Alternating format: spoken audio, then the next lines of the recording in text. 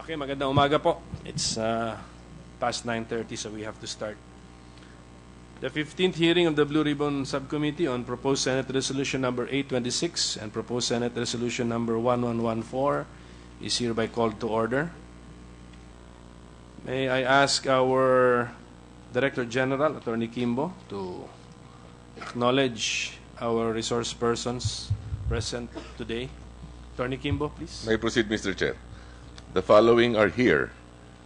From the Commission on Audit, Directors Alexander Juliano and Joseph Anakay. They're representing OIC Commissioner Heidi Mendoza. From the Securities and Exchange Commission, Chairperson Teresita J. Herbosa. From the Bureau of Internal Revenue, representative of Commissioner Henares, attorneys Nina Asuncion and Attorney Sixto D. President and Chief Executive Officer of the Philippine Stock Exchange, Mr. Hans Sikat. From the University of the Philippines, Los Baños, representing the Chancellor, Director Nathaniel Bantayan, Director Marish Madlangbayan, and Ms. Ledinila Dalupang. From the BSP National Executive Board, Attorney Wendell Avisado, Senior Vice President. Mr. Attorney Arthur Umbak, Vice President for the Visayas. Mr. Dale Corvera, International Commissioner. And Mr. Rizal C. Pangilinan, Secretary General. From Alphaland Corporation, Meziu Roberto Ongpin, Mario Oreta, and Jay Sangalang. From Constant Builders and Development Corporation, Mr. Elmer S. Castro, Mr. Gilberto Garcia, Sara Mendoza, and Irineo Sioson. Others who are here are Attorney Renato Bondal, Mr. Mario Echanova, Mr. Ching Enciso, and former Vice Mayor of Makati, Ernesto Mercado. I hope I have mentioned everyone. New witnesses or resource persons today. May we ask Attorney Kimbo to administer the oath to them? Those who are here for the first time, could you please stand and raise your right hand?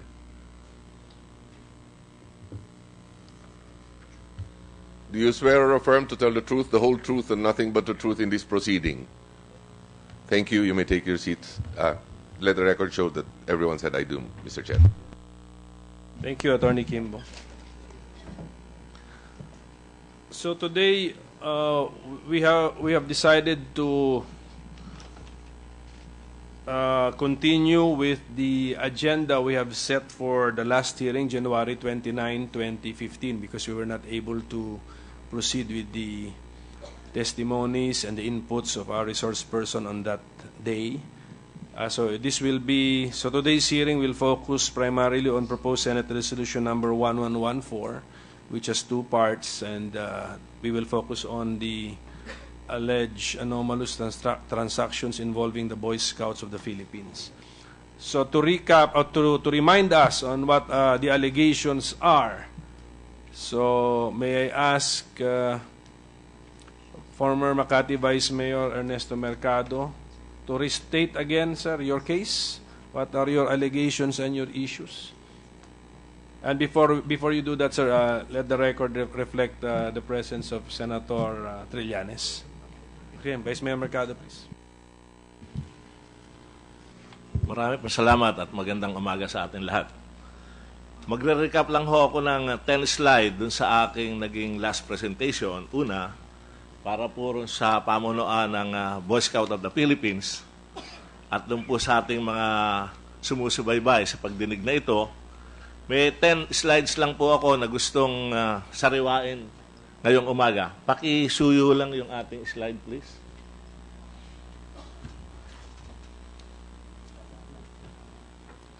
Excuse me, Vice Mayor Mercado. Then after you, we will hear the opening statements of Attorney Abisado, Attorney Oreta, Mr. Ongpin, and whoever else has prepared Noble Care, did you prepare an opening statement? Basta whoever will be affected by the allegations and who has prepared an opening statement. Okay, just raise your hand and I will recognize you. Sige po, Vice Mayor Mercado. Salamat po.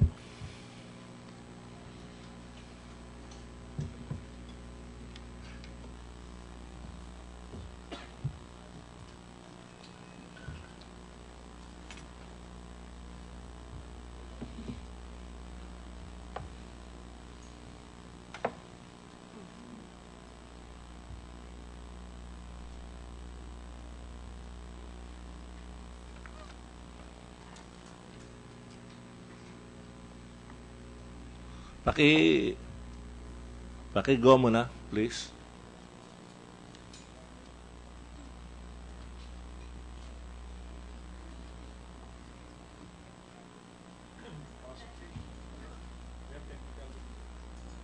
Okay, so we're encountering some technical difficulty. We suspend for a few minutes, but give me the go signal if we are ready, please. Okay, so let us suspend for a few minutes.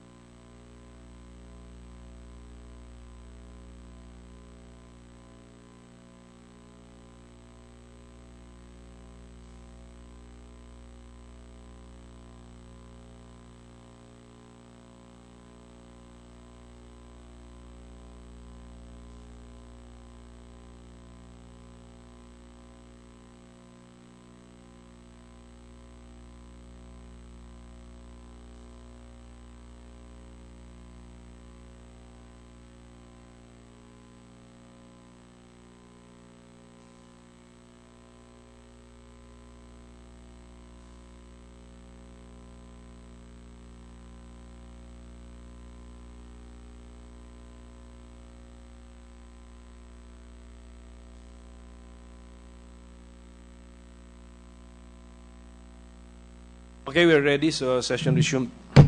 Vice Mayor Mercado, go ahead, please. Salamat po ulit. Doon po sa nakaraang pagdinig, ang akin pong unang sinabi ron, ang mga malaking kasalanan at kapabayaan ni VP Binay sa Boy Scout of the Philippines dahil puro sa joint venture ng ng Silvertown at ng Boy Scout deal. Next slide, please. Ang sabi ko po dyan, kinuhanan ni VP Binay ng 5% ang mga Boy Scout sa Alpalan deal para gamitin sa kanyang kampanya noong 2010 election. Kasi ayoko hong pumayag, Mr. Senator, doon sa 15% na share ng Boy Scout doon sa nasabing joint venture. Pero pumayag din ho ako eventually, kaya yan ho ang hinihingi ko ng tawad sa mga Boy Scout. Ang sabi ho kasi sa akin dyan ni Mr. Limlingan, Vice, pumayag ka na sa deal na ito. 20% naman talaga ang share, pero yung 5% para kay boss. Ang ibig kong sabihin, boss, si Mayor Binay noon, pangkampanya natin bilang presidente. Dahil noong pong panahon yon, hindi naman Vice President ang ine-aim ni Mayor Binay. Ang ine-aim po niya noon ay maging presidente ng ating bansa. Next slide, please. Ikalawa, ang 5% na ito ay initially umaabot ng halos 200 million pesos, habang ang Boy Scout ay wala pa rin natatanggap ni 5 hanggang ngayon. Yan po ang aking sinabi. Next slide, please. Itinago ang pera sa Noble Care Management Corporation na pag-aari ni Attorney Babes Ureta. Sinabi ko po dyan, in August 2008, binigyan ng Alpaland ang Noble Care ng 5.88% sa Silver Town o 2,031 shares at 10 pesos ang value na nagkakahalaga po ng 20,310. At hindi lang po yun, pinautang pa ng Alpaland ng 100.4 million ang Noble Care. Pagkalipas ng 2 taon noong November 11, 2010, binayback ng Alpaland ang 2,031 share ni Noble Care ng 8,897,346 common share ng Alpaland worth 89 million at binura ang utang na 100 million. Next slide, please. Ikatlo, nawala ng lupa ang Boy Scout dahil sa ipinabenta ni BP Binay ang lupa sa Alpaland sa napakababang halaga. Binago nila, BP Binay, ang original na joint venture agreement. Noong June 2011, ang joint venture agreement na pinirmahan ko, uulitin ko po, pinirmahan ko, hindi ko po itinatanggi na ako ang pumirma, ay binago. Inauthorize ng National Executive Board sa pamumuno ni BP Binay na ibenta na ang lupa sa Alpaland. At yung 600 million na dapat pera ng Boy Scout galing sa project ay ipinasok ulit sa Alpaland. Ang aking puntingin, dito na talaga niluto sa sariling mantika ang Boy Scout of the Philippines. Pero ang malaking tanong dito, bakit 600 million pa din ang value ng lupa ng Boy Scout samantalang na-reclassify na ito noong 2008 at di po ba dapat, sang-ayon sa testimony ni Mr. Cuervo, automatic pag na-reclassify mo ang lupa, tataas po ang value. Next slide, please. Ikaapat, ang 600 million na dapat bayaran sa Boy Scout ay hindi pa rin natatanggap hanggang ngayon. Kaya ko po sinasabing talagang naluto siya sa sariling mantika. Next slide, please. Pati po ang COA, dahil kami ho ay matagal na hindi na-audit ng COA, dahil yan po ay challenge ni Vice President Binay hanggang sa Supreme Court, na ayaw po niyang magpa-audit. Pero finally, bumaba po yung desisyon ng Supreme Court na sinasabing ang COA ay dapat mag-audit sa Boy Scout. Kaya ang unang findings ho doon sa audit, sinabi diyan na bakit, ito po nakalagay, receivable from joint venture partner. Hanggang ngayon po, 600 million receivable pa rin. Yan ho ang nagpapatunay na wala pang natatanggap na pera ang Boy Scout sa nasabing transaksyon. Next slide, please. Ikalima, pinawagan ni BP Binay na mabawasan ng Alpaland ang share ng Boy Scout sa Alpaland deal. Next slide, please. Dapat sa buong project ang share ng Boy Scout, pero pinaliit ito ng Alpaland. Base po, based on the 2008 Joint Venture Agreement and 2011 Amendment Agreement, the 15% share of the Boy Scout will come from the total completed and disposable unit of the project. This means Tower 1, Tower 2, and Tower 3. But in 2013, Alpaland unilaterally decided that the Boy Scout 15% share of the project will be reduced from Tower 1 and 2 and the podium to only Tower 3 and the podium. Nawawala na po yung share ng Boy Scout do sa Tower 1 and Tower 2. At ang masakit pa po rito, Tower 1 and Tower 2 are intended for sale. Tower 2 is intended for lease. So, ibig mo sabihin, aasa na lang ang Boy Scout do sa magiging sa uupa at hindi niya mahahawakan yung kanyang pakinabang. The JBA identifies Alpaland as the property manager, and so Alpaland will likely have a total control over and how BSP leases out each unit in Tower 3. Ang Tower 3 po, Mr. Senator, mga kababayan, ay hindi pa po natatapos. Kaya hindi pa po natin alam. Next slide, please. Pero hindi lang po pala 200 million ang kickback dito ni Vice President Binay. Bakit ko po sinabi ang hindi lang 200 million? Ang Alphaland na share na inisyu sa Noble Care noong 2011, November, ay ibinigay at par value na 10 pesos per share. Pero ang presyo ng Alphaland share noon sa stock market ay 62 pesos per share. So ang halos 9 million share na binigay sa Noble Care ay hindi lang nagkakahalaga ng 89 million, kundi higit pa sa 551 million. Ang pinakamahabang bentahan ng Alphaland share sa stock market ay nasa 15 pesos per share sa makatwid. Depende kung naibenta na ang share at kung kailan nabenta ang mga ito.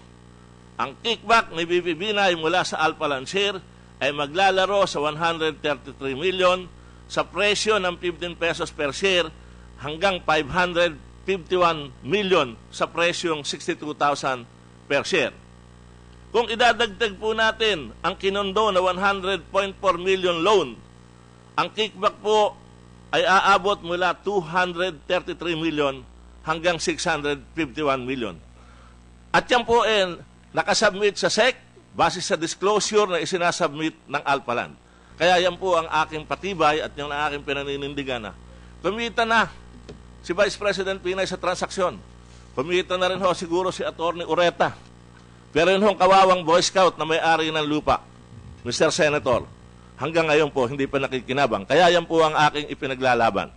Salamat po. Maraming salamat, Vice Mayor Mercado, for stating clearly your issue, which is now the subject of proposed Senate Resolution number 1114. So we will get to the bottom of this.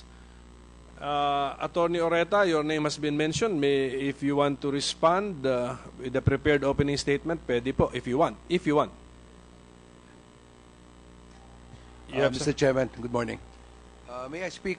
Yes, sir. I have an opening statement, but I think the Boy Scouts would like to speak first. I think it's just Okay, proper. Boy Scouts also them. has been mentioned, so they are well represented here, so Boy Scouts can also deliver their opening statement.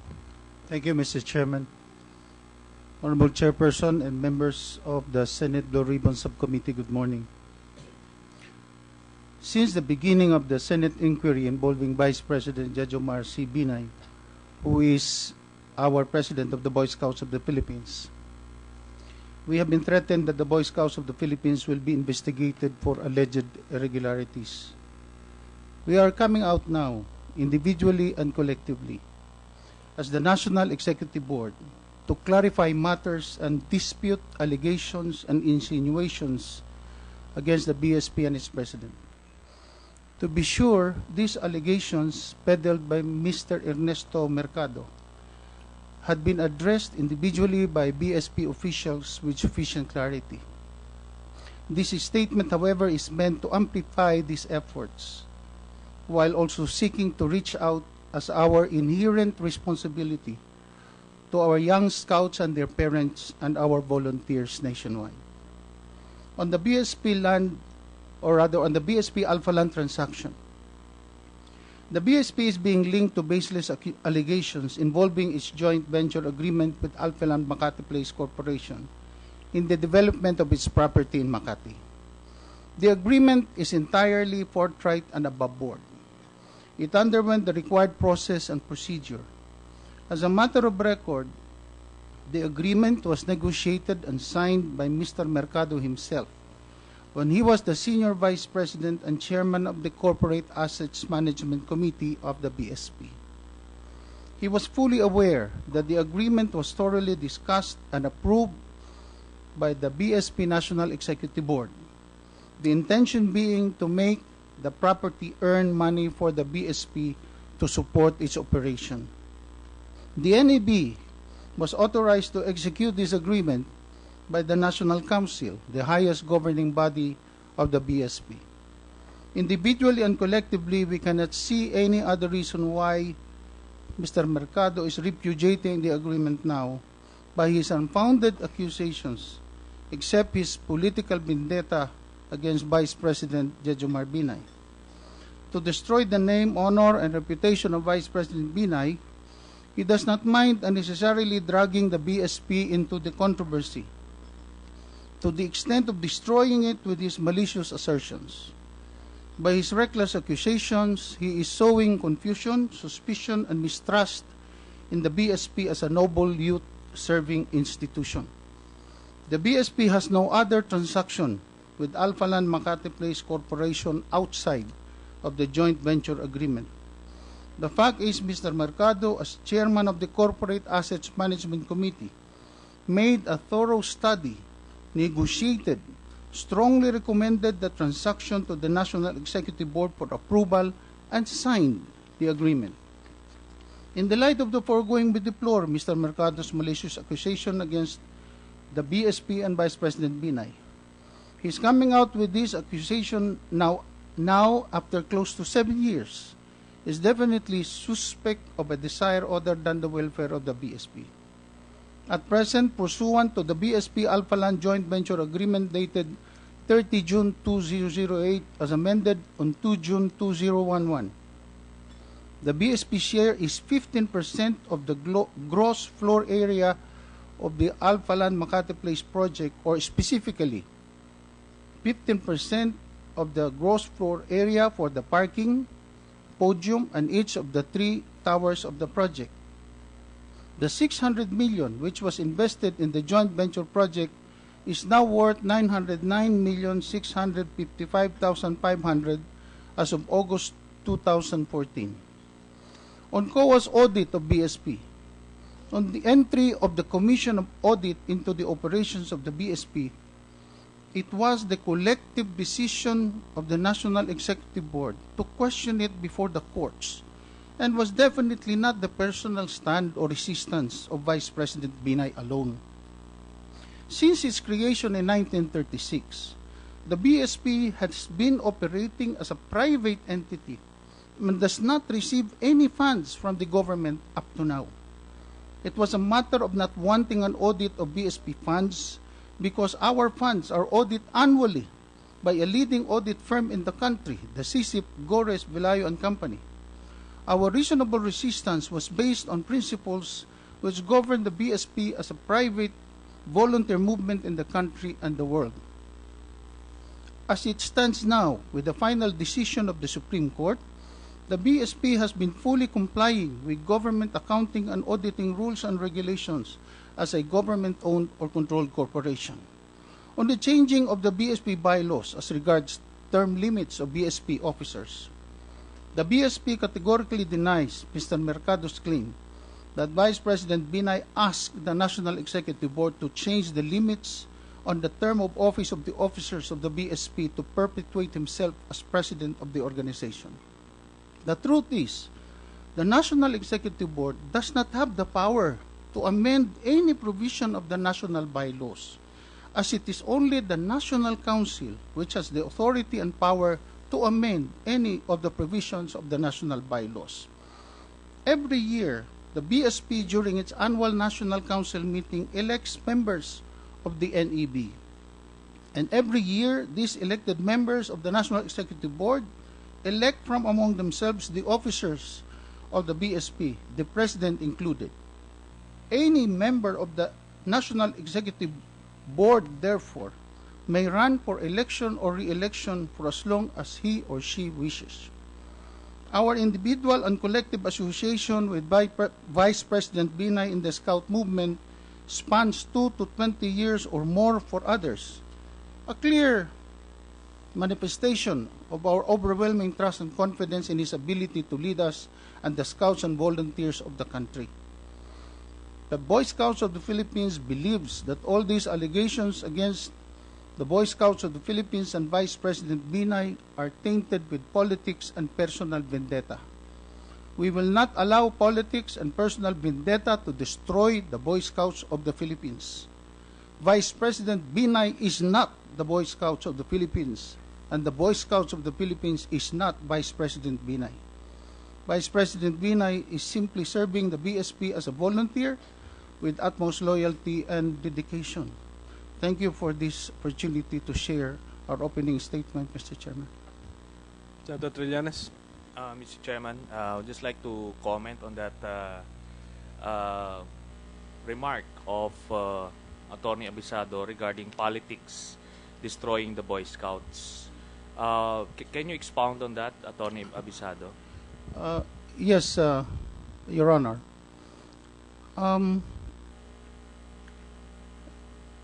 We will remember that before they were together, Vice President Binay and Mr. Mercado, because they were then very close. In fact, he was the senior vice president, and at that time, vice mayor of Makati.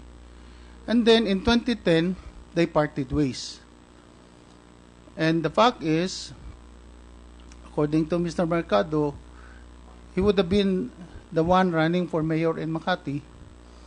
But as an aftermath of their differences... Excuse me, Attorney Abisado. Yes. That's the political vendetta Yes. part. But the politics part of your statement, can you expound on that? It's really is... I'm referring to that point only, Your Honor. Okay. Well... It's I politics between the two of them, The two Your of Honor. them. Yes. Okay.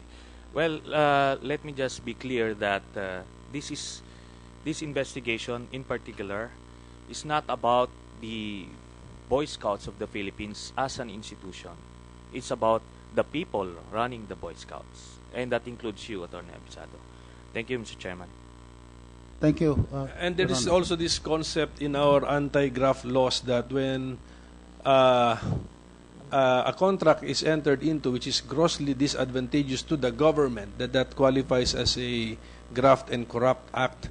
So now that the Supreme Court has ruled that the Boy Scouts is to be audited by the COA, the question now is, when you say government, does that include now publicly created entity like the Boy Scouts?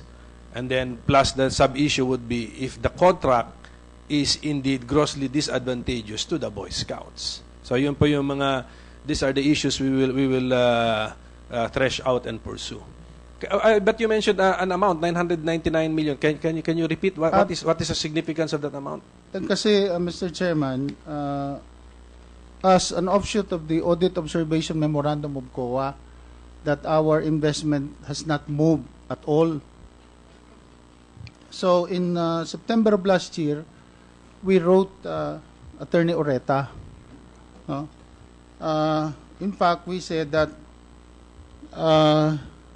this refers to the joint venture agreement entered into between the Boy Scouts of the Philippines and Alpha Land on 30 June 2008 and amended on 2 June 2011, where the BSP invested its land valued at 600 million, equivalent to 15% of the total project cost from the construction of the Alpha Land Makati Place building project. The Commission on Audit, our resident auditor, is asking for an update on the latest appraisal of our investment since the start of the project up to the present. In this regard, please furnish us with a copy of the latest appraisal.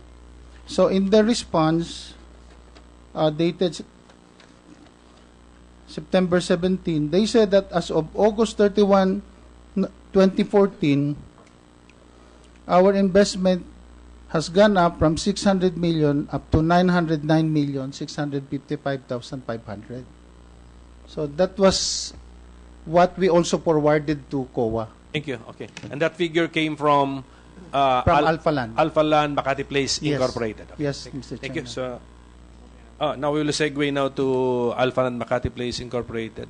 Who goes first? The chairman, Mr. Ong Piñas. Honorable members of the subcommittee, the Senate Blue Ribbon Committee, good morning, sirs.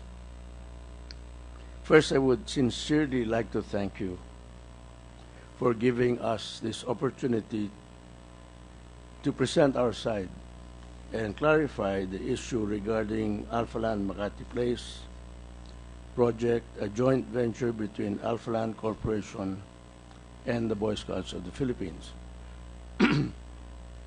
As I and Alpha Land's President, Attorney Mario Oreta, have previously announced, and as we will further explain today, the Makati Place project is entirely above board and will make significant financial returns for the Boy Scouts of the Philippines.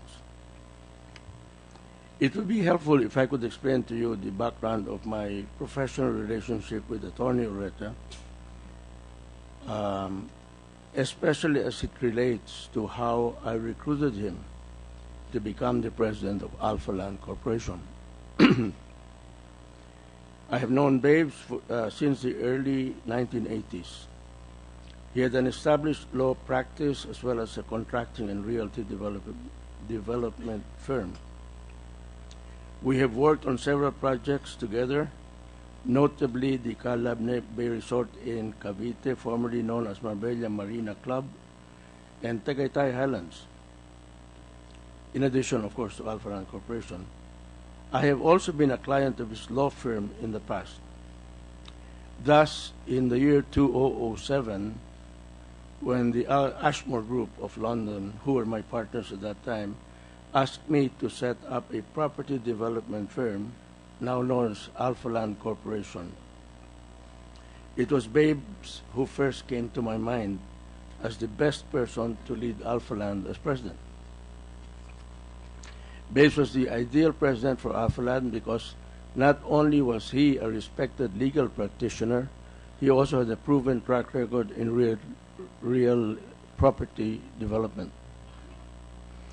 At that time, Babes was happy with his law practice and contracting business and was not particularly eager to join Alpha Land.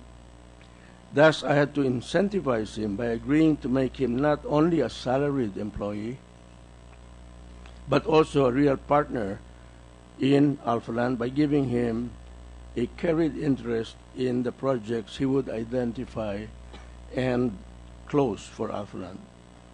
Among the first projects that Babes delivered to Alpha Land was the development of the Boy Scouts property in Malugay, Corner Ayala Avenue Extension in Makati. For that project, I agreed to give Attorney Oreta 5% as his carried interest in the project.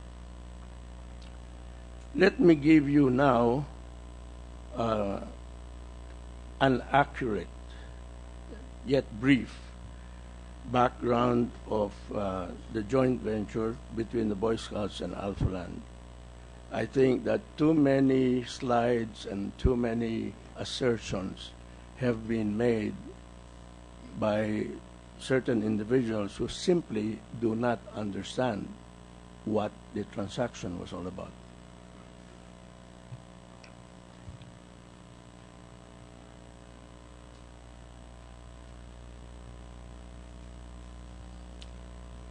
Even before Alpha Land was formed in May of the year 2007, the two owners of the 1 hectare property in Malugay and Ayala Avenue agreed, this was sometime in the year 2005, that the value of the property should be split 60% to the Boy Scouts and 40% to Simon Darby. The entire property was appraised at 1 billion pesos. Thus, the value of the 60% of the Boy Scouts was 600 million pesos, and the value of the 40% share of Simon Darby was 400 million pesos. In June 2008, Alpha Land bought Simon Darby's interest in the property for the cash consideration of 400 million pesos. So from that point on, Alpha Land stepped into the shoes of Simon Darby as the 40% owner of the Malugay property. Subsequently, Alpha Land and the Boy Scouts, as the two owners of the entire Malugay property, entered into a joint venture agreement for the development of that entire property, of the 1 hectare property. into a mixed use, meaning residential and commercial facility. As will be explained in detail by Attorney Oreta later, that agreement was negotiated, finalized, and closed by Attorney Oreta for Alphaland and by former Makati City Mayor, Vice Mayor Ernesto Mercado for the Boy Scouts of the Philippines, as he was then the Senior Vice President and the Chairman of the Asset Management Committee of the Boy Scouts. As the project was originally envisioned, the total construction cost would be 4 billion pesos.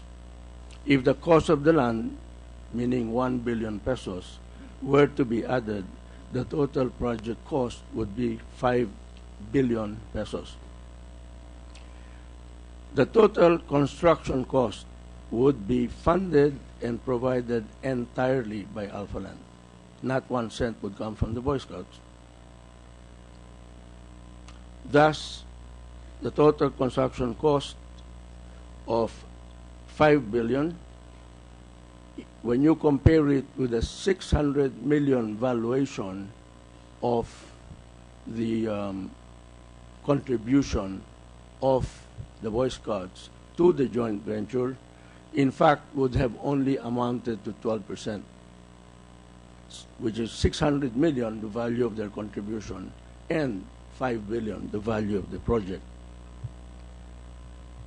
However, during the negotiations, skillful negotiations, which was conducted by Vice Mayor Mercado, in fact, the 12%, which the actual arithmetic computation of the joint venture, was increased. We agreed to increase it to 15%.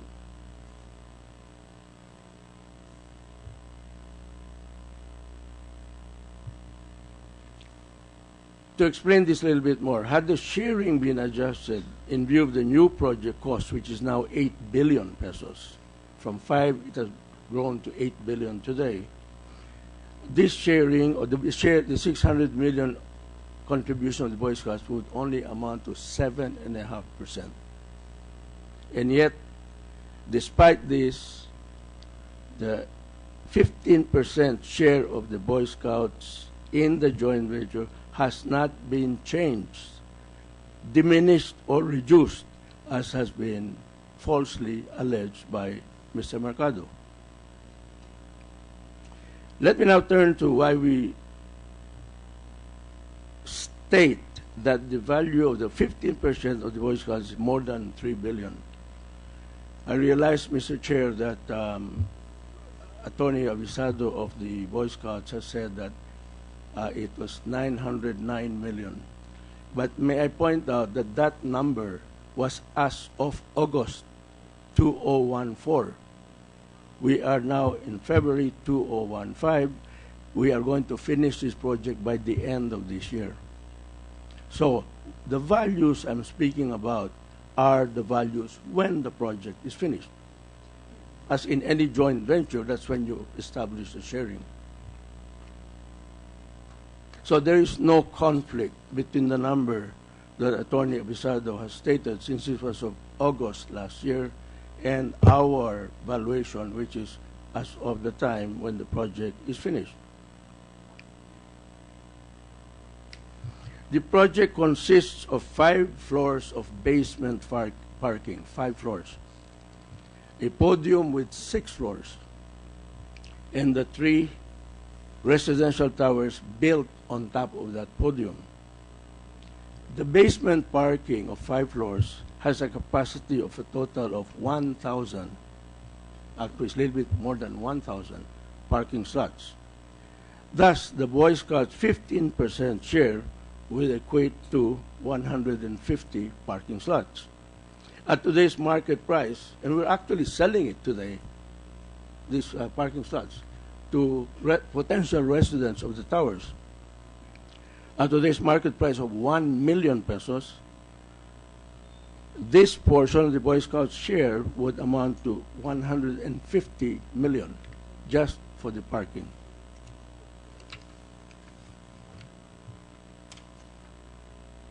For the podium, with a total gross floor area of 35,921 square meters, almost 36,000 square meters.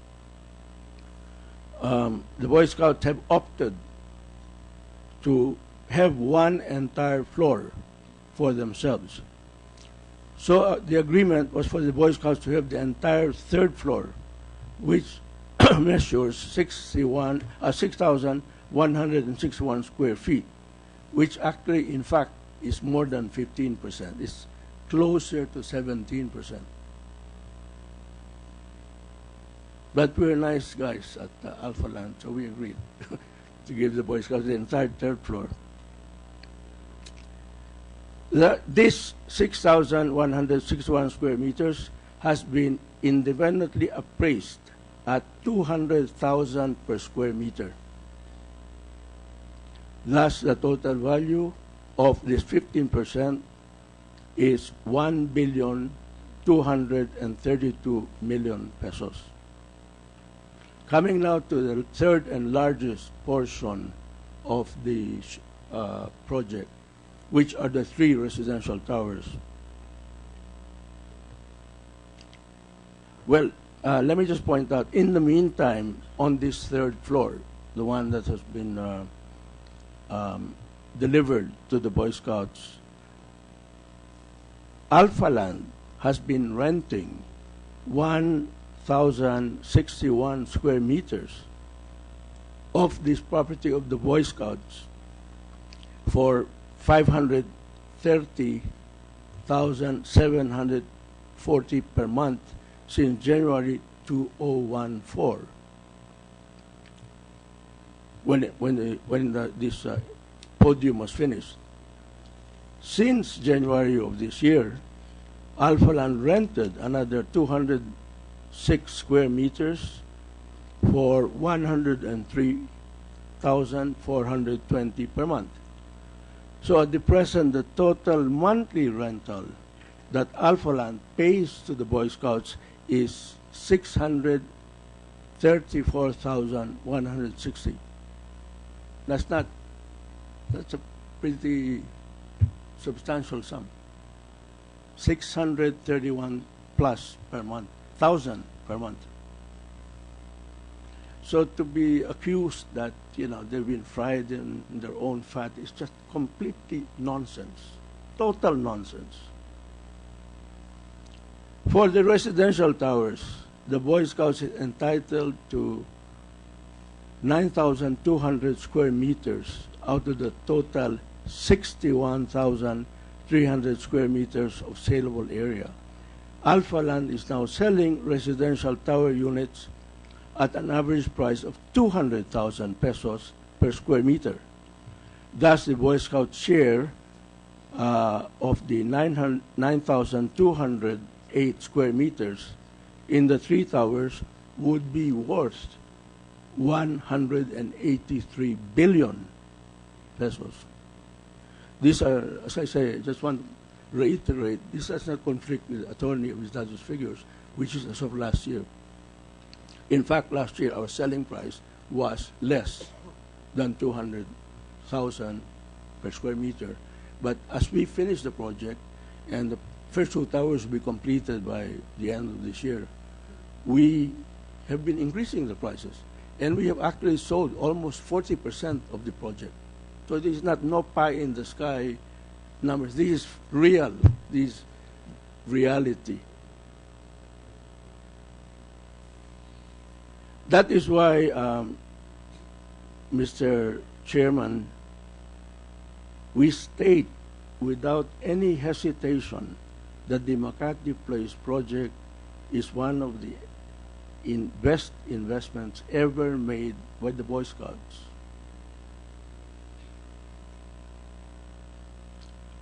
Alpha Land Corporation, as well as myself,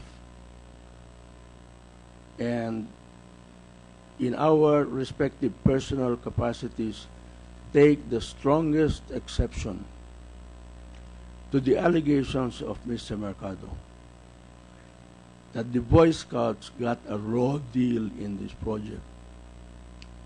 In fact, the opposite is true.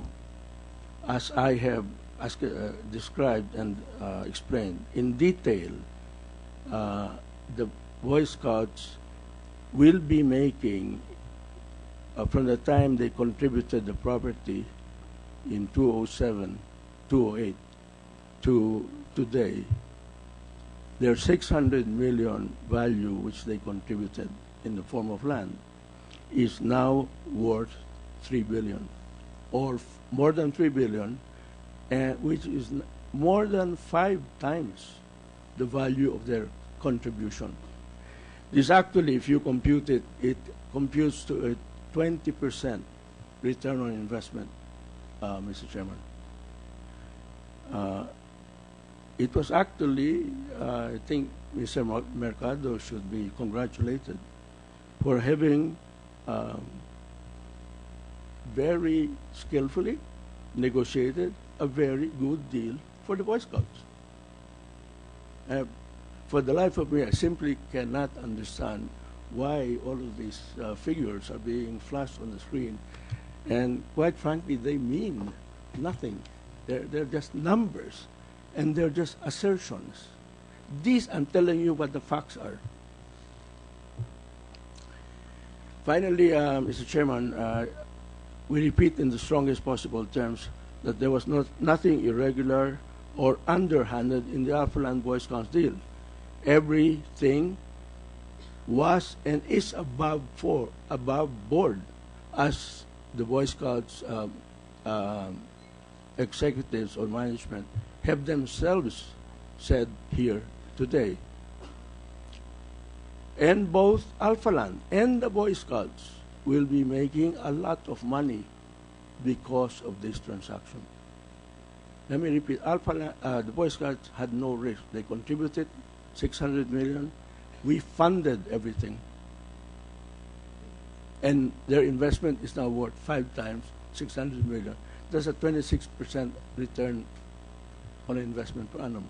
That, in any way you look at it, that's a great return. And therefore, I feel that Mr. Mercado should be congratulated for having negotiated such a fabulous deal for the Boy Scouts.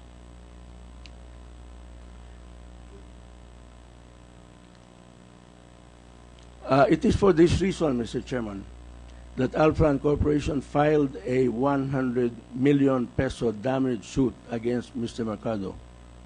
And I would like to inform this honorable subcommittee that last Wednesday, which was February 11, 2015, as soon as I came back from my overseas trip, I and Attorney Oreta personally signed and swore to a criminal complaint for libel against Mr. Mercado, which has been filed with the Makati City Prosecutor's Office. And I would like to inform this honorable chamber here today that we will pursue this case. We will aggressively pursue this case. No one, it just simply is not right for an individual who has an axe to grind to put up slides and make certain assertions which are totally meaningless and totally false. Simply is not right. Thank you once again, honorable members of the Senate Subcommittee, and with your indulgence, may I now request that Mr. Oreta be allowed to proceed with his own opening statement. Before we recognize Attorney Oreta, Senator Trillanes would like to address Mr. Ongpin. Mr. Ongpin, we would have to warn you about issuing threats against resource persons because it may affect actually his ability to testify, and you will have to deal with that in the courts. Okay. Now, Mr. Your Honor, yes. may I just respond? It is not a threat. We have already filed the damage suits, and we have filed the criminal complaint. It is not a threat. Yes, and you have every right to pursue that. But as resource persons, we will not allow you to do that. And the Senate as an institution also will do its very best to protect its witnesses. So now, let me just say, well, for the record, for the public, that for the investors and the potential investors of this Alpha Land project, not to be affected by anything that goes on with these proceedings, because we're just here not to question the integrity of the project per se, but the interests of the Boy Scouts. We'll just have to make sure that they were not shortchanged, and for the public officials involved in this project to be accountable. That is the intention of this hearing, Mr. Ongpin. Thank you. Thank you, Senator Trillanes. Mr. Ongpin, you use the present tense. The value of the investment of the Boy Scouts is more than 3 billion. But actually, that is will be, di ba? At the end of the project. That's that. I think that Actually, Mr. Chair, that's a projection, right? well, it is now virtually complete. Towers 1 and 2, we are delivering it by the end of the year. Tower 3 will be starting in the next No, but couple- you said earlier that that's how you really fix the share of in a joint venture. At the end of the joint venture, that's when that's you how fix you the... that's when you calculate what Actuals. the actual values are, Your Honor. But may I just point out that as time goes on and as the project is completed, in fact, even the numbers, the values per square meter that are used, which are today's values, actually increase. Because as the project is completed, you're able to deliver a finished product, no longer pre-selling it. Thank you, Your Honor. And you've mentioned that you've sold around 40% of the disposable area. Yes, Your Honor. Of- For Towers 1 and 2. Towers 1 and 2. But you have not remitted a single cent to the BSP as their share. For the record, Yes, actually, Your Honor, Mr. Chairman, the agreement that we have with the Boy Scouts is they tell us whether they want it in kind, as they have told us for the podium. They wanted the third floor, which equates to, as I say, more than 15%. But we have agreed to that, and we have regular meetings with them, and I think they very smartly have decided, let's wait until we see what the project values are. Because if we deliver it to them now, it could be valued less. So 200,000 pesos today is the selling price. But as we finish it, we keep increasing prices every month. well, anyway, I will review your answer because I don't quite get your answer, because you've been selling, you have cash flow already, but there's no agreement now to remit their cash counterpart for the Boy Scouts. As I mentioned, Your Because Honor, pagdating po sa podium, they chose a floor. Okay, clear. tapos na ho yan. Okay yan po yun. Okay yan po yun. But how about the units to be disposed? Are they the ones supposed to sell the units that they are there to dispose? Mr. Chairman, good morning. May I answer that question? Sir. Baka in the course of your statement, masagot mo na lang yun. Or... No, just to sige, the point. para- Just to that point, Okay, Mr. sige. Chairman. Kasi under the joint venture agreement that we signed, the parties shall mutually agree on the method of allocating the individual units. Ang usapan po rito, hindi ho yung money sum.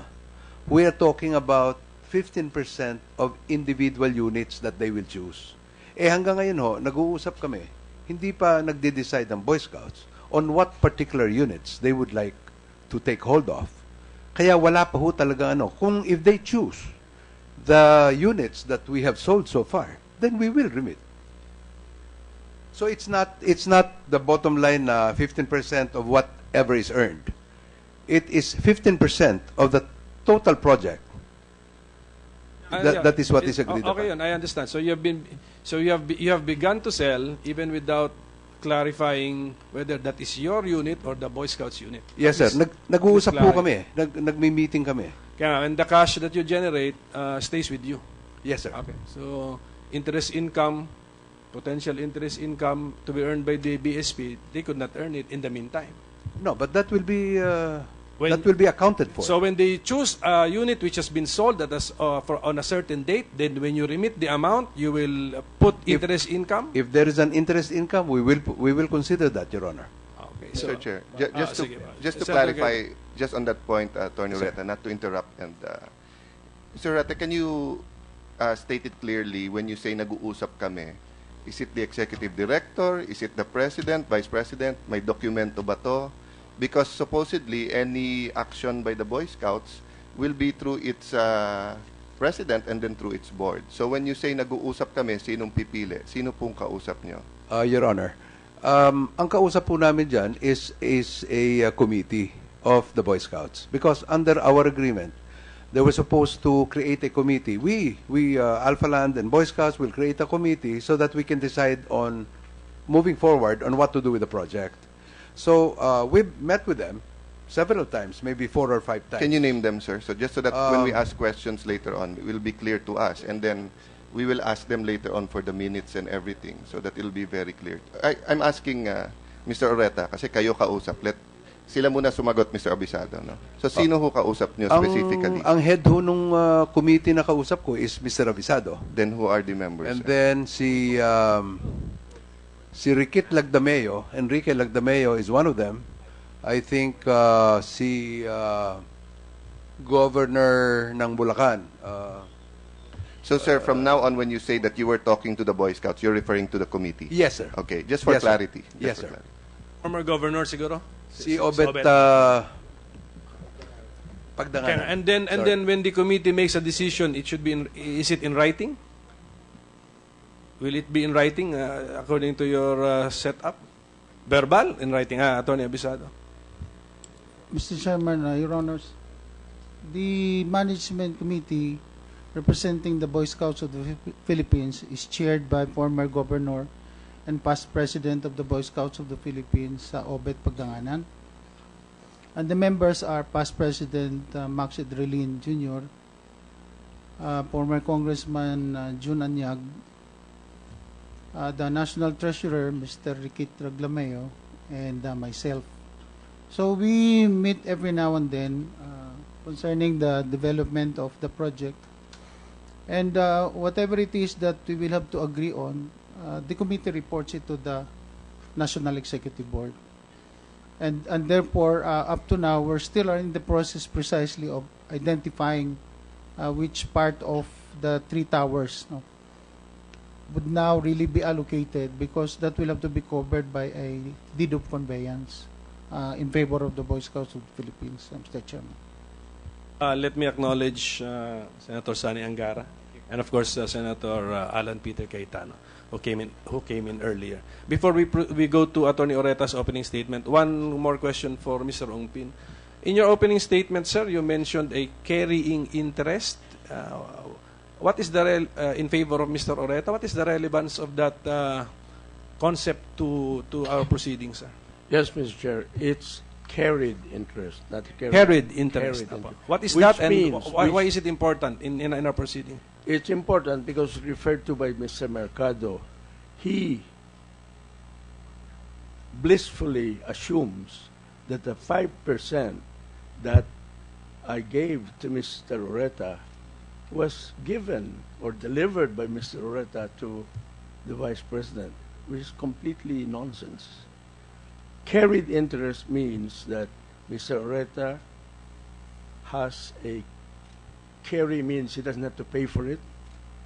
We spend for it, but he has that carried interest because he has worked diligently on the project. So 5% of what? 5% of the project, Your Honor. And is that the reason why Boy Scouts got 15%? Is that related or not related? It's not at all related, Your Honor.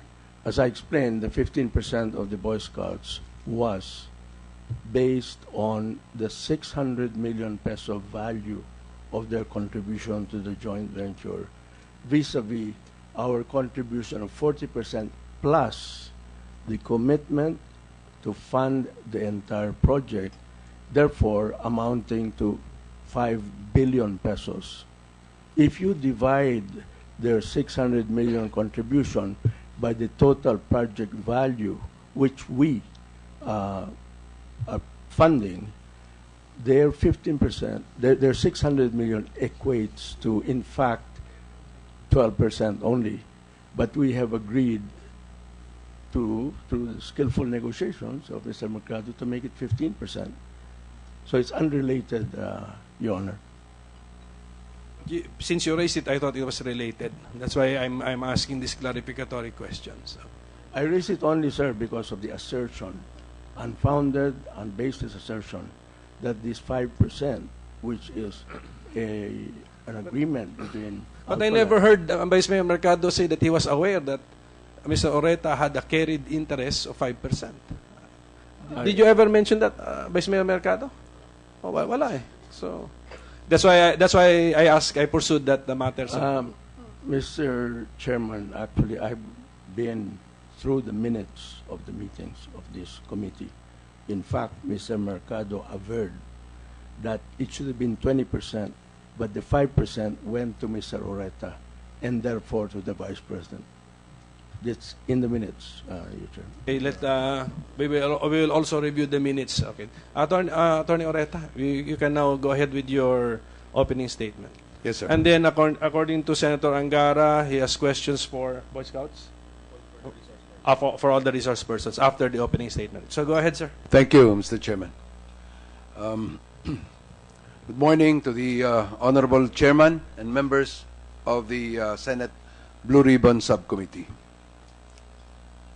Thank you very much for this opportunity to present Alpha Land's side on the matter. Allow me also to thank our chairman, Mr. Roberto Ongpin, for his opening statement. I've known Bobby since 1983. He has been a dear friend and a colleague for decades. Further to what Mr. Ongpin has mentioned, allow me to give you a brief background on the Makati Place project. The chronology of the salient events is as follows. On May 29, 2007, Alpha Land Corporation was incorporated. Upon incorporation, it was 60% owned by a group of Filipino investors led by Mr. Roberto Ongpin, and 40% owned by Alpha Land Holdings Singapore, owned by Ashmore Investments of UK. As a real property development company, it began looking for prospective projects. Among the potential projects identified was the 1-hectare Malugay property. Since a Sime Darby building was built thereon, Alpha Land approached Sime Darby sometime in early 2008. Sime Darby then directed Alpha Land to the Boy Scouts of the Philippines, since the Boy Scouts is the registered owner of the property. Under an agreement, the land was owned 60% by the Boy Scouts of the Philippines and 40% by Sime Darby, plus the improvements and the leasehold rights. Now, on May 15, 2008, after some negotiations, Alpha Land Corporation and Sime Darby Pilipinas entered into a share purchase agreement. Under that agreement, Sime Darby agreed to sell its entire ownership in Silvertown Property Development Corporation to Alpha Land for a total consideration of 400 million pesos, equivalent to 40% of the whole property, which was appraised at 1 billion, together with all the improvements and leasehold rights over the Malugay property pursuant to the deed of donation way back. And I think that was discussed already. That was the, I think, the expiration of the Laurel-Langley Agreement, Mr. Chairman. Now, this sale was consummated with the execution of a deed of absolute sale between Sime Darby and Alpha Land on June 30, 2008. Thus, from that point forward, Alpha Land stepped into the shoes of Sime Darby. On June 30, 2008, after lengthy negotiations between myself and Mr. Ernesto Mercado, Boy Scouts of the Philippines and Silvertown Property Development Corporation, now wholly owned by Alpha Land, entered into a JVA, a joint venture agreement. Under that agreement, the parties agreed to form an unincorporated joint venture to develop the 1-hectare Malugay property into the Alpha Land Makati Place project, which will include a Boy Scouts convention center at that time. Now, the Boy Scouts will contribute its 60% ownership of the land, while Silvertown will contribute its 40% ownership of the land, together with all the improvements and leasehold rights, as well as all financial requirements necessary to complete the development. So all improvements. The parties also agreed to share the proceeds of the project as follows: 85% of the gross floor area will go to Silvertown, while 15% of the gross floor area will go to Boy Scouts, including the convention center. Silvertown has since been renamed Alpha Land Makati Place, Inc. Mr. Ongpin adequately explained how the sharing scheme became 85-15, as opposed to allegations that it should have been 80-20. As pointed out by Mr. Ongpin, the share of the Boy Scouts should actually have been smaller if we just based it purely on the value of the contributions, which is the norm, and to be made by the respective joint venture partners. On 22 April 2010, Alpha Land Makati Place entered into an omnibus loan and security agreement, an OLSA, with a consortium of banks composed of the Development Bank of the Philippines, DBP, Land Bank of the Philippines, Bank of Commerce, and Maybank Philippines.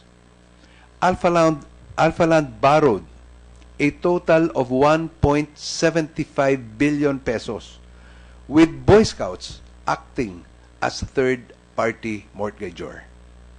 The proceeds of the loan all went to the construction of Phase 1 of the Alpha Land Makati Place project.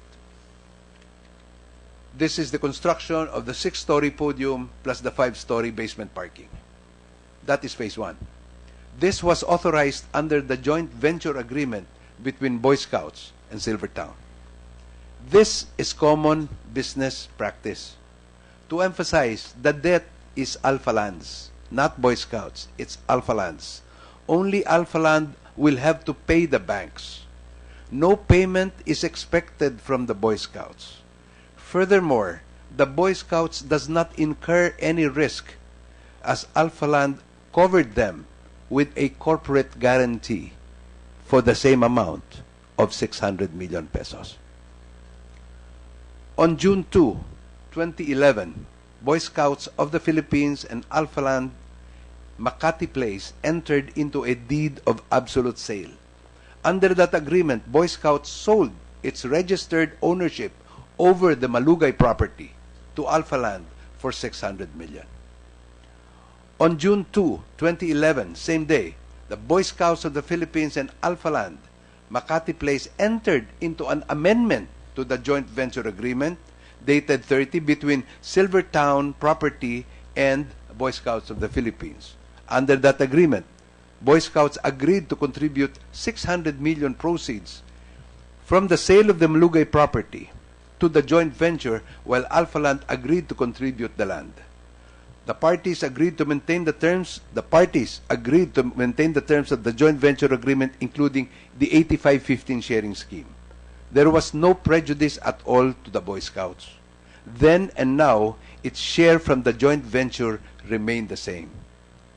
Contrary to the insinuation of Mr. Mercado, this is the proper order of the transaction. Deed of sale first, then amendment of the JVA. There was no mistake in the order of notarization. On July 10, 2012, Alpha Land Makati Place executed a master deed with declaration of restrictions. This master deed is in connection with the condominiumization of the Alpha Land Makati Place.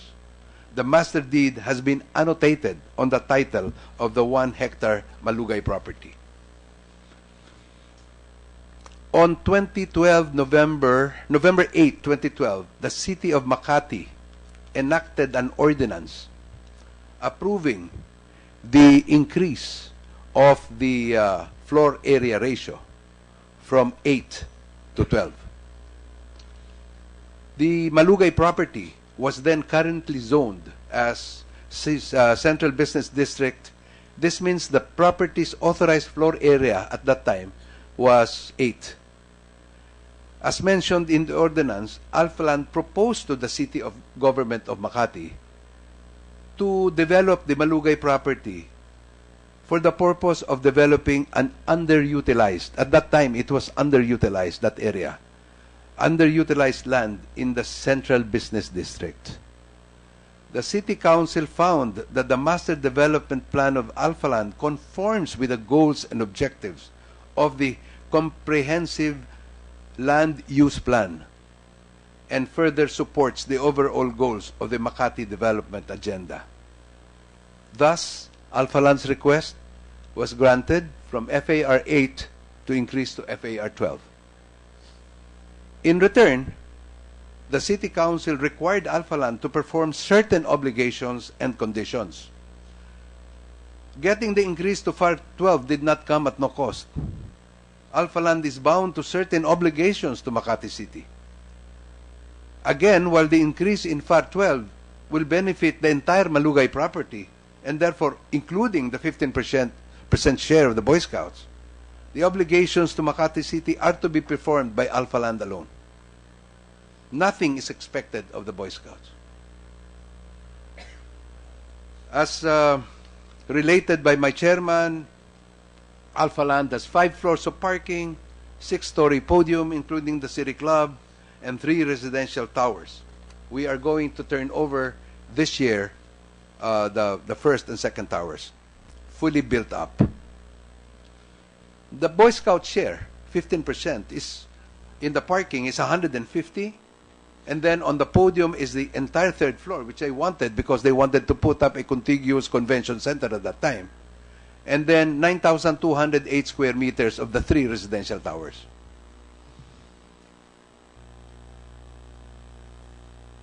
As explained earlier, the 15% share of the Boy Scouts is now worth more than 3 billion from the original investment of 600 million. It is totally incorrect for Mr. Mercado to claim that the Boy Scouts should have been given 600 million cash and still have a 15% share in the project. It is either or. The Boy Scouts chose to have its 15%, which is now worth 3 billion. As a corollary to this, Alpha Land would have been happy to just give the Boy Scouts 600 million in cash. We wanted to buy the property. But they wanted to share in the upside by saying, JV na lang, para kasama kami sa kita. And the Boy Scouts has no downside, as Alpha Land guaranteed that it will get at least 600 million pesos.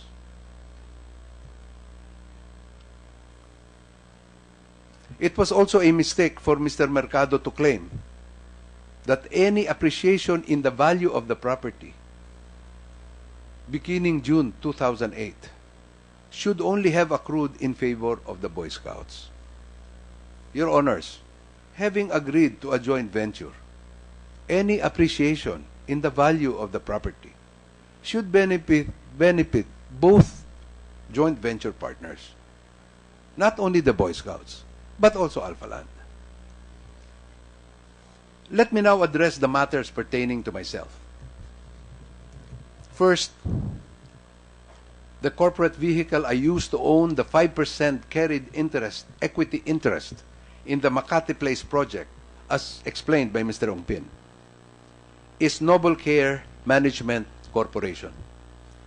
This is a corporation I had incorporated back in 2005.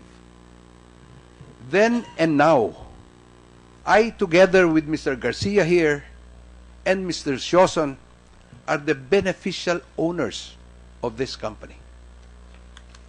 Second, the assets of Noble Care, including the 5% carried interest in the Makati Place project, are all beneficially owned by us. Third, to emphasize, Your Honors, Vice President Jejomar Binay or any other person aside from the three of us has no interest whatsoever in Noble Care or in its assets. We own the assets and the company 100%.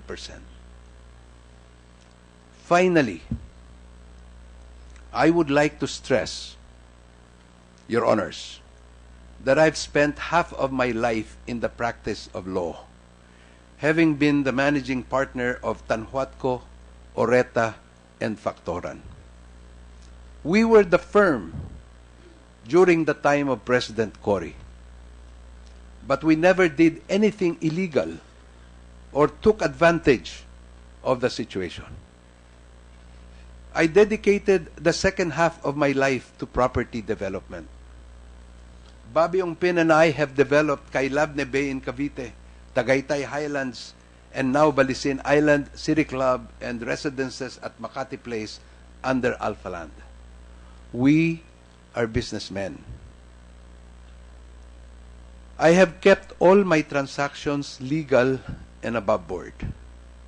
I believe that I have established a good name in the social and business communities, Your Honors, and I will not do anything to tarnish that image. I intend to leave an unsullied name to my children and to my grandchildren. Again, thank you very much for your patience and your time, Your Honors. Marami pong salamat. Thank you, Attorney Oreta. Before I recognize Senator Angara, Senator Cayetano has some questions or points. With the permission of two Senator Sanis who are here today. Mr. Chairman. Unang-una po, maraming salamat. This will be a very productive hearing because all those involved were here. It's unfortunate that you have to hear the news and the allegations first and then answer later. But dahil nandito po kayo lahat at magkakatapatan ang nag-accuse at inaakusan, masasagot po natin ito lahat. No? A friend from Dumaguete texted me this morning and reminded me, sabi niya, Alan, tandaan nyo sa Bible, the root of all evil is the love of money.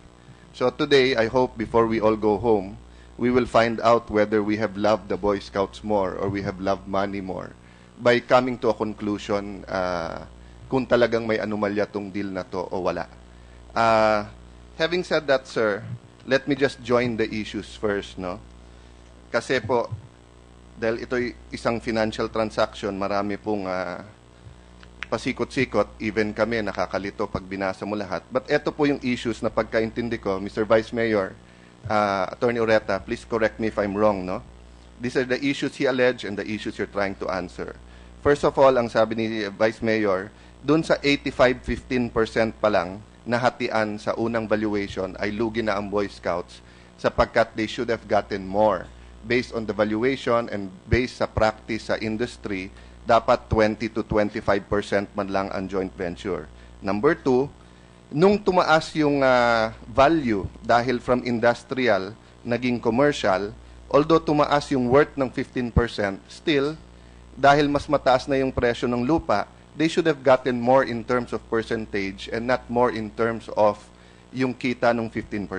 Third, nung tumaas yung GFA from 8 to 12%, mahigit na 50% din ang tinaas ng value. And this is also standard in any city na mahigpit sa GFA, no? Gross floor area.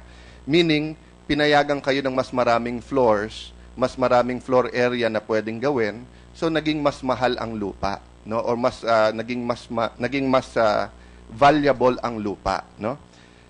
Fifth, at some point in time, binenta ng BSP, hindi na joint venture in terms of BSP may-ari ng lupa, kung hindi binenta na sa Alpha Land ang lupa, and bakit 600 million lang yung valuation noong binenta? And then number two, what did they get when the 600 million was used for the project? And then the last issue, then what has the Boy Scout of the Philippines gotten now since this deal started in 2008? So that means in 7 years, marami sa mga scouts natin ay nag-high school, nag-college na, graduate na, anong nakuha nila. And lastly, yung 5% ni Vice President Binay, whether or not this is true. So, Mr. Retal, let me start by clarifying. You've already mentioned some of these points and explained it, no? But can you first confirm or deny the statements of former Secretary Ong Pin that part of your compensation, no, or your deal as partners and as colleagues, no?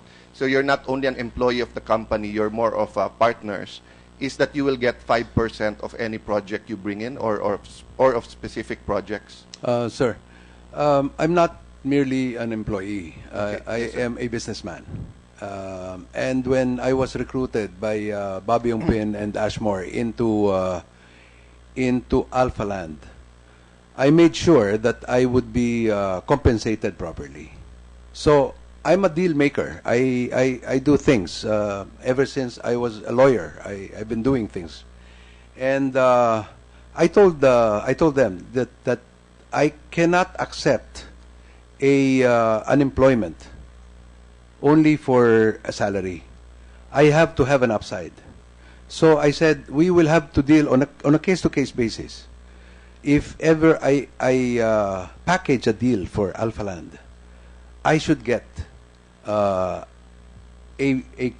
carried interest on this particular project. So kumbaga sa ahente na magaling, hindi lang yung sweldo for every condo I sell, how much ang aking commission doon, no? I mean, it's standard practice in some businesses. So what you're saying here is because you made the deal, part of the deal proceeds or part of the profits will go to you, which is normal and standard in some industries. Ang question lang magkano. But do you confirm that in this particular deal, ang napag-usapan nyo ni Mr. Ong Pin and ni Secretary Ong Pin is 5%? Yes. Yes. I And confirm how that. did he pay you the 5%?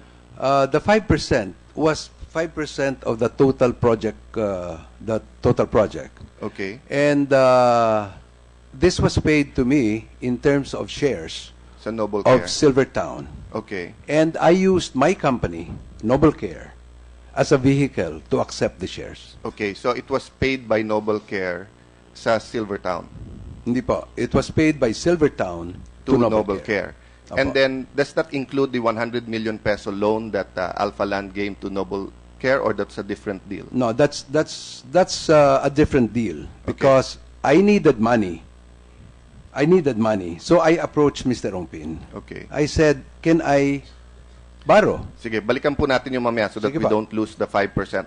Okay. Bear with me, sir. I will try to go it one by one para Sige pa. you can answer directly, no? Yes, sir. So what did you do afterwards, sir? You sold back the shares to binayar yung 5% nyo dahil kayo nag-put together nung deal, and according to you, maganda yung deal, maganda for everyone, win-win-win to, win for Alpha Land, win for you, win for the Boy Scouts of the Philippines.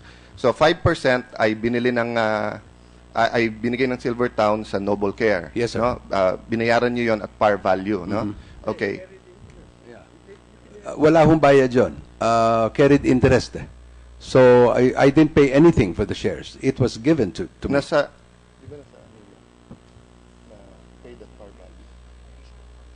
wasn't it in your isn't it in your statement, financial statements that you paid for it at par value? 20,000 pesos? Yes. Yes. So you paid for it Maybe. at par value. Okay. And then what did you do with it afterwards? I held on to it, and then I talked to, after that, I think, I am, this happened a long time ago. Yes, sir, Your but Honor. that's precisely why we have the hearing. so. Yeah. So then I talked to Mr. Umpin, and I said, partner, baka naman pwede nating iakyat sa mother company. I would prefer, because my shares was only in Makati Place Inc. So my shareholdings was only in that project. But I was president of the whole company. Yes. And we had other projects that we were doing. We were doing 4 projects at that time. Sabi ko sa kanya, baka naman po pwede. Since naman matagal na tayo magkasama, if I can elevate my shares from Makati Place to Alpha Land Corporation, to the mother company, para naman makasama ako sa lahat ng projects ng Alpha Land. Okay. Because I work for But it. in your financial statement, sir, what you put was that nagkaroon ng buyback ang Alpha Land ng ADI buys the 5.88% ownership of Alpha Land Makati Silvertown from Noble Care. Tama po? For a total I'm not for a familiar total with- of 88 million pesos. Well, if it says in the financial statement, then it must be true. Well, sir, we expected that you'll come here prepared because klarong-klaro na yun ang sinasabi na yan ang kickback ni Vice President. So that's the crux, yan talaga yung issue, no? Okay. So, do you and Secretary Ongpin now realize that you're admitting to tax evasion and tax fraud? No, sir. We Well, have ang sabi niyo po kasi, yan po ay commission ninyo or part ng sweldo ninyo. Pero you did not pay income tax on it eh. nagbayad po ako ng income tax. Meron ho ako. You paid 200 million income tax on the... No, I did not. I have a tax clearance on this. How much did you pay for the shares ng... I hope the BIR is listening and I will invite them next time. BIR is here, Attorney Sixto D. You're from the BIR? Attorney Sixto D, no? If shares are sold at par value but they are listed at a much higher value in the stock exchange at that day, saan po natin i-value yung tax niya? Sa bentahan o dun sa shares sa stock exchange?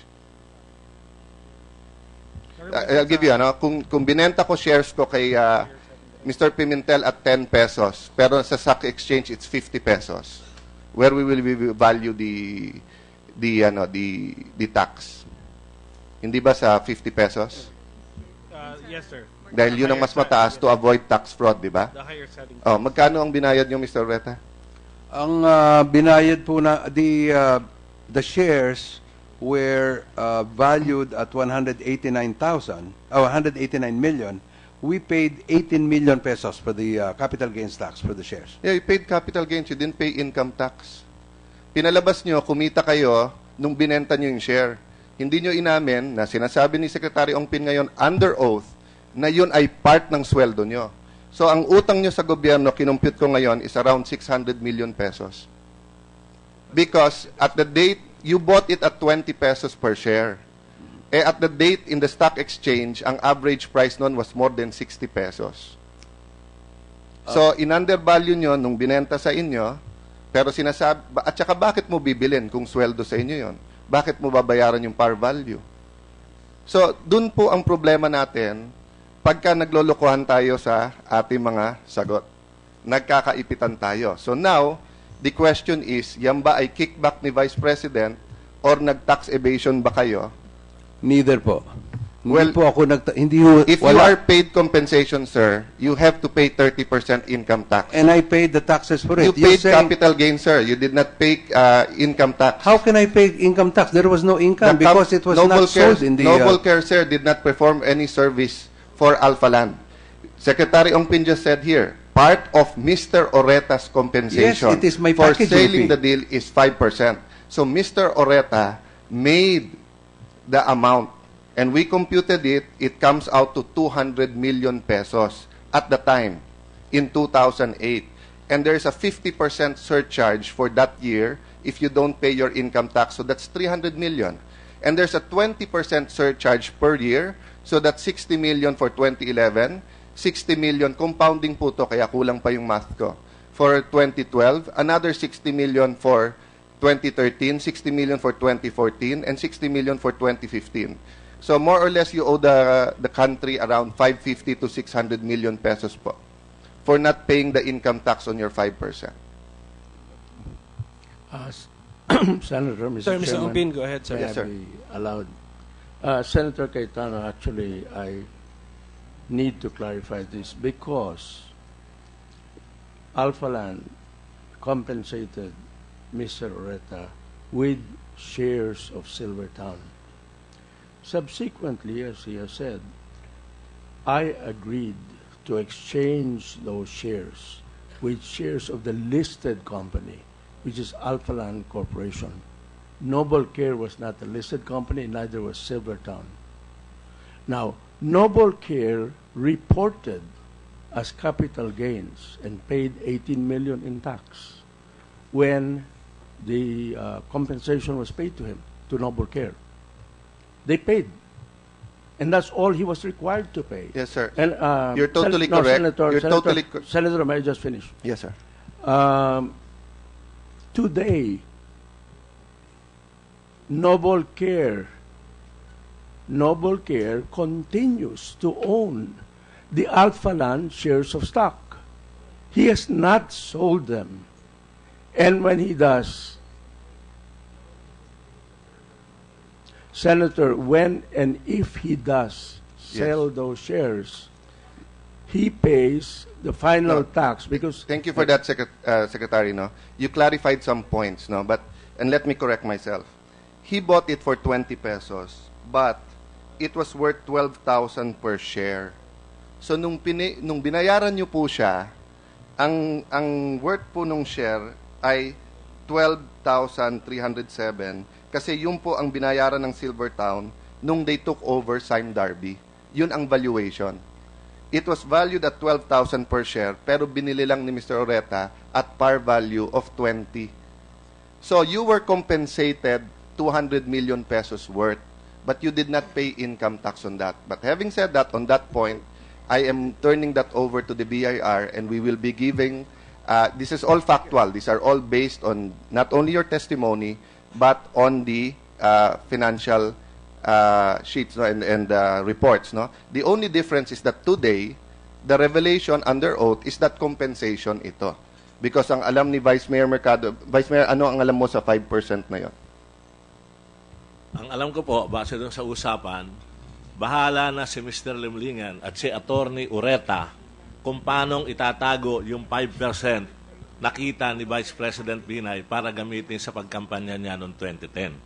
At maliwanag naman po ngayon, inaamin naman ni Attorney Oreta na talagang sa Noble Care nila itinago. Kaya yun po ang aking pinaninindigan, na yung 5% na pangkampanya ni VP Binay, natago talaga doon. Dahil siya po nagsabing siya na bahala at si Mr. Limlingan kung paano itatago yung 5%. Vice, nasa dokumento naman, and Secretary Pin, Attorney Oreta, nasa dokumento lahat eh.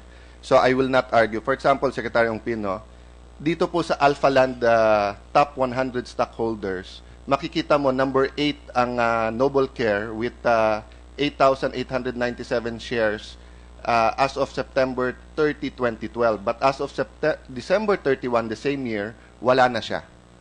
And I will be asking PSE later to assist both the committee and the BIR in getting to the bottom of this. No, I think Senator Osmeña will take over on some of the questions. So let me just move on first to Mr. Avisado. Sir,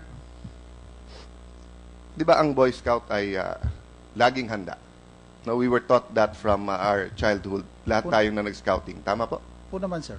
At ako'y nagpapasalamat nandito kayo dahil ako'y naniniwala na kung hindi ka guilty, dapat humarap ka. Hindi po ba? Opo. Is that the reason why humaharap kayo today? Because you believe you can defend the deal and that there's nothing wrong, no? Meron po kaming natanggap kasi na Supina. subpina. Pero naniniwala ka, pagka hindi guilty at kaya mong panindigan, dapat humarap ka. Kaya nga po kami Oo. nandito. Hindi, kasi Kaya gusto sinabi... lang namin magsabi kung ano po yung katotohanan sa ganang sa Boy Scouts of the Philippines. And that's why I thank you, sir. Kasi, can you repeat your position, sir? Kaya nga po Sa kami Boy Scout. nandirito. Anong position niyo, sir, sa Boy Scout? Senior Vice President po. So, Senior Vice President, ibig sabihin may tao sa ibabaw niyo. Sino po Siyempre yung presidente po? Sino po yung presidente? Si Vice President Jejomar Eh, ba't Binay. siya po ayaw humarap? Siguro alam naman po natin kung ano yung kanyang Kakasabi niyo lang po di ba, na kapag ano po? kaya niyo sagutin at walang mali, haharap. Eh, bakit po pagdating sa Vice President, iba ang rule natin? Eh, hindi ba siya ang head ng organization ng BSP at siya naman ang inakusahan Kasi sa media po, sir, let me finish lang, no? Sa media, parating kawawa naman BSP, BSP, BSP. Hindi po pinagbibintingan ni Vice President ang BSP. Ang sinasabi niya, gusto nga niyang protekta ng BSP. Pero ang BSP ay pinapatakbo ng ilang tao. At isa doon ay ang Vice President. Sa lahat ng dyaryo, basta't may jamboree, basta't may photo ops, basta't may media, present parati ang Vice President at kumakamay sa mga bata, nagpo-photo ops na sa TV. Pero pag investigasyon tungkol sa BSP, kayo ang pinapadala at bakit wala siya dito? Hindi ba dapat, sir, yung presidente ng organization ang sumasagot sa mga allegations? I cannot speak for him. Well, look at Alpha Land. Mr. Ong Pin has business in 3 or 4 continents, I think, and I know him personally, but he is, when a deal of his is questioned, siya personal nag-a-appear, no? And 2 weeks ago, ilang beses nagpa-press release ang Vice President na si PNP Chief Purisima dapat magsalita. So, Mr. President, may I reiterate that we will not get to the bottom at least of this BSP issue if the Vice President does not also answer. Because, let me ask this, Mr. Avisado, are you 101% sure that the Vice President did not get any kickback from this deal? Insofar as our knowledge... No, sir. Not in knowledge, ano? Are you sure 101%? I'm not a privy to this Precisely. alleged. Thank you for that honest answer, sir. And tama po yun. Kasi kung nag-usap si Vice Mayor at saka si Mayor Binay noon, now Vice President, hindi nyo naman po alam yun As far as you're concerned lang po, maganda ba ang deal o hindi?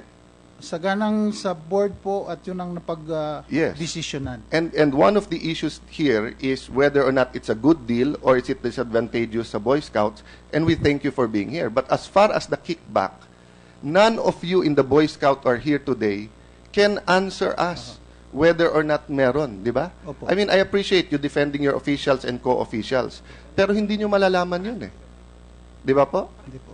In the same manner that did any one of us know that may 5% si Mr. Oreta and it was an internal agreement? And I'm not saying it's a bad internal agreement. Some industries really have that kind of arrangement. It's a form of a partnership, no? So, that is the point here, Mr. Chairman, no? Kaya nga po sinabi namin na outside of the joint venture agreement, wala na po kaming ibang alam Hindi po kasi ganun lumalabas sa mga dyaryo Maraming lumalabas na dinidepensahan si Vice President at hindi daw totoong ginamit niya yung Boy Scout, hindi totoong kumita and everything. At yung iba nanggagaling kino-quote ang Boy Scout.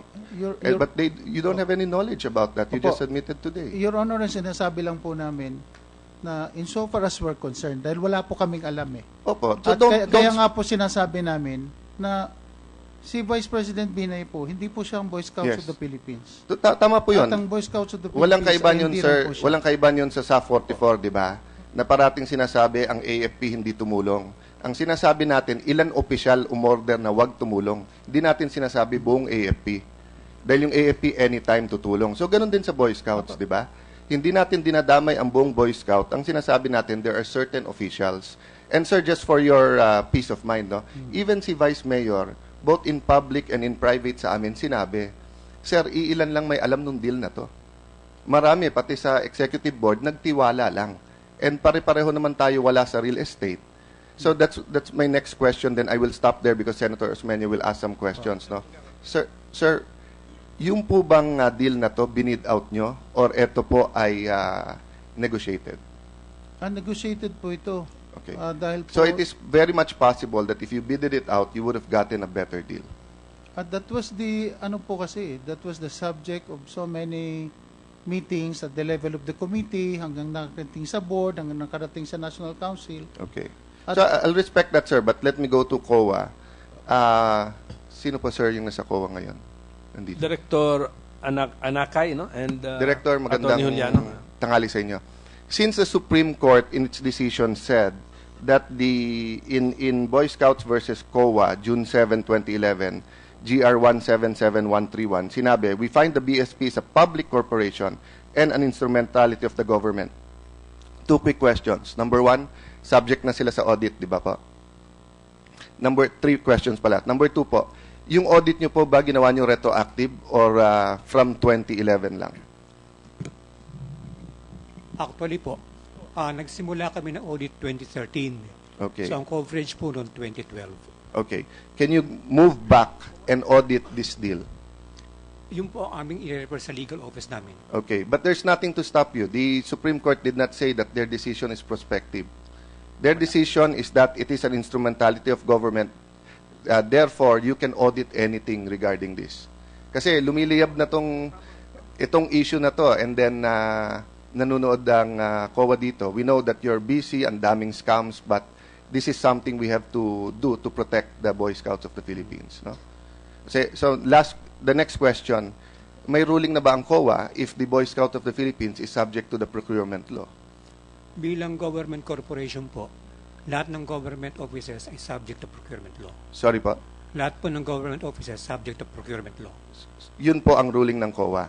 Remember, it was Vice President Binay who opposed na yung COA ay pumasok dito, and then it is he who entered into these deals. No? So ang point ko po kasi is that the contracts went to several changes. And the first question was, did it need public bidding? Ano ba ho ang rule ng COA kapag isang kontrata ay pinasok and then hindi sumunod sa procurement law? Is it void? Well, ang amin pong concern dyan is nung pumasok po ang BSP sa contracts nito, hindi pa siya talagang, wala pang decision ng Supreme Court whether it is a government. Well, what about the, Vice Mayor, when was the amendment? Kailan binenta yung lupa? 2011 po, June 2. June? June 2, 2011. Okay. So, hindi po concerned ang, June 2 po yung amendment? Opo. Hindi concerned ang COA na June 2 ang amendment na binenta yung lupa na wala to sa BSP and June 11 yung desisyon. Anyway, you might not be the right person to ask dahil baka hindi ikaw yung naka-assign at that point. So I will not put you on the hot seat because of that. But can you communicate that and look into this? Sige po, no? I mean, I know the deal is there. I know it's ongoing. But let's get to the bottom of this. No? May I ask the AMLA? Mr. Chairman, The permission of Senator Cayetano and Senator Angara. Okay lang? Okay. Senator Trillanes. just one point along that line. Director Anakay and Director Juliano, I requested the COA to conduct a special audit on all the financial transactions of BSP. Have you started that special audit, Director? Good morning, sir. The Commission has not yet created a special audit team for the BSP as of this time. But do you intend to start anytime soon, Director Juliano? We will be hintayin po namin instruction ng Commission proper po regarding this.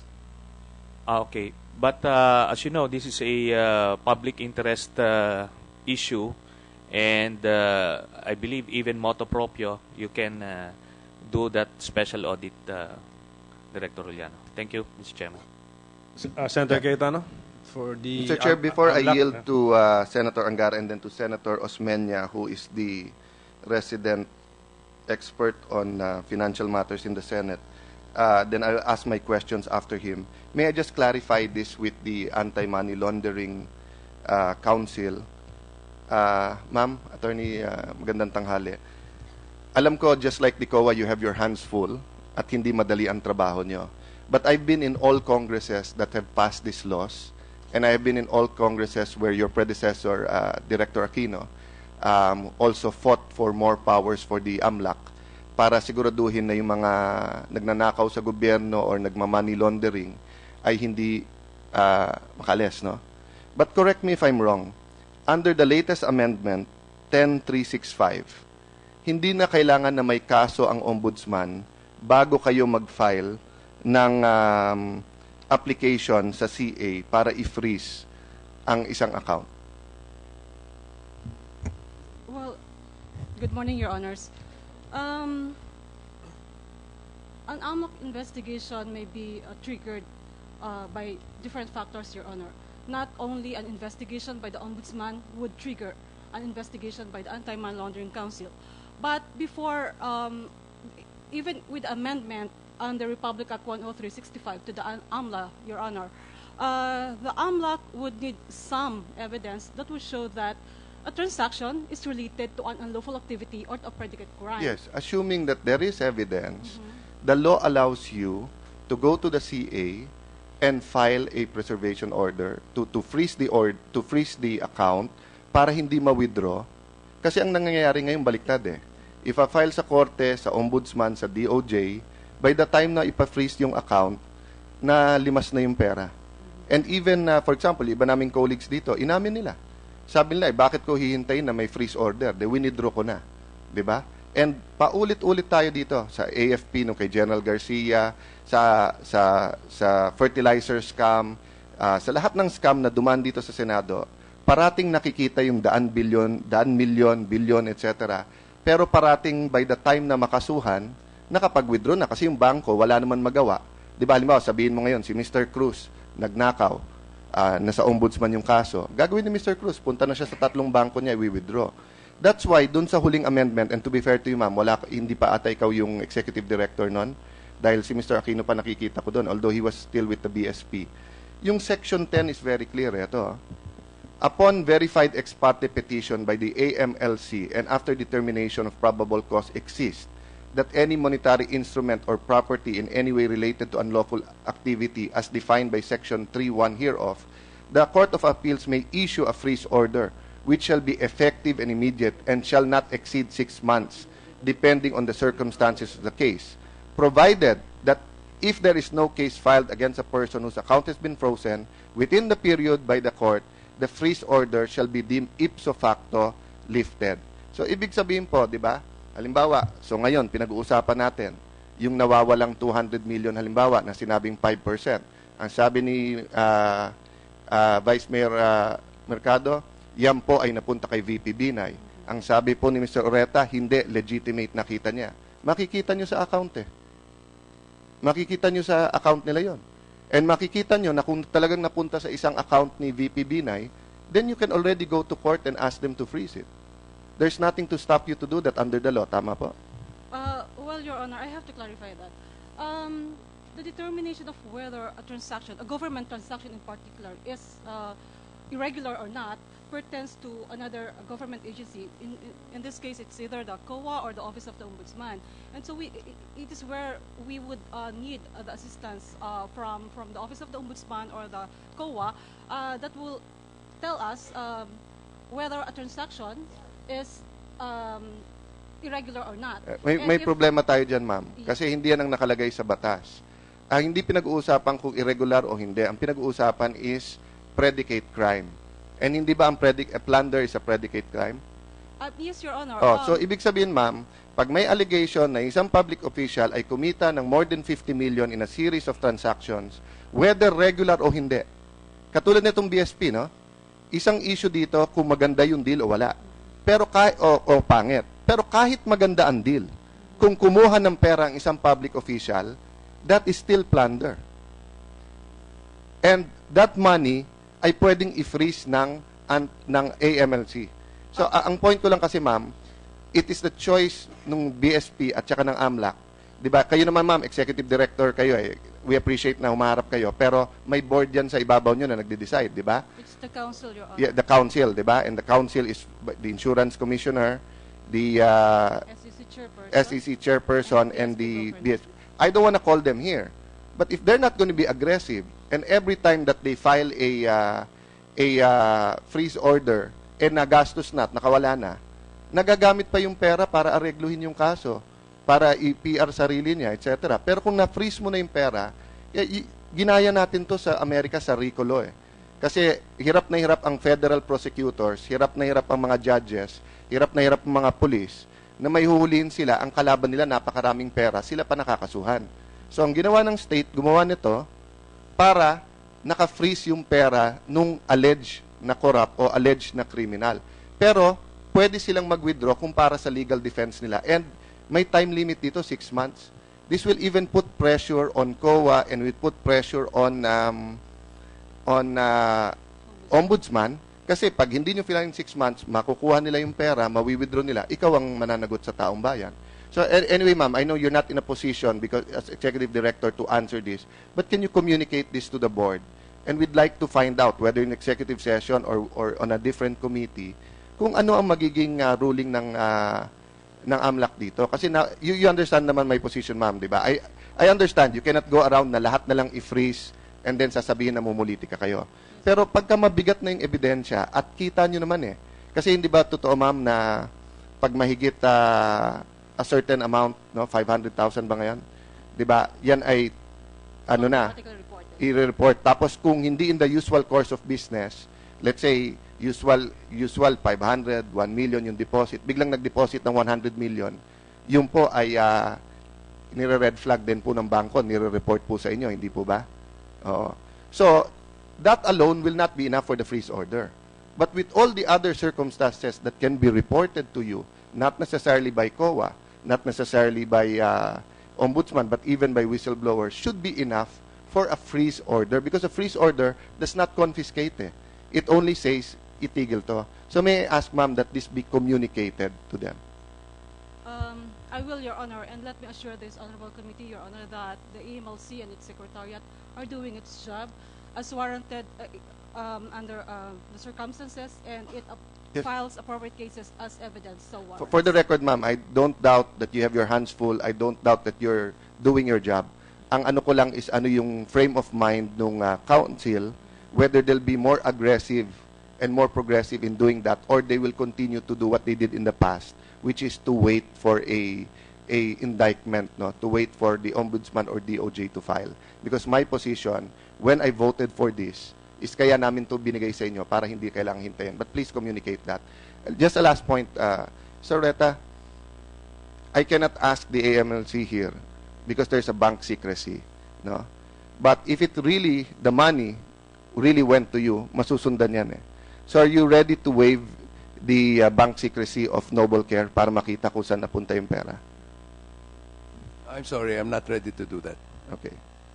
But do you confirm that in one day, about 100 million was withdrawn? I neither confirm nor deny. Okay. Thank you, Mr. Chair. The chair acknowledges the presence of Senators Osmeña and Marcos. Welcome. Senator Angara is recognized. Thank you. Thank you, Mr. Chair. Just to pursue some of the points raised and questions raised by our colleagues earlier, Senator Cayetano, Senator Trillanes, regarding the BSP. Matanong ko lang po yung sa BSP. What is the correct... Did I hear it right na you mentioned, sir, na the BSP is a private entity? Ang history po ng Boy Scouts of the Philippines, simula nang tinatag siya noong 1936, bagamat meron siyang charter, ay private po ang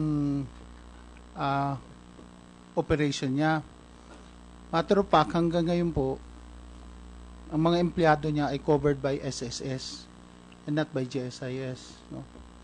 And ever since, up to the time na lumabas nga yung Supreme Court decision na naging final and executory noong March of 2012, ay private firm din po ang nag-audit ng lahat ng transactions ng Boy Scouts of the Philippines. At ito po yung Sisip Gores and Belayo Company. Kaya nga po, naging buong GOCC kami, simula nung naging final and executory, ang decision ng Korte Suprema, at simula din nun, we have since implemented and observed and complied with the government accounting and auditing rules and regulations. Kaya nga po meron ng COA auditing unit sa mismong office ng Boy Scouts of the Philippines. So, kumbaga, ang tingin nyo dati private entity kayo, pero nung naging final and executory na yung Supreme Court decision na BSP versus COA, ano na ang characterization nyo dun sa BSP ho? GOCC na po. GOCC na. SUI We were classified by the Governance Commission for Government-Owned or Controlled Corporation as a sui generis, meaning a class of its own. Okay. Po. So, subject na kayo to GOCC rules, etc. Po, Yung regulation ng GCG, etc. Pag may mga transaction kayo going forward, Opo. kailangan magkonsulta kayo sa OGCC, etc. etc. Opo. So, gagawin na ho niyo yun. Ginagawa na po namin. Ginagawa niyo. Opo. Okay. And as an offshoot of the recharacterization of the BSP, we were duty-bound as well to come up with a reorganization study and rationalization plan. Okay. Sang-ayon na sa kumbaga kung GOCC ka na. Okay. Dahil kailangan sundin mo na yung patakaran ng gobyerno. Sa ilalim ng GCG law, may karapatan ng Pangulo na palitan yung pinuno ng isang government-owned and controlled and corporation, di ba? GOCC. Opo. Every year, di ba? Pwedeng baguhin yan, di ba? Opo, but not in the case of Not in the case of Boy Scouts. BSP. Kaya nga po tinawag na sui generis siya, a class of its own, because together with the Girl Scouts of the Philippines, I think if I'm not mistaken, this is the GOCCs where the President cannot exercise his power to appoint any member of the board because all the members of the board kasi are elected. When you say sui generis, kayo lang yon. Opo. So you are All the the only, others po, you are the only GOCC. The BSP is the only GOCC na hindi pwedeng palitan ng Pangulo, ang hepe. opo. Okay. Kasi ang nature and character po kasi ng Boy Scout is a voluntary organization. Okay. So pag nag-volunteer ka, you don't have to be appointed. I see. And then, but the process is before you can serve, you have to be elected. Okay. Naintindihan ko po, Mr. Chairman. Ngayon ho, anong ang tingin niyong pinanghahawakan ng Boy Scouts dito sa transaction ninyo sa Alpha Land? How would you characterize it? Ano po kami? We are an investor in a joint venture agreement. So, nung pumasok kayo dyan, negosyo yan. Pumasok kayo sa negosyo. In effect. In effect, no? Oho, kasi apart from purely scouting activities, may corporate powers din kasi yung Boy Scouts of the Philippines with respect to its properties. Pero as a government corporation, kumbaga parang yung tinatawag sa English na fiduciary. May relasyon kayo na tiwala. Opo. So, kanino nyo pinangangalagaan yung salapi ng Boy Scouts? Sino ang tingin yung stakeholders ninyo? Entrust po yan sa lahat ng members ng Boy Scouts. Ilan po ang miyembro ng Boy Scouts? Sa ngayon po, nasa 2.2 million po. Okay, 2.2 million. Opo. So, dahil sinabi nyo kanina, pumasok kayo sa negosyo, may risk and reward, di ba? Just like any other business venture, may danger of losing that. Yes, Your Honor. Ganun po so, talaga. naisipan ng board yan siguro nung in-approve nyo yung transaction.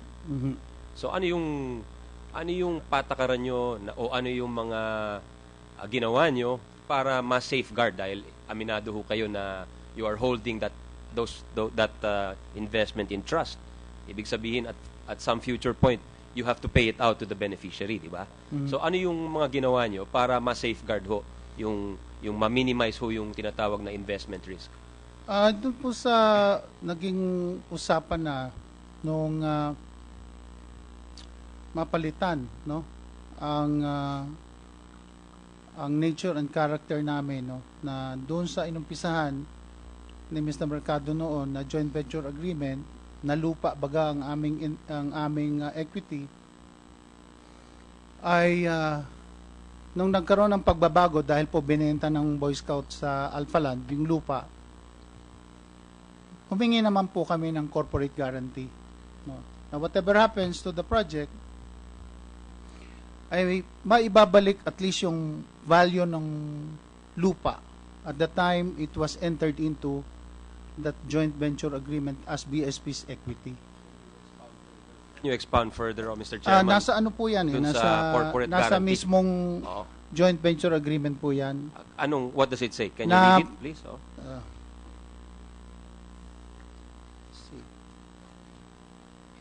That's section 6 of the joint venture agreement under 6.2. Sinasabi po, except as expressly allowed under this agreement, the landowner shall not alienate, sell, transfer, or otherwise convey the land or any portion thereof, and shall not allow any pledge lien, or any other encumbrance to be established over the land or registered annotated on the certificate of title covering the land, with the exception of this agreement. Without prejudice to the preceding sentence, the landowner hereby acknowledges and agrees that the developer has exclusive rights to use the land, and the developer is entitled to use the land as collateral or security in relation to any financing needs within the scope of the project, and the landowner hereby expressly agrees to act as a third-party mortgagor with respect to the land for purposes of securing any such financing, subject to applicable laws. In the event that the developer is unable to finish the project and to repay the loan, then the developer shall be obliged to buy, and the landowner shall be obliged to sell the land and all the improvements thereon for a consideration of 600 million. And in this regard, Alpha Land Corporation agrees to issue a corporate guarantee in favor of the landowner to guarantee the payment of 600 million in the event that the developer is obliged to buy the land. Ang guarantee nyo lang is your original investment. Yung okay. Dahil po kasi, siyempre, negosyo yan, it might... ang guarantee is only for the original valuation of the Opo. 60%. At that time, it was subjected to that joint venture agreement. Ang sabi ng Alpha Land is that pabor to sa BSP. Anong tingin ng board doon? Do you agree with that? Or? Lumalabas po sa... nakikita naman yung project, and natapos na rin yung podium, pati yung parking areas. At yun nga po, kakapirma lang nga ng deed of conveyance doon sa entire third floor, kasi yun ang share namin doon sa podium, which is 15% and a little over that of the podium.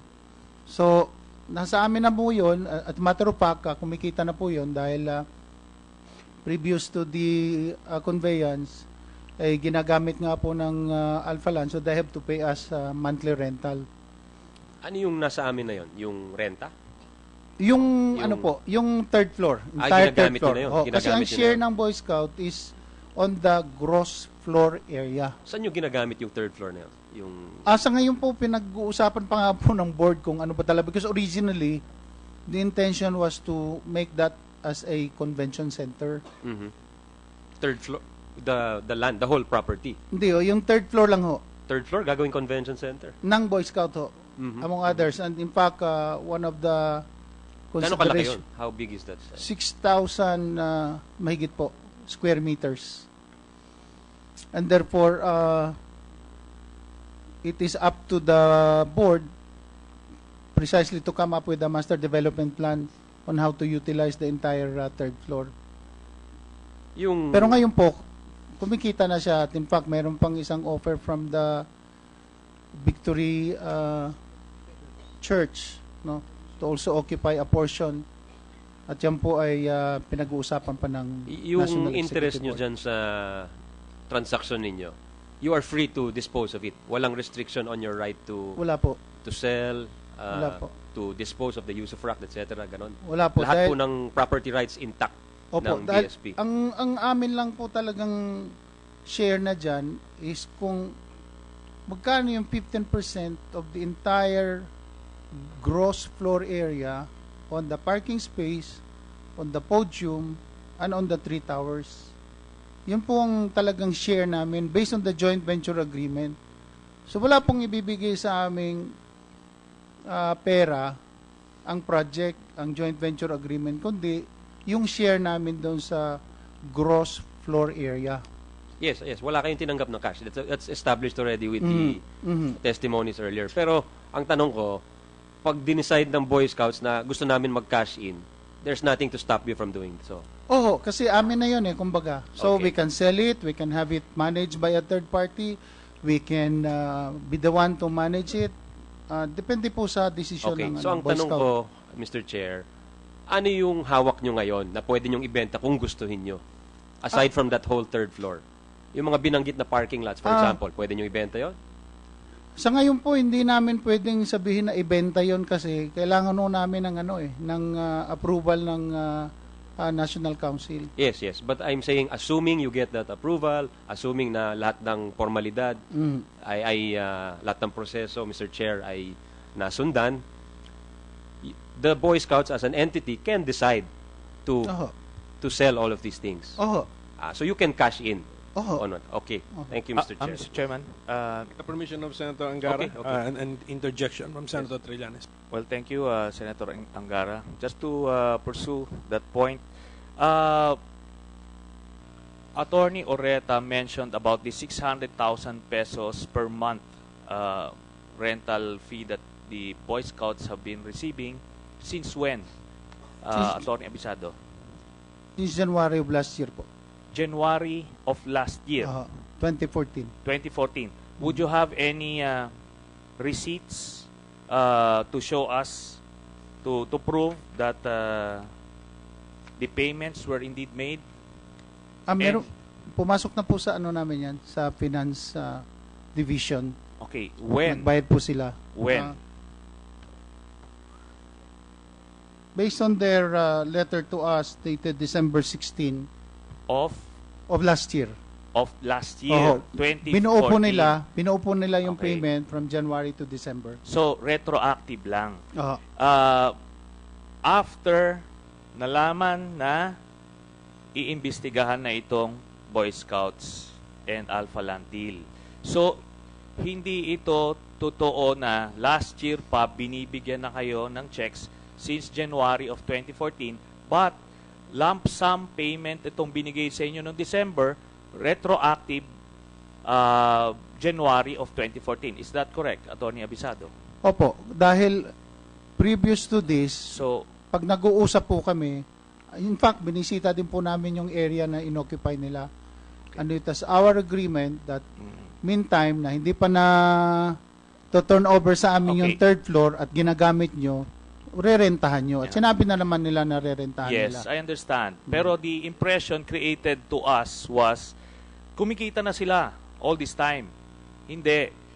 Nagbayad lang ho after the revelation of Vice Mayor Mercado about this issue last December 2015.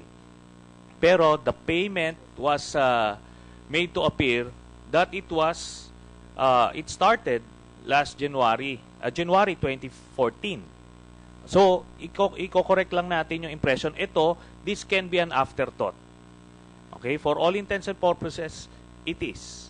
Dahil, lumabas lang ito, binayaran lang kayo nung nagreklamo na. So, just to set the record straight, Mr. Chairman. Mr. Chair, just on that point, no, Mr. Chair. Sir Chair, can you confirm na yung cheque was paid on January 23, 2015?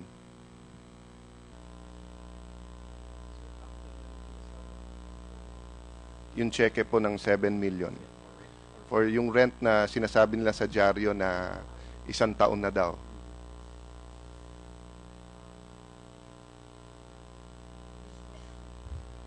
Yes, Your Honor, this was sent to us in January.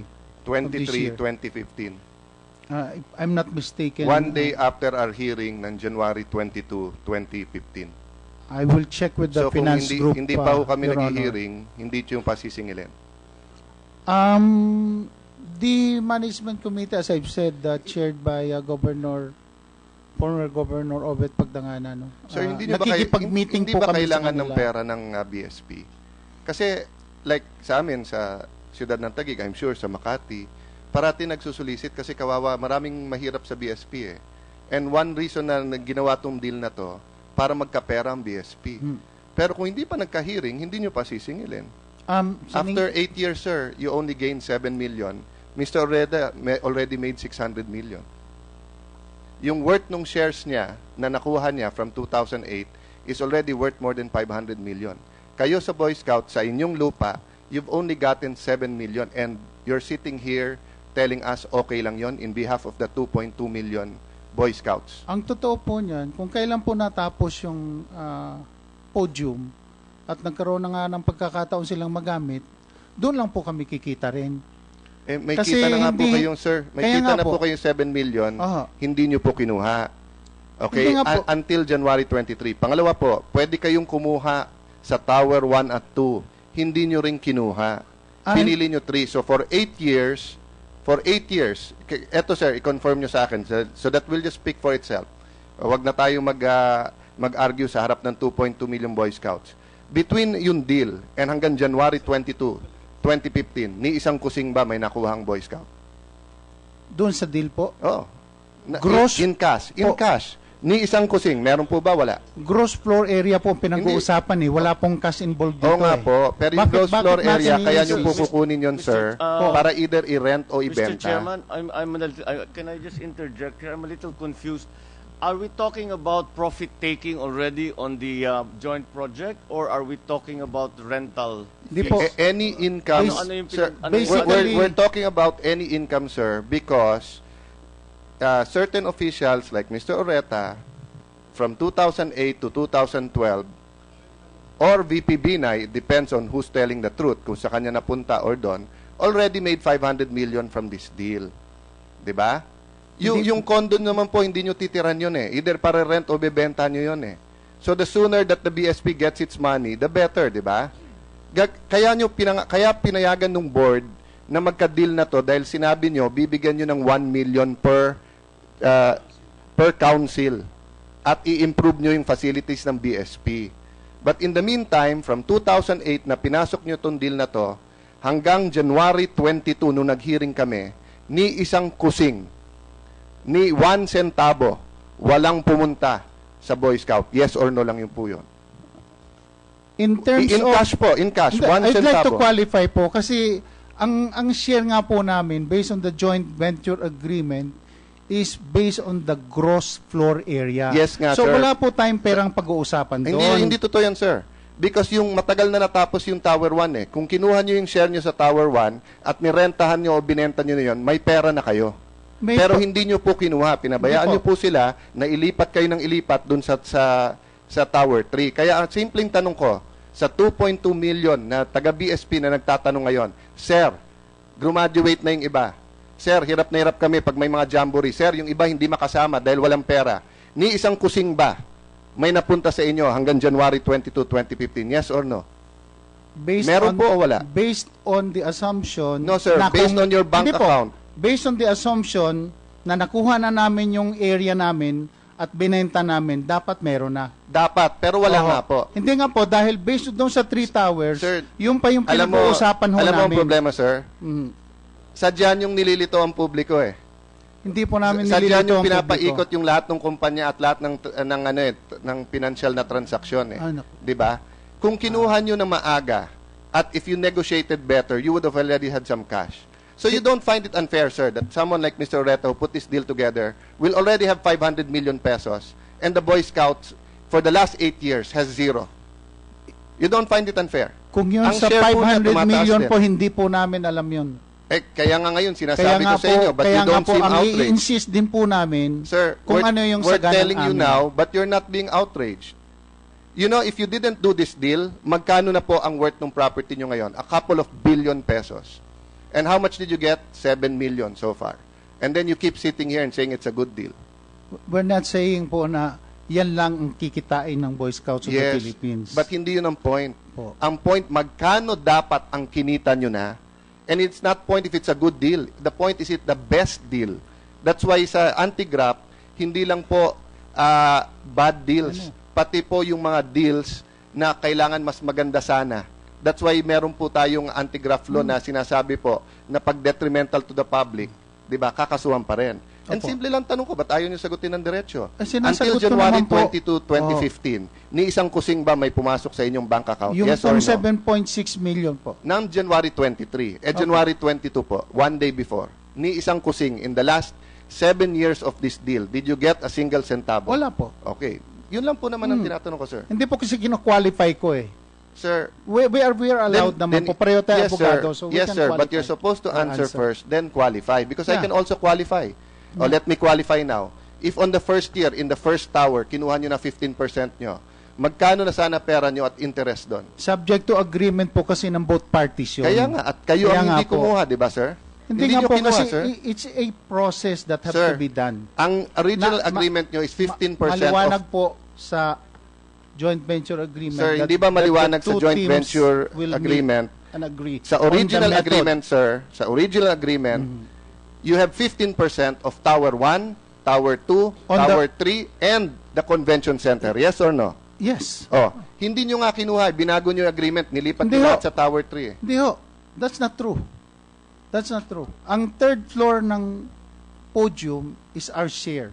Kinuha In nyo the ba yung podium. share nyo sa Tower 1 and 2? Yun na nga po continuing Hindi nyo negotiation ba namin. Mr. Vice Mayor, can I ask you, no? Ikaw nag-negotiate niyan. Tama po ba yung sinasabi ko na dapat 15% ng Tower 1, 2, and 3? Doon po sa pinirmahan kong joint venture at base sa napag-usapan, lahat ho kami, ang Boy Scout ho ay entitled sa lahat ng itatayong gusali, pati yung rentable, kung yan man ay ginamit na restaurant, ginamit na mall, o anumang gamit, So madaling sabi, Vice, kung sinunod nila yung original, dapat for the last few years may pumapasok na at may nagagamit na pera ang Boy Scout. Yun po ang inaasahan ko kasi po, Mr. Senator, nung ipa-approve po namin ito sa Annual National Council na present ang mga representative ng bawat region, ang ating pong Vice Presidente at ako ay nangako doon na aprubahan na natin itong transaksyong ito kasi magbibigay ang National Headquarter ng 1 million pesos sa bawat isang council para ma-improve ang pagpapatakbo at pagpapaayos ng iba't ibang council ng Boy Scout sa buong Pilipinas. Yun po, hanggang ngayon, ewan ko kung saan nila kukunin yung ipinangakong yun. Ilang taon na po namin ipinangako yun. Ang lahat po ng council ay umaasa doon sa 1 million na yun. Kasi nga, Mr. Abisado, ang naiiwan po ipangako. Councils May I respond to that? Excuse me, before Before that. how many councils all in all? Dati po, kung hindi ako Excuse me. nagkakamali, 111 council kami. Hindi ko lang po alam kung nadagdagan na. Oh, sige po. Mr. Chairman, let me just put on the record. Mr. Abisado, hindi ka kasi nagkwa-qualify, nag-explain ka eh. May mga tanong na yes or no na pwede i-qualify. Pero kung may natanggap kayo ni Kusing isa o na, walang qualification doon, yes or no. Then you explain why. And you keep saying it's by agreement. Kayo ngang dalawang party ang change ng agreement eh. Sa original agreement, you get 15% of Tower 1, 2, and 3. Tapos na yung Tower 1 and 2. Tapos na ho, di ba yung Tower 1 and 2? For the record, please, tapos na ba ang Towers 1 and 2? Mr. Chairman, Senator, Mr. Umpin? as I said, made very clear before, unfortunately, it was previous to the arrival of Senator Allen. But Towers 1 and 2 will not be completed until toward the end of this year. We have not delivered a single apartment unit, although we have pre-sold, but not a single one. So, Senator Allen, it's not... Thank you, Secretary. And I was listening, I have a TV. 3,000 na lang ngayon yung TV sa kotse na malinaw. So I was listening to both DZMM and sa Channel 7, no? And your disclosure, sir, to the stock exchange on July 2014 said na third tower na lang ang kulang. And even in the pre-selling, they should have gotten their 15%. Now, if they agreed not to get that, sir, I don't blame you for that. That's their bad negotiating. But I'm pointing out lang, sir, that Alpha Land is getting its share. And you're a businessman, that's your job, and you're negotiating. But sila, wala pang nakukuha. So is it bad negotiating, bad contract, or what? Nag-pre-sell sila eh. Dapat pati sa pre-sell may 15% kayo. Kasi sir, hindi naman to katulad ng korporasyon that can last 25, 50 years and the shareholders can get it anytime. Ang Boy Scouts gumagraduate eh. Ang Boy Scouts tumatanda, lumalaki eh. So yung mga hindi nakasama sa mga activities ngayon, dahil walang pera, dahil hindi nyo kinuha, nag-suffer na sila.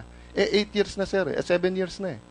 2008 to now eh. That's my point, and I was asking you, Sir Visado, because sa mga dyaryo, pinapalabas nyo na nagbe-benefit ang Boy Scout. Yung pala yung cheque 1 day after.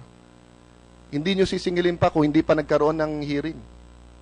Hindi naman po sa hindi siningil. Mr. Chairman, in the previous meetings let us po allow Attorney Visado to finish. in the previous meetings nga po ng Management Committee at ng counterpart namin sa Alpha Land, we already told them that kahit na hindi pa yan nakukonvey sa amin, yung third floor, dahil ginagamit nyo na, kailangan na marentahan yan para kumita ang Boy Scout. Rental income po yun, okay. Klaro po yun. Rental income lang po yun. Tower 3, sir, when will it be finished for the record? Siguro 2016. So it's not the entire project will be finished at the end of this year. Yan No, sir. Yan ang pagkaintindi ko sa statement kanina. Hindi po. Ang matatapos ho by the end of this year are Towers 1 and 2. Yung Tower 3 po is 2016. 2016. Senator Marcos, Yes, with the permission of Senators thank you. Anggaran Cayetano. Yeah, it's Okay just lang? no. Okay. Actually, it's Senator Marcos, clarification because I came in late. I'm just a little confused as to this 500 million. Mr. Ureta, you have realized a 500 million profit from this deal? No, sir. So what is this did not. 500 million that, I- that you have gained? I'm in a quandary where it's coming from because I will explain. I will explain if you cannot explain. Oh, then yes, please. Okay. Yung pong Sime Darby, ang sa kanila lang yung improvements. Yes. Kasi nung bawal na yung foreigners mag-ari ng lupa eh. Di ba? So, sabi ni VP Binay, wag na natin pag-awayan kung pwede to ipalis ulit ng 25 years dahil gusto ngang ng Boy Scout hindi na ipalis.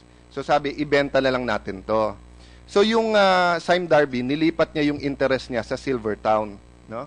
Ang Silvertown po, ang binayad dito ay 12,000 per share. Okay? So ngayon, ang Silvertown ay nagbigay po ng 5% sa Noble Care. Na sinasabi po ni Vice Mayor, correct me anytime, Mr. Oreta, no? Na yun daw ang kickback ni Vice President. Sabi naman ni Secretary Ongpin, hindi. Yan ay 5% na binayad ko dahil partner ko si Mr. Oreta. Kasama sa deal namin yon. Pero, hindi dineclare ni Mr. Oreta yon as income. Binayaran at par value of only 10 pesos instead of 12,000 per share.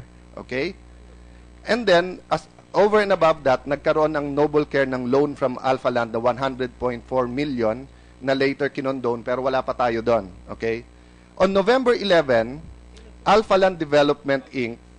bought back the 2,031 shares of Noble Care in Silvertown.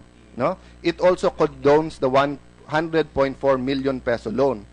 And then it issues shares of Alpha Land to Noble 8.9 million shares. Pero par value lang at 10 pesos. Pero at that point in time, it was already worth 60 pesos average, no? A low of 45, a high of 70 something in the stock market, no? So ibig sabihin, Senator, yung 5% na binayad kay Mr. Oreta, ibinalik, pinalitan siya ng 8.9 million shares. 8.9 million times 60 is about 450, almost 500 million pesos. And by the way, November 11, 2010 was the birthday of the Vice President. That's why ang sinasabi ng iba doon, hindi kay Mr. Oreta to, pero birthday gift. In 2012, sinabi ni Mr. Ongpin and his knowledge, nandun lang kay Mr. Oreta yung shares dahil partner niya. Mr. Ongpin, Secretary Ongpin will have no knowledge of this dahil wala naman siyang shares sa Noble Care, no? But meron siya sa Alpha Land. Between October and December ng 2012, nawala na yung shares ng Alpha Land sa Noble Care. Mr. Senator, may I Yes. correct that, please? Yes, Because sir. that is simply incorrect. Which part, Hindi, the fact that between that date na wala yung shares ng Noble sir? Care, Wala, sir, sa disclosure, sa... it is in there, in the PSD. Those are all shares. Any shareholder can choose to lodge it, and it doesn't mean it's disappeared.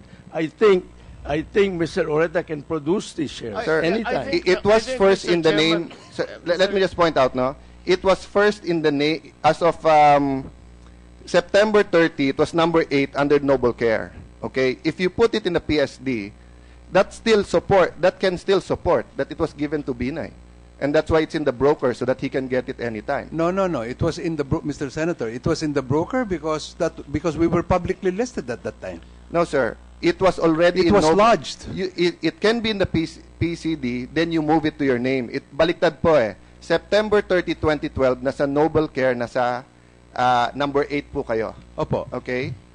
Ang PCD shares noon was 511,000 shares. Okay? So, sa inyo po yung 8,000. On 2012, nilipat million. nyo po. Bakit 8 nyo po nilipat? Itinaas lang ho sa Alpha Land Corporation. No, you said you put it in the PCD. Yes, it was lodged. And none of these are in your financial statements. You know why it was not? It was lodged. That's why it did not appear in that list, Mr. Senator. So, Mr. Ureta, where are they sitting? These shares, where are they now? They're sitting in Treasury? No, they're mine. I have them. I have Here's the. here's I have your the shares. financial So, statement, sir. have you profit taken off of the shares because of the increase in the I value? have not taken. So, I have you- not sold the shares. Have you paid taxes on income that you have derived from those shares? There is no income that I derive from because I have But not sold those the shares. Senator Allen Here's the financial has explained that there is a 500 million That is totally untrue, Mr. Senator. That's only from appreciation Yes, of the value? because I So have that not is a sold the paper shares. The profit? shares are still with me. Mr. How can Ureta, I that is- derive that is income? only a paper profit, you're saying? Well, yes, sir. You have not received 500 million, put it in your pocket, paid taxes on it, and spent it? I have not received a single centavo from those shares. Senator So Marcos, it 2 is points. Oo. 2 points not to clarify this. Number one, hindi po nag-appreciate. At the time that it was averaging 60 pesos, you only paid 10 pesos for it. And you booked it in 2011 at 88 million. But at 2012, when it disappeared from the Alpha Land roster, it also disappeared from your financial statement. Ito po, blinangko nyo na yung non-current assets nyo, blinangko nyo na as of that day. And that's why I'm asking you to open your account. Because I have information that it was transferred to you-know-who. But they refused to open their account, so hindi natin makikita kung saan. So that's your story, sir, that nandyan. But we're talking about 500 million worth of Alpha Land shares here. That's the price, 60 pesos times 9 million shares, 450 million, plus the 100 million loan that we haven't explained. So, Senator Marcos, Mr. all Chair. of that 550 million are all parts of the transaction ng Boy Scout. That's my context in saying, buti pa sila, may 550 million na ang Boy Scouts until January But 2020. surely there should be, because the Boy Scouts have equity in the project.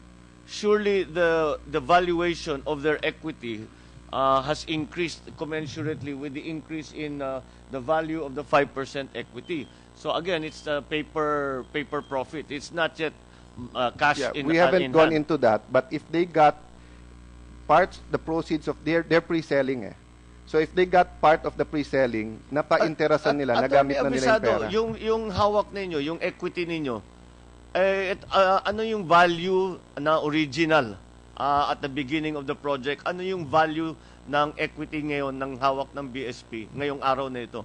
Based on the records, Your Honor, sa umpisa talaga, ang value ng share namin do sa property was appraised at 600 million. Therefore, yun ang pinasok namin So today, doon sa joint venture today, agreement. what is the As of value August of of last year, of that interest? per official communication from Alpha Land, because that was one of the audit observation memorandum that we received from COA na hindi daw nagmo-move yung investment namin. So, per their letter, sinabi nila na umakyat na to 909 million as of last year yung aming investment. So, yung valor nung hawak ninyong equity, tumaas mula ng 600 hanggang na-liquidate nyo na ba yun? Yung 300 million? Hindi po, kasi ano lang yun appreciation lamang yun doon sa aming lamang. equity.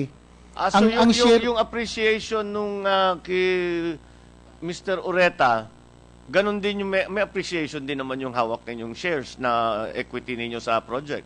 doon po sa base po doon sa gross floor area. Doon lang po kami. So walang cash involved po doon until such time we are able to get our share and we decide So, what to do with it. Mr. Ureta, just to be clear again, have you liquidated have you liquidated and turned into cash the increase in value of your 5% equity carried interest, as the phrase has been used? No, sir. So you The still- shares, you- the 8,900,000 shares are still with Noble Care. Okay, so the situation with BSP and with the BSP's equity and Different. your 5% carried interest is the same. Yes. That it is a paper profit and it has not been liquidated into cash. It has not, that cash has not been used, has not been paid taxes upon. Okay, Yes, and now, okay, I'm beginning to understand. Thank you for clarifying that. The permission of Thank you Senator for your Angara, patience, Senator Mr. Chair. Osmeña. And then, Yes, we just will to allow clarify. Senator Angara to finish his questioning. Okay, thank you. Thank you, Sunny. Just to get things clear, we have a representative here from the BIR, no? All right. So, get the rules straight. Halimbawa po, nakatanggap ako ng bayad, pero in kind, hindi in cash. At binigyan po ako ng Rolex watch. Do I have to declare that as income? Good afternoon, Your Honor. Your Honors. Any income that No, just answer yes or no. Yes, Do I- yes, Your Honor. Okay. Halimbawa po, binigyan po ako ng lupa in return for a service that I extended. Do I have to declare the land as income? Yes, Your Honor. Hindi po ako pwede mag-antay na hindi ko pa binebenta yung lupa eh. Di ba? Yes, Your Honor. So that must be valued at the time that the transfer was made, and I have to declare that regardless of whether if it was cash or not. I'll have to find the money to pay the taxes, di ba? Yes, Your Honor. Okay. Ngayon po dito sa pagbili ng shares ni Mr. Oreta, 8.9 million more or less shares. It was transferred to Mr. Oreta at 10 pesos. But the transfer price is irrelevant, di ba? Because the shares were trading at an average between 44 to 73 pesos per share in the stock exchange. Diba? Yes, Your Honors. Halimbawa, 60 pesos lang. That brings us to a value of 534 million pesos. That was the value of the shares that were transferred to Noble Care, was it? To Noble Care. So, hindi pwede sabihin ng Noble Care, hindi ko pa binibenta eh. In other words, Noble Care should have reported the 534 million, gawin na natin 500 million as income. Yes, Your Honor. And pay the taxes Yes, thereon they should in have that year. declared Diba? that. Yes, Your Honor. All right. Mr. Oreta, earlier I heard you argue that you had not yet sold the shares Yes, sir. and that you do not owe income thereon. Yes, sir. Okay. Suppose I gave you 100,000 shares of Meralco. How much is Meralco today? 270. Or 1 million shares of Meralco worth 270 million pesos because you did a service for me. Can you now claim that you don't have to declare that as income until you sell the Meralco shares? To my mind, unless I sell Yes, the Mr. Meralco Oreta, you're shares. wrong, and I think you know you're wrong. But anyway, we'll let the BIR take care of that particular problem. But in any case, I have another question related to that. When Alpha Land issued shares at 10 pesos a share while it was trading at 60 pesos, would that not be a violation of its fiduciary responsibility to its shareholders? Mr. Ongkin, perhaps I'm you not can gonna- respond. No, Mr. Senator, it would not be. In fact, the numbers that being bandied around here are simply incorrect. Those trading values were several years ago. At the time that we were suspended for trading, Alpha Land shares were, as a matter of fact, trading at 17 pesos 50 centavos, not nowhere near 60. I wish they were, but they were not. Now, today we are not listed. And we have just released our audited financial statements. The net book value per share of Alpha Land is 24.60, 24 pesos 60. And at the time that those shares were issued by the corporation to Mr. Oreta, there were many transactions that were undertaken by Alphaland at 10 pesos. Allow me to interrupt you, Mr. Ongpin, because I just asked a simple question. Now, you're saying that the value today is 24 pesos. When you were last traded, it was 16 pesos. That is not... 17, Mr. Chairman. That is irrelevant. I'm talking about the value when it was transferred to Noble Care.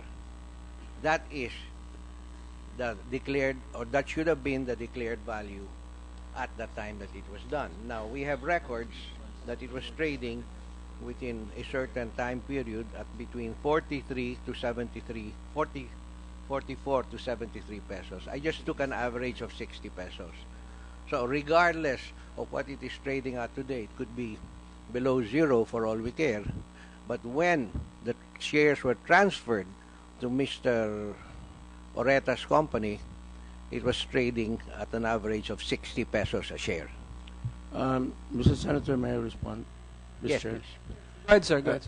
When the shares were issued by Alphaland to Mr. Oreta, Alphaland was not yet listed. So, to When say... was Alphaland listed? Just give us a... what is the exact date?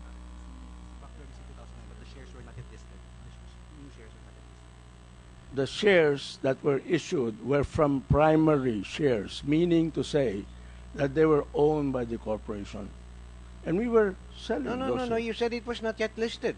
So we will it was not listed. That's why we valued it at the at 10 pesos. As where all you of the mean to shares. say there were unissued shares? They were from unissued, yes. Primary issues. Yes, From- they were not yet issued. They were not secondary shares All right. that were trading on the exchange. Yes, and that's how companies make money. Mr. Ongpin, come on, don't give us this song and dance. If I want to raise money and I own Ayala and I issue new stock, I will sell it at the market rate. I'm not going to sell it at par value. Nobody in his right mind would sell it at par value. So Ayala will sell it at 100 pesos or whatever their shares are trading at. They would be violating, if they did that, if they sold it at 10 pesos or whatever their par value is, they would be violating their fiduciary responsibility to millions of shareholders. Sabi niya, bakit advantage sa kanya? Ba't mo binibenta sa kanya at 10 pesos when if I buy in the market, I'll have to pay 100 pesos? There's no argument there. I mean, that's how companies make money. That's why they go public, because what was the par value is now given a multiple valuation. Mr. Chair, at the time the shares were issued to Mr. Oreta, Alphaland was not yet a listed share. Mr. Lumpin, I ask you, when were they listed? Because we have records here PSE is on here, what sir. it was being traded at the time that the transfer was made. Can PSE give us factual information? When was Alphaland listed? The stock exchange? Good morning, Mr. Chairman. The Alphaland actually did a backdoor at the, what do you call Would a you backdoor speak transaction. into the mic, please, Mr. Sikat, because we can hardly hear you. Thank you. Good morning, Senator. Alphaland was listed via a backdoor method in 2009, November 2009. And in fact, we the board approved additional listing actually in June 23, 2010. So they were already listed, the stock exchange. So they were listed. He's at least just by saying the 2010. shares were unissued. That's irrelevant. They were listed. By 2010, they were listed, sir, and up to. Mr. Ongpin, you're not telling us the truth. What's wrong with you?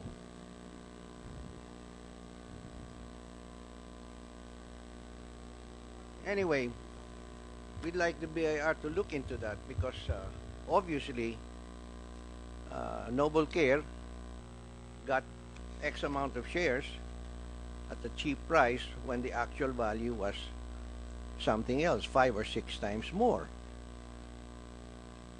And Mr. Oreta, you've heard the BIR, you should have declared that and paid income, or Noble Care should have declared it and paid income, whatever it was. Now, please tell us the origins of Noble Care, Mr. Oreta. Senator Osmeña, before you proceed to another subject matter, can we allow Senator Angara to finish his Certainly. questioning? Thank Senator you. Angara is once again recognized. Thank you, Mr. Chair. Just to pursue maybe some of the yung mga natanong na. Balik tayo sa Boy Scouts. I think yung huling tanong ko sa iyo was tungkol dun sa podium, no? Yung podium, isang floor ang hawak niyo doon. Isang floor. Magkano ang valuation niyo doon? Kasi may valuation ang mga taga-Alpha Land. I'd like to know, are you relying on their valuation? If I'm not mistaken, per the latest valuation that we got, because they're the developer po eh. Oo nga. Kami yung partner lamang. So, pero we would like to... kasosyo nyo sila eh. So, dapat may ang idea value kayo. po ng third floor, the entire of it, as communicated to us, is at 431 million. Kayong gumawa ng valuation na yon? Hindi po. Yun po yung... Kasi hiningi nga po namin sa kanila. And therefore... Pero hindi it is our responsibility. You have a as well. responsibility to verify the valuation, yes. diba? So and we will do that. Can you let me finish first before you Sige answer? Yung 431 million, verify nyo ba kung tama yung valuation? Po namin bine-verify po. Why not? Is that not your duty to verify? Precisely, we will do that po. So ano pang hawak nyo bukod sa kabuuan ng third floor? Ano pang masasabi niyong asset ng BSP ngayon? Yung magiging share nga po namin doon sa 3 towers. Which is what? At saka yung kasi sa ngayon namin, ang hindi pa natin ma-picture kumbaga eh. Ang alam lang natin may 15% kayo. But what actually is that 15%? May narinig akong mga parking slots kanina. Opo, 15% din po kami doon. So bukod nga doon sa ano yung 15% na yon? Ano yon? Ayun po yung units doon sa... Ilan units? Ilang square meters? I don't have the... Let me see if I have the figures here right now.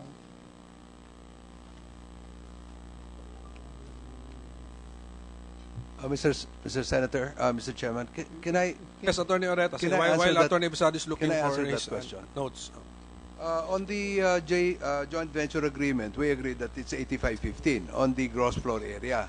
So, on the 5 floors basement parking... What does the 15%... My question is, Mr. Chair, what does the 15% being held by the BSP, what does that translate to, aside from the... bukod dun sa sinasabing podium third floor? It translates to 150 parking slots. So, ang bibigay nyo, parking sa kanila? Opo. Kasi hindi nyo sila bibigyan ng condominium? Or hindi. Bakit parking? Sa parking po, kasi meron ho tayong phase 1, yung podium. Yung parking muna po, 5 basement floors yan with 1,000 parking slots. Out of that, they have 15%. So, they have 150 parking slots allotted to them. No condominiums, no units? Hindi pa po. Aakyat ngayon tayo doon sa podium, doon sa 6 floors.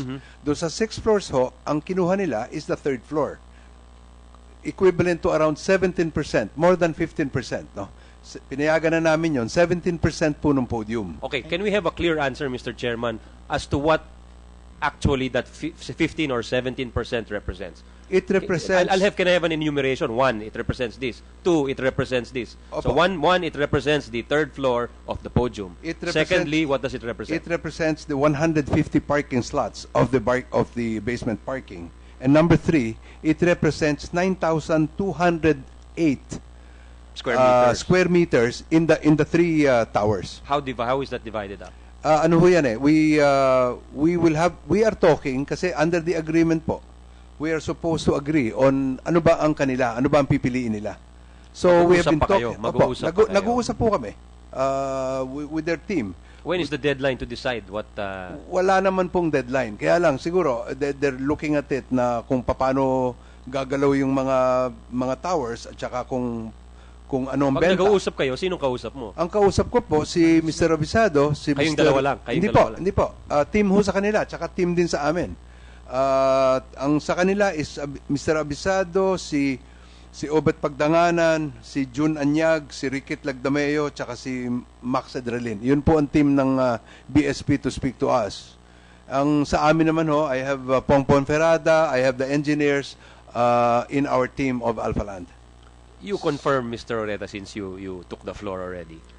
You confirm that BSP, there is no restriction in BSP's rights to alienate or to rent, lease, or otherwise dispose of its interest. Nothing, sir. At any time whatsoever. Nothing, sir. As a matter of fact, we are helping them. There's nothing in the contract. Nothing in the contract, and we're helping them rent out their third floor. But do you charge a fee? Baka naman malaki yung Hindi fee po. na sinacharge Wala po nyo. kaming sinacharge. Gratis ito, more. Okay. Kaya anyway, yung- I know you from your earlier statement, alam ko na yung valuation nyo dun sa property nyo, no, sa project. I want to get, Mr. Chairman, I want to get the BSP side as to the valuation. Because obviously, if you enter into a business deal, you want to verify the numbers provided Maybe by... before you proceed with your questions, you will be interested with this paragraph from Alpha Land Makati Place disclosure. Page 25. Financial Statement 2013. Ano ba ito? Notes to the notes. Yeah, the notes to the Financial Statement 2013 of Alpha Land Makati Place, formerly Silvertown Property Development Corporation. Page 25. Determination of BSP share. Diba? Yeah, that was your question, huh? Based on the current planned allocation in determining the 15% share of BSP on the project, BSP a share consists of the BSP Convention Center, located at the third floor of the podium, as stated by Mr. Attorney Reta, and a portion of Tower 3 and parking spaces. Period. Prior to 2013, BSP share consists of the BSP Convention Center and a portion of Tower 1 and 2. Period. So nagbago. So, Senator Angara, so that this is probably When did that part change, of the Mr. information Chairman? When When did that change from... We will ask them. When did this change? No, this is what happened, to tell you the story. When we first entered into the agreement, the general consensus of Boy Scouts was to have 15% of the 3 towers. And then, when we were meeting, they were thinking of converting since they chose the third floor because they wanted a contiguous property. They were thinking of putting up the regional offices of the Boy Scouts as a convention center, and at that time, they were thinking of bidding for the World Boy Scouts headquarters, which was in Europe at that time, too expensive. So they wanted to bring it here. So at that time, they wanted to get the whole of the third floor. And then, noong nag-uusap po kami, sabi nila, it might be to their advantage if they get units in the third tower so that they can offer it as accommodation to the people who will be attending the conferences. That's the reason why there was a change to the third tower, Mr. Chairman. Senator Angara? Thank you, Mr. Chair. Meron na ba tayong sagot sa panig ng BSP as to the valuation of your holdings? As I've stated earlier, Your Honor, we will commission. No? So wala pa kayong valuation. Appraiser. Parang tinatanggap niyo na lang kung sinasabi ng Alpha Land sa inyo. Hindi naman po. That has to be validated, no? And therefore, what we're saying is we have to go to the process as At the well. very least, I think you owe that to your stakeholders to make sure you're getting good value, di ba? Opo. I think that's the thrust of I everybody's totally agree with you, questions Your here. Honor. Oo. Baka nakalimutan niyo yung relationship na yon, na you have to make sure you get the best deal. So, you have whatever values are given to you. Aminado ba kayo na may obligasyon kayo na questionin yon, scrutinize yon? Opo. Mr. Chairman, can I also Attorney Oretas. answer, sir? On those valuation, for example, the third floor, we're not picking, getting figures from thin air. We have valuation to support our claim. For example, the third floor is right now valued at appraised at 200,000 per square meter, and we have that appraisal. That's why these are the basis for our valuation. We're not valuing it ourselves, Mr. Chairman. We're getting independent appraisers. Yes, but we know how these appraisers sometimes work, Mr. Oreta, Mr. Chairman. They tend to be favorable towards the one paying for the appraisal. I mean, not to question the integrity of that profession at all, Mr. Chairman. But I mean, you know, the way things work. It's just the way credit ratings work. That's why credit ratings agencies in the U.S. were fined, because they were giving favorable credit ratings to those who were asking for the favorable credit ratings. Anyway, that's an unnecessary aside, Mr. Chair. I just wanted to remind the BSP as to their obligation to their stakeholders. You must be sure when in your decision-making process, you always have that their interest at heart. Anyway, pursue ko yung point ni Senator Alan kanina. Kailangan kapos ba ng pera ang BSP? Anong state ng financials nyo ngayon? Hindi naman po. Right now, we have over 100 million in the bank. In cash? Opo, in cash. Okay. So, does that include the 7 million paid as rentals?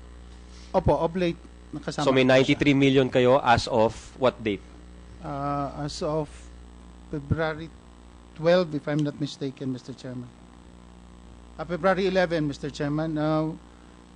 In fact, I have the figures here. We are right now maintaining our accounts with Land Bank, Philippine National Bank, Philippine Postal Savings Bank, and Development Bank. That's okay. It's okay. I don't need to know the accounts. No? Pero ang tanong, nakukuha ba yan ng Boy Scouts? Pag may jamboree, pag may lakad, maluwang ba kayo? Baka naman. Hindi po kami kumikita sa jamboree. Hindi, I did not say. Hindi kasi there's no statement na kumikita kayo. Ang tanong ko, hindi, pag kasi sinabi niyo po nakatulong ba kayo? Nakikita, nakukuha niyo ba yan sa mga jamboree? Hindi, wala akong sinabing. That's not my statement. Sige po, sabi ko, pag nagkaka-jamboree, nagbibigay ba kayo ng pera? For example, pag may pangangailangan ang Boy Scout, linawin ko lang, Mr. Chairman. Meron po kaming subsidy sa host council. Okay. So let's say in 2013, 2014, magkano ang dinisburse nyo for Boy Scout activities?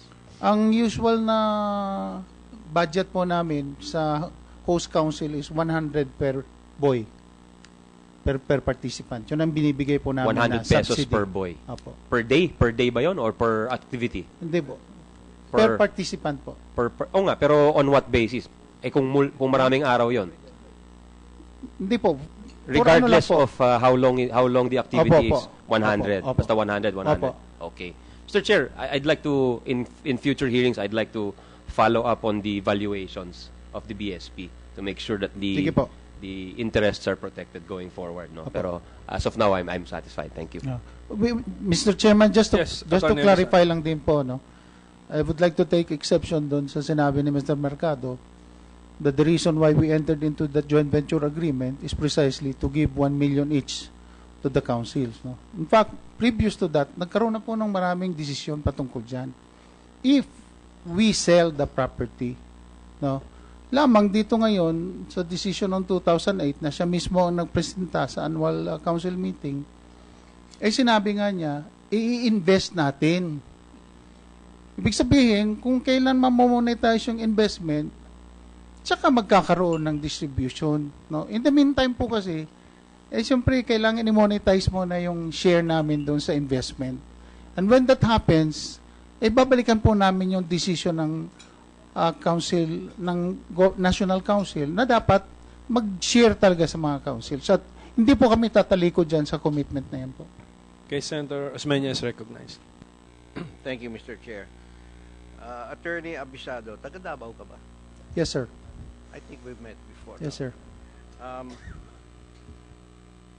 Nakasulat po rito sa listahan namin na Assistant Secretary for Housing and Urban Development Coordinating Council po kayo.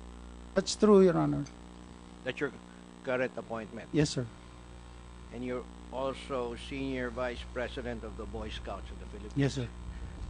Is there an intervening level between Senior Vice President and President of the Boy Scouts? Meron bang EVP?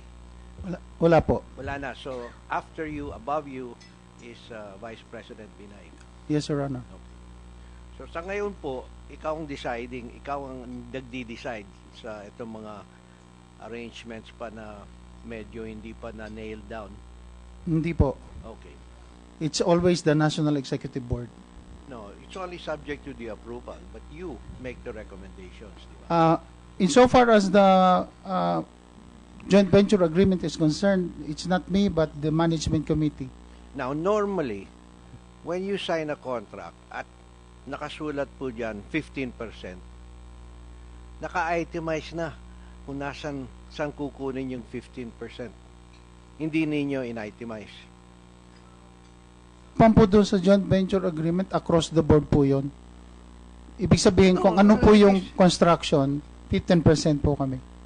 Kung ano po yung construction, you mean to say you will get 15% out of every sale?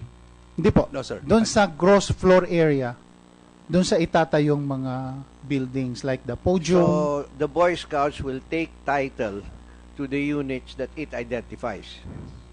Based on the agreement, because there's a Just management answer yes team or no. on yes. You will take title.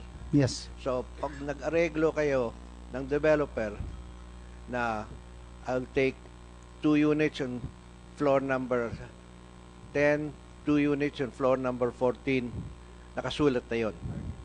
Yes. Do you have that list? Wala pa po. No, but normally you do that when you approve the plans and sign the contract. Kung hindi, malulugi kayo. Hindi po, it's in the it's in the joint venture agreement that the two groups will have to agree on the method of selection of the share. That is a weakness in your arrangement. Because normally, in a joint venture agreement, nakasulat na kung anong units pupunta sa landowner. So here you have left the Boy Scouts open to being shortchanged. I respect your... Kung ang binigay sa iyo, well, you want 15%, I'll give you 15% of the third, fourth, and fifth floors, for example. Pagkatapos, mas mataas po yung price per square meter sa upper floor. Siyempre, yung mga penthouse, matataas yun. Opo. We are conscious of that, Your Honor. That's why we keep You're conscious, but you haven't nailed it down. They're already about to finish, and you still haven't nailed down what units come to you. We will push for that. You will push for it? Yes, because the building is going to be finished by December. Yes, sir. These are normally laid down even when the contract signing is done. Why is there such a delay? No, the delay is not. What we agreed upon was that we were going to meet. Kasi at that time, sir, hindi nila alam kung anong kukunin nila. It was a moving target. So ang ginawa namin, we agreed that we were going to form a committee so that we would meet. Yeah, that's already committee. 2 years. How long has your construction been going on? 2 years na yan, di ba? Mga 2 years na. Yeah. Pero we've been meeting You've been meeting with the committee. For goodness sake, this is something that you can finish in 1 week to 2 weeks. Hindi kasi tinitingnan nila kasi nagkakaroon ng changes ng nila? May floor plan. There's so many units per floor. I want 1 unit on every floor. No, but it's not. Ano pa titignan dyan? No, it's not cast in stone. For example, at that time we were discussing whether we would convert the third floor into a never hotel mind or the third whatever. floor. That's not the third floor. The third tower into a hotel so that we can get a recurring income for that. So therefore, they'll never get the cash because your third floor will not. Your third tower is not for sale. No, that's out of the. We are going to sell it now. We've decided that we are going to sell the third floor. We're going to convert it into condominiums, and we are going to sell it. You will sell the third tower. The third tower. Okay. All right, but up to now they haven't decided. No, why will the Boy Scouts be only given units in the third tower? No, they will not be given. At that time, when we reported to the SEC, their direction was to have contiguous units because they wanted to offer it as accommodation to their the conference attendees. Because they were supposed, Mr. Chairman, they were supposed to have a convention center on the third floor, including the offices of the regional. Your original plan for the third tower was to rent it out. Wait, third floor po pinag-usapan natin. No, I'm talking about the third tower. Yes. Was to have it rented out so the company would have would enjoy recurring income. Yes, yes. All right. So therefore, you are going to have what? Big units there or small units? Hotel style or no, not hotel apartment style. Apartment type. So if they were apartment style, then you would be leasing this out for a substantial number of months, not on a maybe week-to-week long term, basis. long stay. Yes. 2 years, 3 years, ganon. Yung regulars. If we can rent it out, yes. All right. So how can they use it as a hotel? Because they can be allotted several. You mean they'll keep it vacant the whole time? No. They will have their own people coming in and out. So if they choose certain. Wait, do you have a convention on a weekly basis? I don't know. I was talking to them because they have once a year or no, it's not only the convention, sir. It's also the visiting Boy Scouts from all over the delegations. I think that's what they were telling me. I'm not privy to what they're doing. The Boy Scouts would maintain apartments and keep them also vacant when they're not used, just for visiting Boy Scout officials from all over the country. That's what they were thinking of before. Mr. Abisado? Your Honor, as I've said, this is a work in progress on the part of the BSP.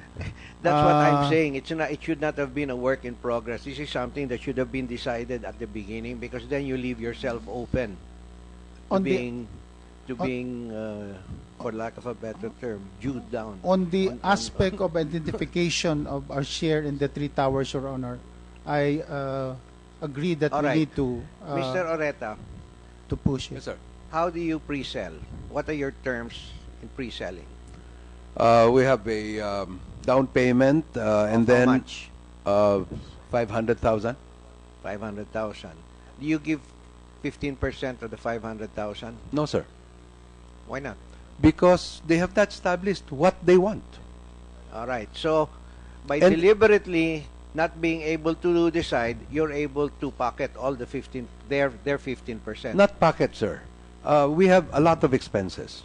We have selling expenses. The expenses are for the account of Alpha Land, the developer. That does not include their 15%.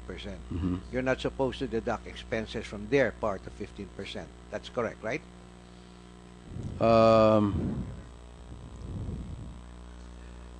It's the gross. 15% because you're talking about the gross floor area, Mr. Senator. I'm talking about 15% of the gross. Whether you want to call it floor area or pesos and centavos, it's the same thing. I beg to disagree. I think how is it different? Because the agreement, the joint venture agreement, says that it is 85-15 on a gross floor area basis.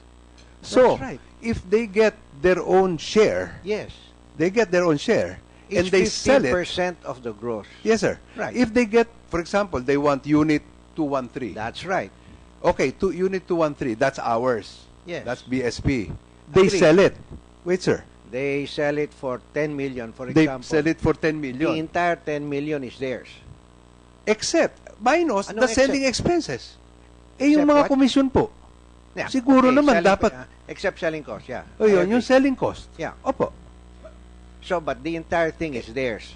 They do not pay you for having constructed it. No, they pay us under our, what we're talking about is they pay us for the fit-outs that we're going to do on the unit. Because ang agreement niya, bare. So, kung lalagyan namin ng fit-out, Alpha Land should be paid for that. And for the sake of the understanding of the committee members, fit-out means toilet. Hindi ho. Toilet is kasama. Ang fit-out namin, because we are delivering our units with all the accessories, Mr. Chairman. So we have refrigerators, we have ovens, we have wine cabinets, we have but computers, that's very minor everything. How much are your units? Hindi ho, malaki How much din are your yun. units? Our units are ranging from 13 million on a Now, how much per square meter do you sell? 200,000, sir. Okay, 200,000. And your average size is? Average size is 120. 120. No, the 2 bedrooms is 120. The 1 bedroom is 60. 120 square meters. So that's 24 million. So how much are your refrigerators? In other words, your I don't have the refrigerators exact and all those figures. fit outs won't amount to more than 2-3% of the whole thing. So please don't make it look like it's a big deal. It's not. It's very small.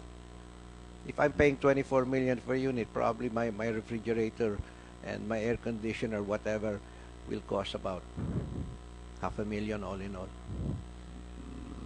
Huwag mo sama yung TV set, no? Hindi ka na... Kasama rin ho yung TV set sa amin. All right. Kasama pati automation. All right. Now, in your letter, Mr. Oreta, which you penned on January 7th and sent to Mr. Ernesto Mercado, paragraph 4 makes this assertion. Finally, I emphasize to you that the project, which is now close to completion, third quarter of this year in parentheses, would have a market value of over 21 billion pesos. That correct? Yes, sir. All right. Thus, the original contribution of the Boy Scouts for its 15% of the project would be worth more than 3 billion pesos, or more than 5 times its original investment value. Yes, sir. Correct. All right. Now, let's take a look at that. How much would a per square meter, what would be the raw land value of that lot if it were empty today? What was the last recorded sale in Makati or in Bonifacio Global, which is just about catching up with Makati? I'm not aware of Global. You're in real estate, but you're not aware what happens in Global. We don't have properties in Global, sir. It doesn't matter. I don't have properties anywhere, but I know what the prices are in Global, what they are on Ayala Avenue, more or less. Okay. Well, I'm sorry. Would you I don't. stipulate that the last sale in Global was 500,000 per square meter more? I think it was a 3,000 square meter lot bidded out by GSIS or SSS. Hindi ko po alam eh. And I'm sorry. that's now the latest record. Okay. How much would Ayala Avenue property cost?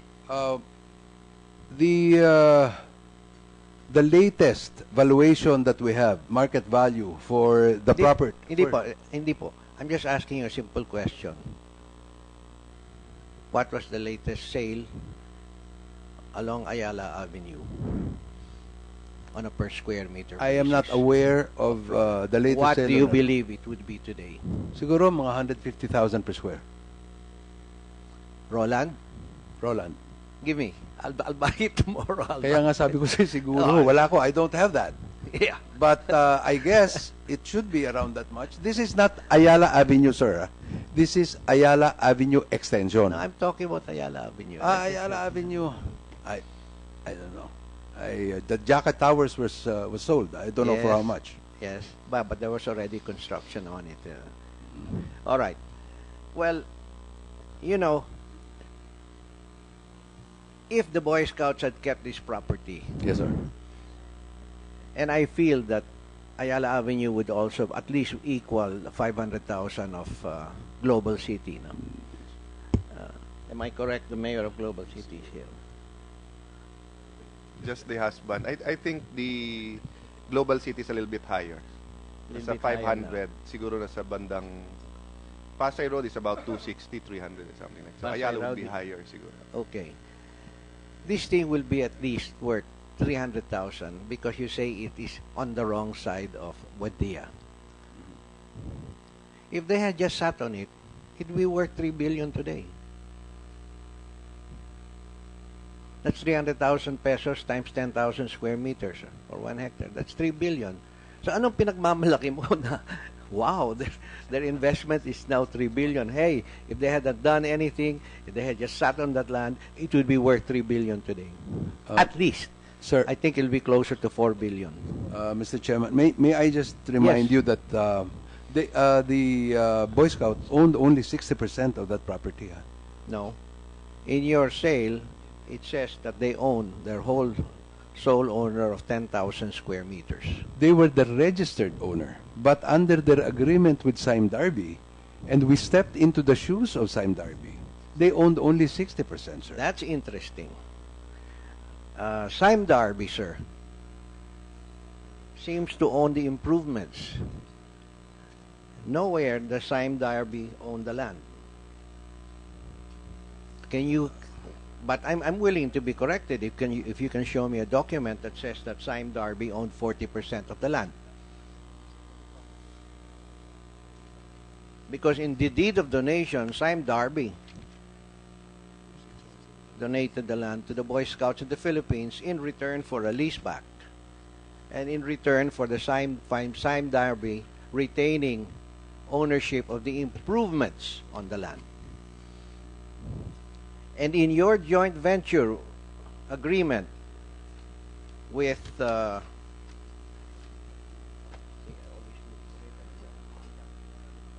Scouts, joint venture agreement, it is Boy Scouts of the Philippines landowner, Silvertown Property Development, which is 100% owned by Alpha Land, developer. And the first whereas defines it that the landowner is the absolute and registered owner of a parcel of land along Ayala Avenue, Extension Corner, Malugay Street, Makati City, Metro Manila, with a total land area of 10,000 square meters. So why are you Sir. bringing in this 40% now? No, because when we entered, Mrs. No, sir. Ito po yung JBA ninyo. Pero merong agreement ang Sime Darby at saka Boy Scout. When we came in, there was already an agreement in place that Boy Scouts would own 60% and Sime Darby would own 40%, plus improvements and leasehold rights. Sir, you bought Sime Darby. You bought Silvertown from Sime Darby. Yes. And then you signed this JVA. What's the date of the JVA? June 30, 2008. 2008. Yes, sir. And I'm just reading to you what is written in the JVA. Nowhere do I see Sime Darby. Nowhere do I see 60%. Is the absolute and registered owner of a parcel of land with a total land area of 10,000 square meters. Where on earth is Sime Darby then? Well, we stepped into the shoes of Sime Darby, Silvertown. Where is it that Silvertown owns 40%? Landowner is the absolute registered owner of the total land area of 10,000 square meters. I have a letter here from Sime Darby, signed by Boy Scouts and Sime Darby. Sir, this is a JVA already. That supersedes that. Sime Darby cannot intervene because you already bought Silvertown from Sime Yes, Darby. sir. That is the basis. Na po yan. Ito ho ang basis kung ba't namin binili sa Silvertown eh. Because they owned 40%. They own Why 40%. would we part? That's what I want to Why clarify. would we pay Silvertown 400 million if they did not have rights to 40% of the property, Mr. Senator? I don't know. Why would we? We're businessmen. We're not. Why did you allow Boy Scout to declare that they're the sole and absolute owner of 10,000 square meters? Because that is what is stated in the transfer certificate of title. Yun na nga. Now, what did, that's why it would be interesting for you to define here what were the interests of Sime Darby. Sime Darby had the leaseback agreement and you wanted to get them out of the way. Probably. I'm not saying that's absolute. Sime Darby also owned the improvements. And so, perhaps just to get them out, binayaran ninyo yung Not only the improvements, but the leasehold rights for another 25 years. That's right. But it's leasehold rights. And you bought them out. And yes, there is value to leasehold rights. But as far as the absolute ownership of the land, the 1 hectare, you have acknowledged in the first whereas clause of your joint venture agreement in 2008 that the Boy Scouts own 100% of the land. Mr. Senator, we conducted due diligence, proper due diligence on this before we entered, no? And we were informed, or according to our due diligence, there was an agreement, sir, between the Boy Scouts and the Sime Darby that they would approved by the Court of Appeals because they had the case. They had the case between BSP and Sime Darby. Yeah. Because the BSP did not want to renew the lease. So they went to the Court of Appeals and they had an agreement that for any sale or any disposition of the property, they would be sharing 60-40. Well, that's And between that was the the Boy basis. Scouts and Sime Darby. Opo. But Hindi naman ho obviously, papayag you yung would Sime... you would have acknowledged that here, that Sime Darby did have a right to 40%. You would not have said that is the absolute registered owner of 10,000 square meters. No, I but would we be very foolish knowing that... No, we did not mention that anymore, sir, because we were already Sime Darby. We were already stepping into the shoes of Sime Darby. Okay, so therefore, you should have said that the landowner, Boy Scouts of the Philippines, is the registered owner of 60% of 10,000 square meters. Where does it say that here? Which is not correct. Which is not in accordance with what the TCT says. The TCT says they own 10,000 square meters. That's right. And then, if you can see, sir, from the now, second... wait. So that you will not be too much troubled in explaining this. Normally, when you go into a joint venture with the owner of a land, and I've spoken to a few developers, it's usually about 80-20, no? But now, you said that 15% is standard. All right. Why is it that you're already ascribing to the Boy Scouts the entire 15%? If the Boy Scouts only owned 60%, then they should only get 15% or 60% of the 15%, not 100% of the 15%. Where does that show that? No. You're giving the Boy Scouts, per your own definition of what is a fair sharing agreement of 85-15, you have given the Boy Scouts 100% anyway of the 15%. Where is it? No, sir. The basis for the 85-15 was the contribution of Boy Scouts, which is valued at 600 million, 60% of the property, because that's what we accept. 600 million versus our total project cost of 5 billion pesos. So the total project cost of 5 billion, sir. Mr. Oreta, you know that it's 80-20, or if you want 85-15, regardless. You don't have to put numbers on what my lot is worth. No, but sir, that is the basis. You have to have a basis for some sort of a ratio. Your internal thing, it's none of my business. But if I own the land, I'll just say 80-20. Tapos. You can put any number you want there. You can put 1 billion pesos or 100 billion. It's 80-20. So whatever is your gross income, I get 20%. Tapos lang. Tapos naman yun eh. You cannot say, well, there's a return equity. Suppose prices drop. What happens? Well, I have to take a hit also, right? If prices drop, then everybody takes a hit. That's because right. they so get... it's useless putting a number on it. That's what I'm saying. 80-20 across the board, that's it. That's all I'm looking for.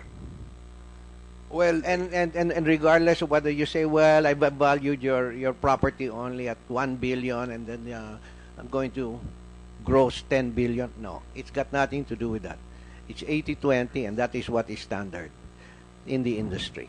Well, in the first, the upscale areas.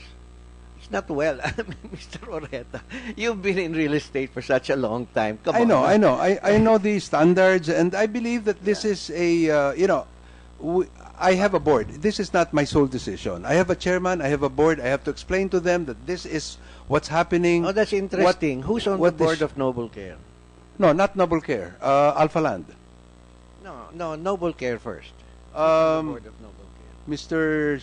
Garcia, Mr. Shoson, and Sangalang, sir. Attorney Sangalang. All right. And they own a substantial portion. You only own 50% of it, no? I own 60% of it. 60. Yes, 60. I'm sorry. And Mr. Garcia owns 10, and Ms. Salazar owns 10, and Mr.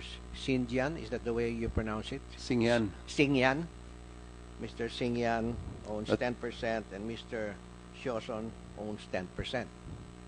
Matagal na po yan. I think you're reading from an old GIS, sir. What do you define as old? I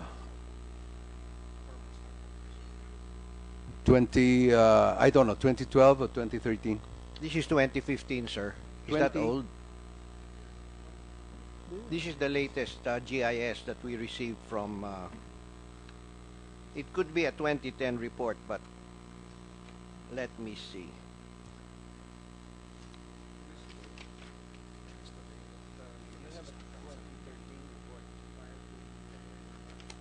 No, that's the date it was downloaded from the computer. But it's a GIS for 2013, sir. yeah.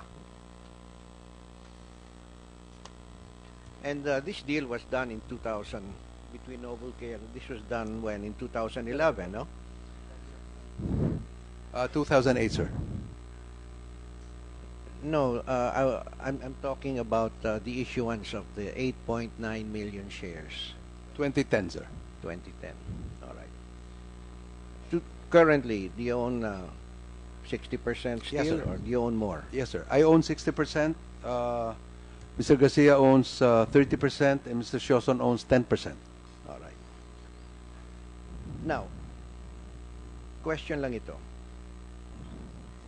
At what stage, let me address this first to Mr. Avisado. At what stage would the Boy Scouts finally determine how they're going to claim their 15%?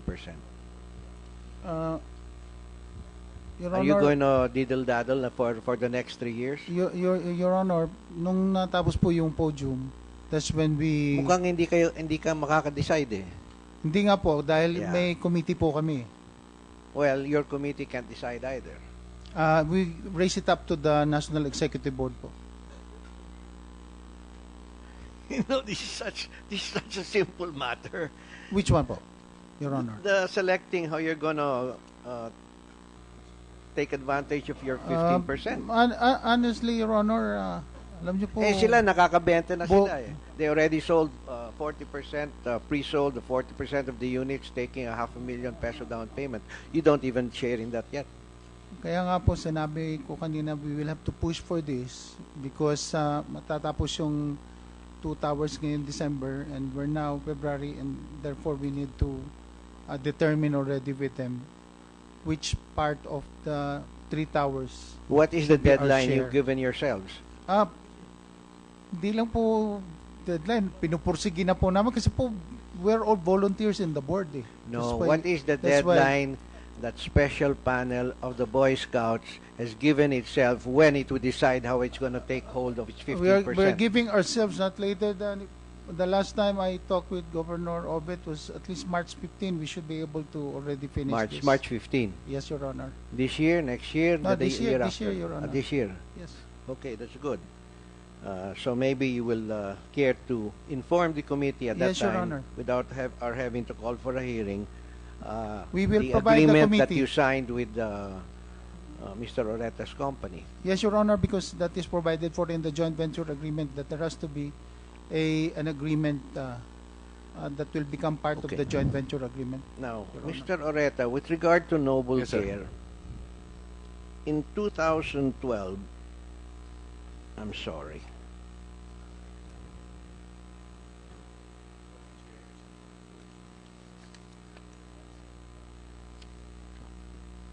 Noble Care had reported that it owned 8.9 million shares.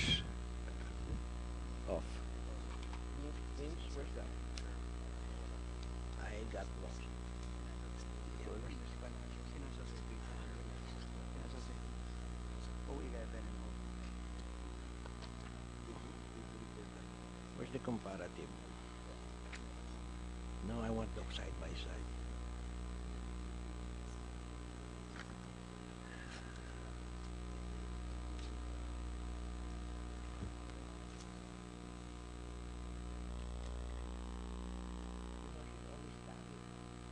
That's so cheap. I'll take over for a few minutes, Senator Serge. No? Attorney Abisado, were you referring to the supplement to this agreement? Yes. Found in Section 2, 2.2? Yes, Mr. Chairman. And your statement is this has not been executed? Wala pa? Not yet. Kasi we were planning to subpoena this, so wala. Wala pa. Because we need to precisely agree yun na. already. And then, this was executed in 2008, di ba? Yes, Mr. Chairman. Matagal-tagal na po. Senator Osmeña. Mr. Oreta, in the filings of Noble Care Management in 2011, you reported an investment reflected by the amount of 88,974,000 shares. Pesos. I don't have the document, sir. If I can Well, be yeah. shown the document, yeah. Do you have another copy of this? Do you have another copy? Now.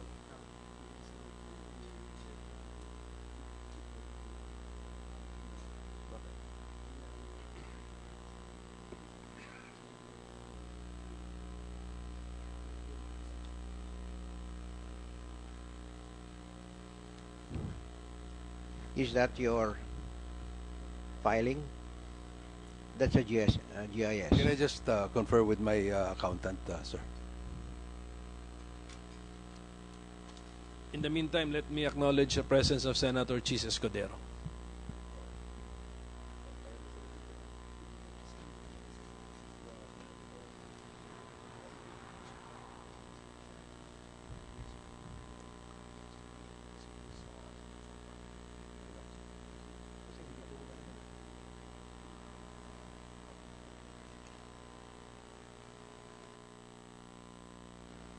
Sir, can I ask, I'm not an accountant, sir. Can I ask my accountant to answer that question? I am not aware of that. I am not not familiar with that. You are not aware that in 2011 you reported total assets of 106 million, and in 2012 you reported total assets of 14 million. You're not aware that you lost 89 million in 1 year? I'm not very aware of the financial statement, sir. Shucks. I wish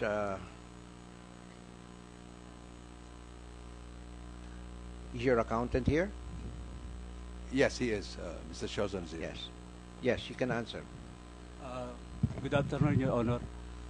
Your Honor, yung gumawa po ng FS namin, kasi yan yung Para auditor. time out. Has the resource person had taken his oath? Have you taken your oath, no? At the start, yes, sir. Thank you, Mr. Go ahead, Chairman. sir. Please proceed. Yes, Your Honor. Yung financial statement namin, ginawa po yan ng auditor namin. Unfortunately, But nagtuturuan lahat kayo. I mean, the President points to you, the accountant. The Yes. accountant points to the auditor. It's a very simple question and it's a very big item. So, hindi ito mawawala po.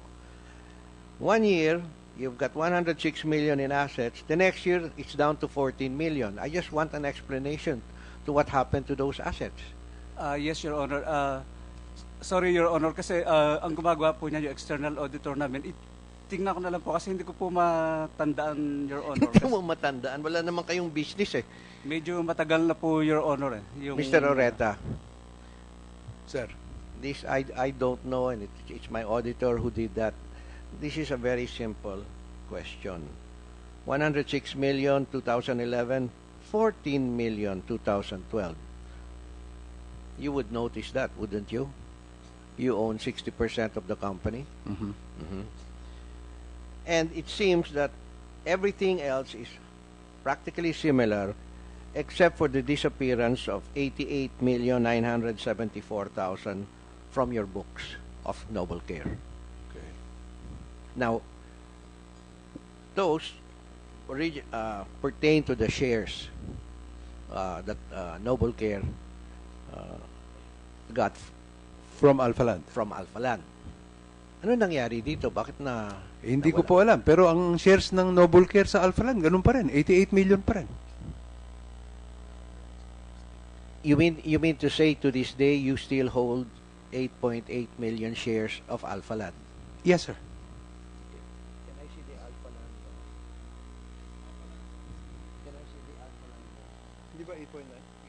That has been your consistent statement, right? Yes, yes, sir. Up to this very day, Noble Care Management Corporation still is the registered owner of 8.9 million shares of Alphaland Corporation. Alphaland Corporation. Well, maybe could you not have just endorsed the shares and somebody is carrying 8.9 million shares of Alphaland? That's impossible, sir. Impossible. You don't even know what happened, and then now you're No, saying but it's I am impossible. sure that I will not endorse 8.9 million shares All right. of our company. That's impossible, sir. But you don't know where it is. No, I know. It isn't with our company. It's with Noble It Care. is with Noble Care. It's not with Mr. Oreta in his personal capacity. No, sir. It's not with somebody else in his personal capacity. No, sir. It is with the company, sir. All right. Now, there was also a loan to Noble Care in the amount of 100 million plus. Yes, sir. From Alphaland. Yes, sir. And that was written off by Alphaland. That was not written off. How was it paid? How was it liquidated? It was deducted when I asked Bobby Ongpin if I could elevate the shares from Makati Place to Alphaland Corporation. In the valuation, which they did, they deducted the 100 million pesos that I owed them. So it was not a condonation, sir. Yeah, may we have documentation that would prove that? You know, that's a substantial amount. And so Alphaland would have to justify that. It would have to be on their record. So there has to be a board resolution saying we are hereby offsetting. From the valuation.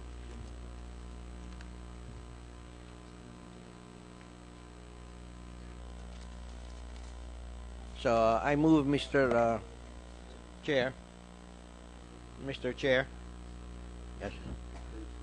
May I move that the committee subpoena the records on that particular transaction, the debt of 100 million plus from Alphaland. Well, was it originally Alphaland that gave you the loan? It was Noble Care. I have the No. I have the documents. The money came from Alphaland. It didn't come from Noble Care. Noble Care is the debtor.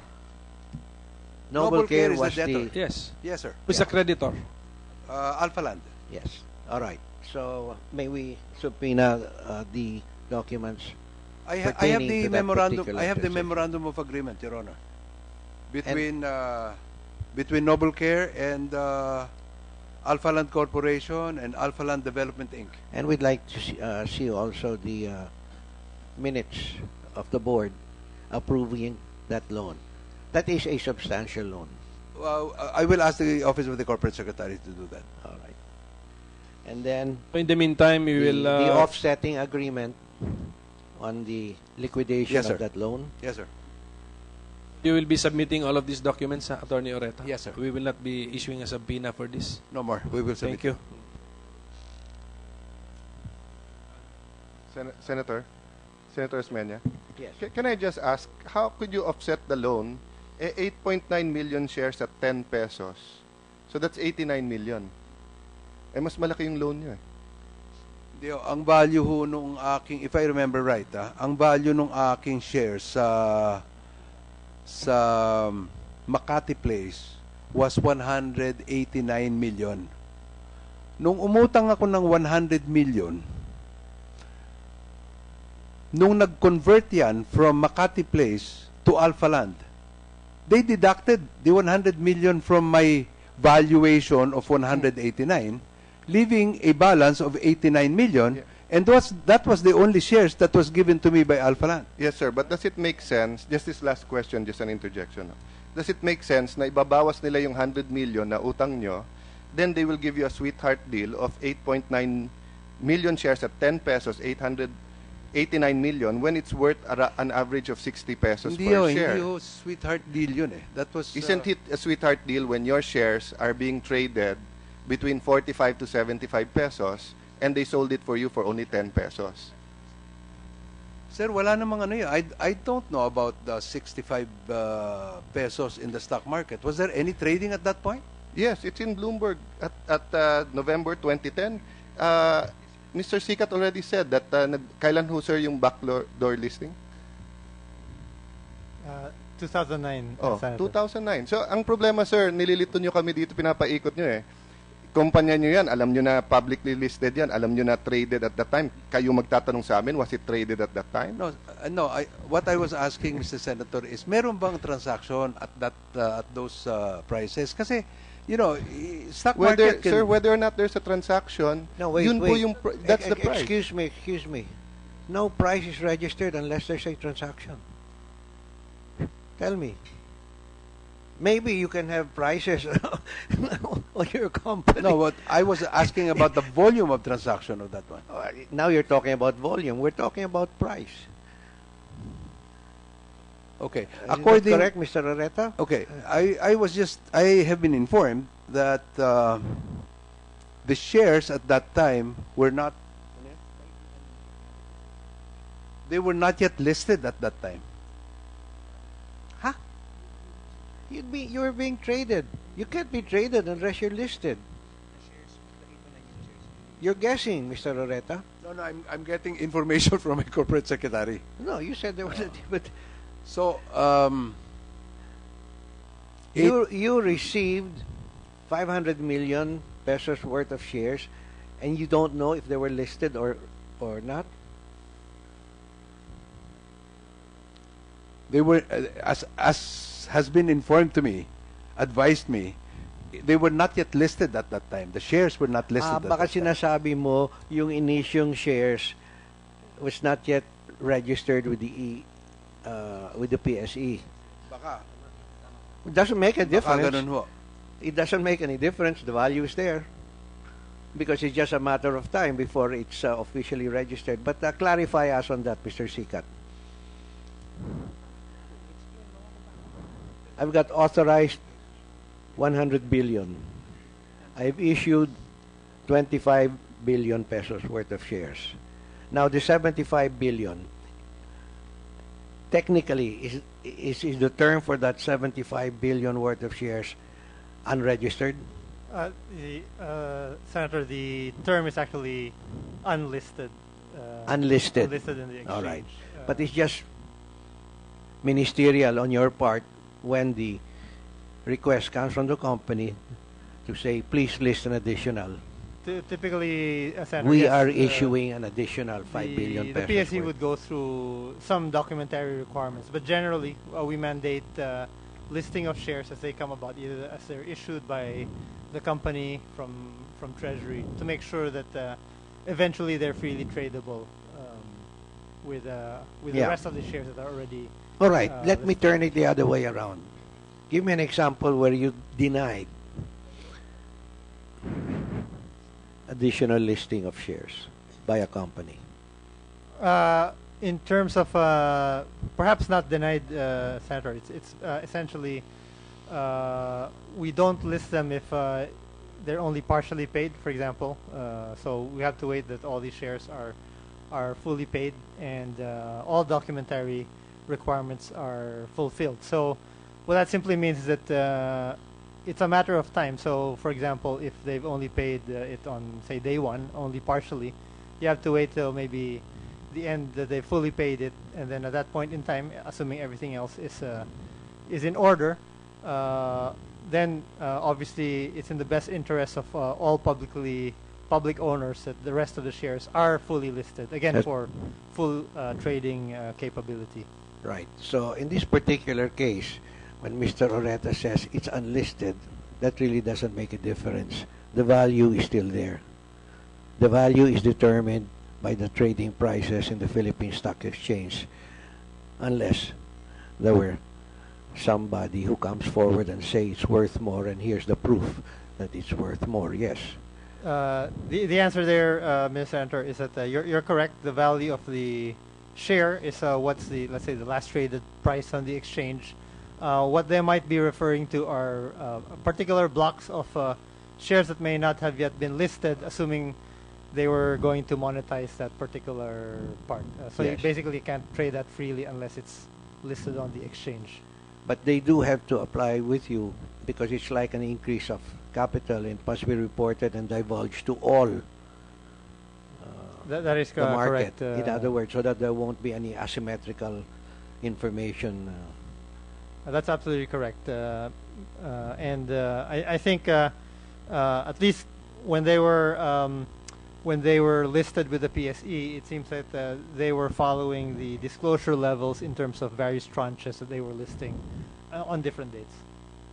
And that full information would be given to the PSE in a timely manner. Yes, sir. So all of these have reportorial, or we have reportorial requirements, and I think obviously now that they are not listed with the PSE, today they're not required to submit anything to us. All right. Thank you very much, Mr. Sikat. Just to clarify that issue, Senator, dahil nililito no? Sa 2011, sa PSE, nakalagay number 8 sila. 2012, between October, wala na. Sinabi nila, nilagay sa PCD Nominee Corporation. Pero kung titignan mo, yung Statement of Financial, yung report nila, tinanggal nyo na ng 2012. Ang net worth nyo na lang nun is 14 million. So the company itself is saying, wala na sa amin yung share. So, but now, you and Mr. Ongpin and Secretary Ongpin are saying, hindi, nandiyan pa at sa Noble Care pa yan. Mismo yung sinubmit nyo ng 2012 at 2013 sa SEC, ang nagsasabing wala na sa amin. So, may I know, sino tong nominee corp na may hawak ngayon nung 8.9 million shares? No, you said it's not in your name now. No, it's with a PCD nominee. No. It was lodged, but now it's back at Noble Care. When did you get it back? After we were delisted, because we can no longer sell the shares. So we got it back from So why didn't Noble you Care. report in your 2012 and 2013 na nasa inyo? I don't do that reporting, Mr. Senator. We were delisted only last year. Yes, but in 2012 and 2013, sinabi nyo, wala na sa amin, and it's consistent there. So, that's why pumapaikot-ikot tayo. But anyway, we can put it on the board and go through it. But that means, if you're saying, if your statement is correct, that means liable yung inyong CORSEC at saka yung mga pumirma sa financial disclosures nyo because under oath yun eh. Am I correct? Is the SEC here? Ma'am, kung nag-submit sila ng mga financial statements nila, then they lied there. Anong penalty nun? Range from a fine or the heaviest would be suspension or revocation of the right to sell the shares. And hindi ba ma'am under oath yun? Yes, it's under oath. Oh, In so may fact, perjury din dyan? Yes. In fact, the rule is that it should be the finance officer of the company who should prepare the financial statements, not the external auditor. Yes, so what I'm saying is that what will we believe? Sabi nung financial statement nila, hindi na sa kanila binenta. Sinasabi naman ng CEO nila or ng majority owner na sa kanila. Yes. Diba? We will have to conduct clarificatory hearings on this. But under the law, they should have declared it. Yes, and everything should be complete and in accordance with the rules, Your Honor. Tapos, isa pang, Mr. Chair, na gusto ko i-clarify, yung sa disclosure.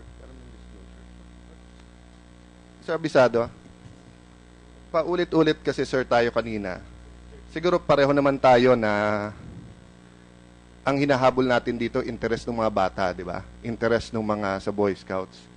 Yung disclosure paulit-ulit po tayo na sinasabi nyo, you're working it out pa with Alpha Land kung nasaan yung 15% nyo, kung ano pipiliin nyo, kung paano. But paulit-ulit po namin sinasabi ni Senator Osmeña, 3 facts, no? Number 1, question dyan from the start yung valuation. If you got what you deserve na 15%. Number 2, if you didn't do anything and the land was just there, you would have a couple of billion of pesos now. Number 3, which is my point that I want to go through, kasi yung ibang points na binasa ko kanina, di ba, yung 18 to 15 valuation, yung industrial to commercial valuation, yung GFA, yung sold land, etc. We can do that next hearing sapagkat lahat nito will show whether or not tama yung deal, no? Or kung may anomalya or kung nalugi ang Boy Scouts. Pero kanina po, paulit-ulit po sinasabi po nyo, na saka na namin pipiliin, di ba? Kung saan yung 15%. And you said you have not made your choice yet. Tama po ba? Totoo po, dahil sa ganang BSP, it is our responsibility precisely to also have a basis. No? So, yung mga disclosure... In the negotiation, specifically on the appraisal.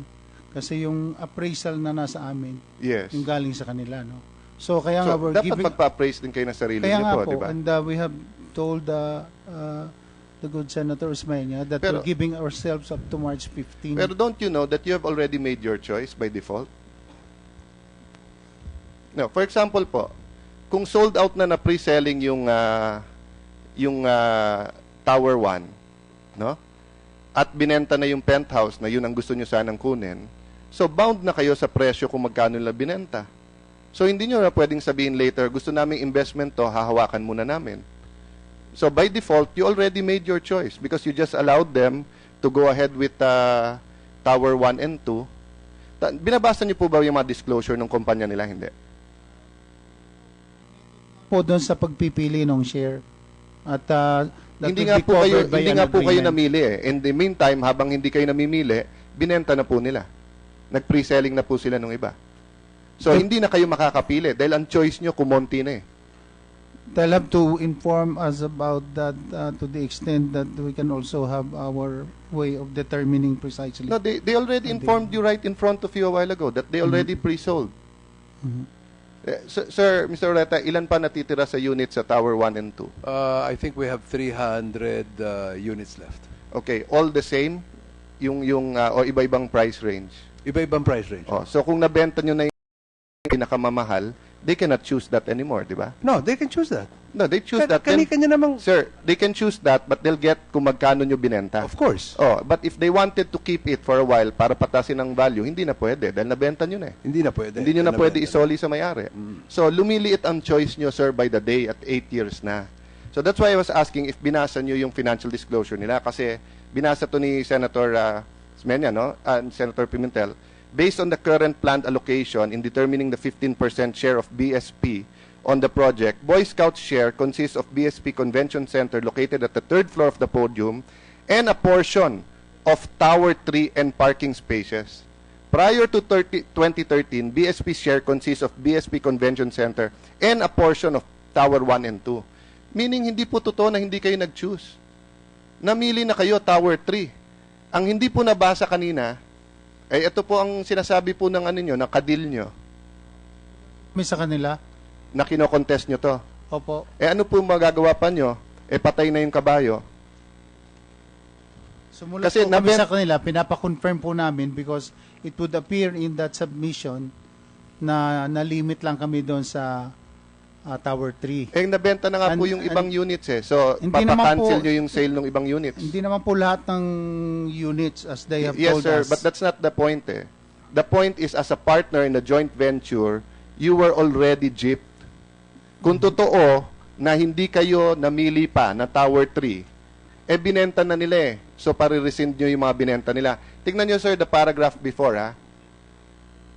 Classification of land and development costs, parking lots for sale, and investment property. Based on the current development plan, the company has determined that upon completion of the project, Towers 1 and 2 and basement 4 and 5 of the project are intended for sale, while 6-story podium and Tower 3 are for lease. So kung sa 3 kayo, lease na lang po kayo. Hindi na kayo pwede sa sale. Hindi nga po. Dahil sumulat so hindi nyo nga po tinatanggap to. Ang problema nga po, hindi namin tinatanggap yan. Hindi nyo po tinanggap yung damo, pero patay na yung kabayo. Nabenta na nga po I respect your opinion it's on not an opinion, sir. It's a fact. Oh, well, It's a fact. If that is your position. Na sinasabi niyo po, lagi kayong handa as the board protecting these children, protecting these Boy Scouts. Di ba? Subsidy niyo po 100 pesos, pero magkano po ang jamboree? Depende po sa... Average price po. Nasa 500 to 600. Ilan ang hindi nakakasama dahil hindi kaya yung 500-600 na bayad? Di ba napakarami? Pero with these billions of pesos, if you did it correctly, sana po nakasama yung marami sa kanila. In the last 8 years, ni isang kusing hindi nyo kinuha because of the relationship with the Alpha Land. Right before your eyes, they were pre-selling. Hindi nyo binabantayan na nagbebenta na sila? Hindi nyo pinatigil yung pagbebenta nila ng pre-selling? In the meetings that we had, in fact, ang totoo po din talaga, sa totoo lang, kami po lahat ay volunteers dyan sa National Executive Board, no?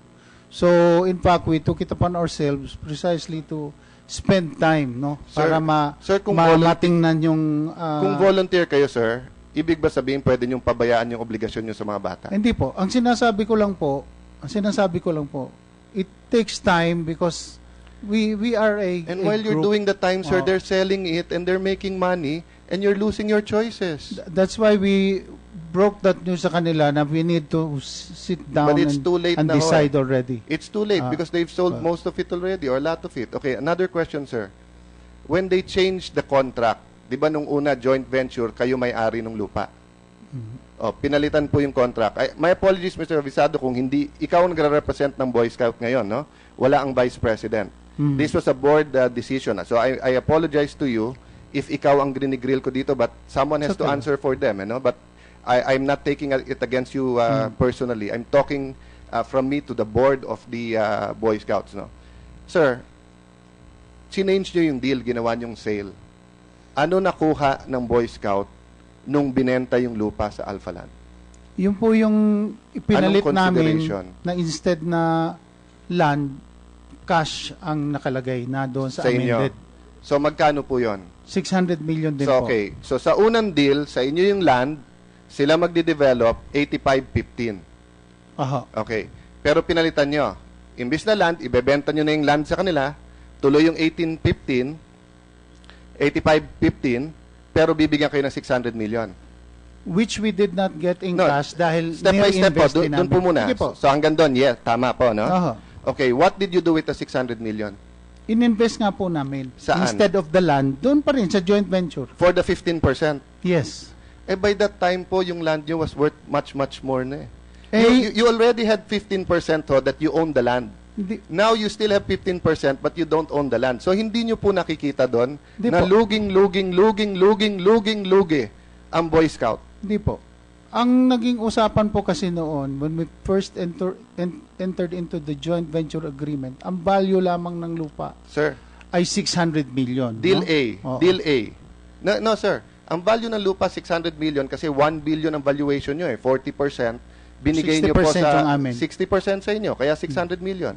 But over the course of the deal, pataas ng pataas. When it got converted from industrial to commercial, tumaas. When you got GFA 12 from 8, tumaas. As time went by, dahil crisis noong 2008, tumaas. Okay? 15% So by doon. the time you did the deal, it was worth much, much more. And si Mr. Oreta na nagsabi kanina, hindi rule of thumb na 85-15 ang sinusunod nila. Valuation ng lupa. By the time you did the deal, it wasn't worth 1 billion. It was worth easily 2 billion sa sinabi ni Mr. Cuervo. But having said that, sir, ganito lang kasimple yon. Deal A, 85-15, you own the land. Deal B, 85-15, you don't own the land. Ano mas magandang deal sa dalawa?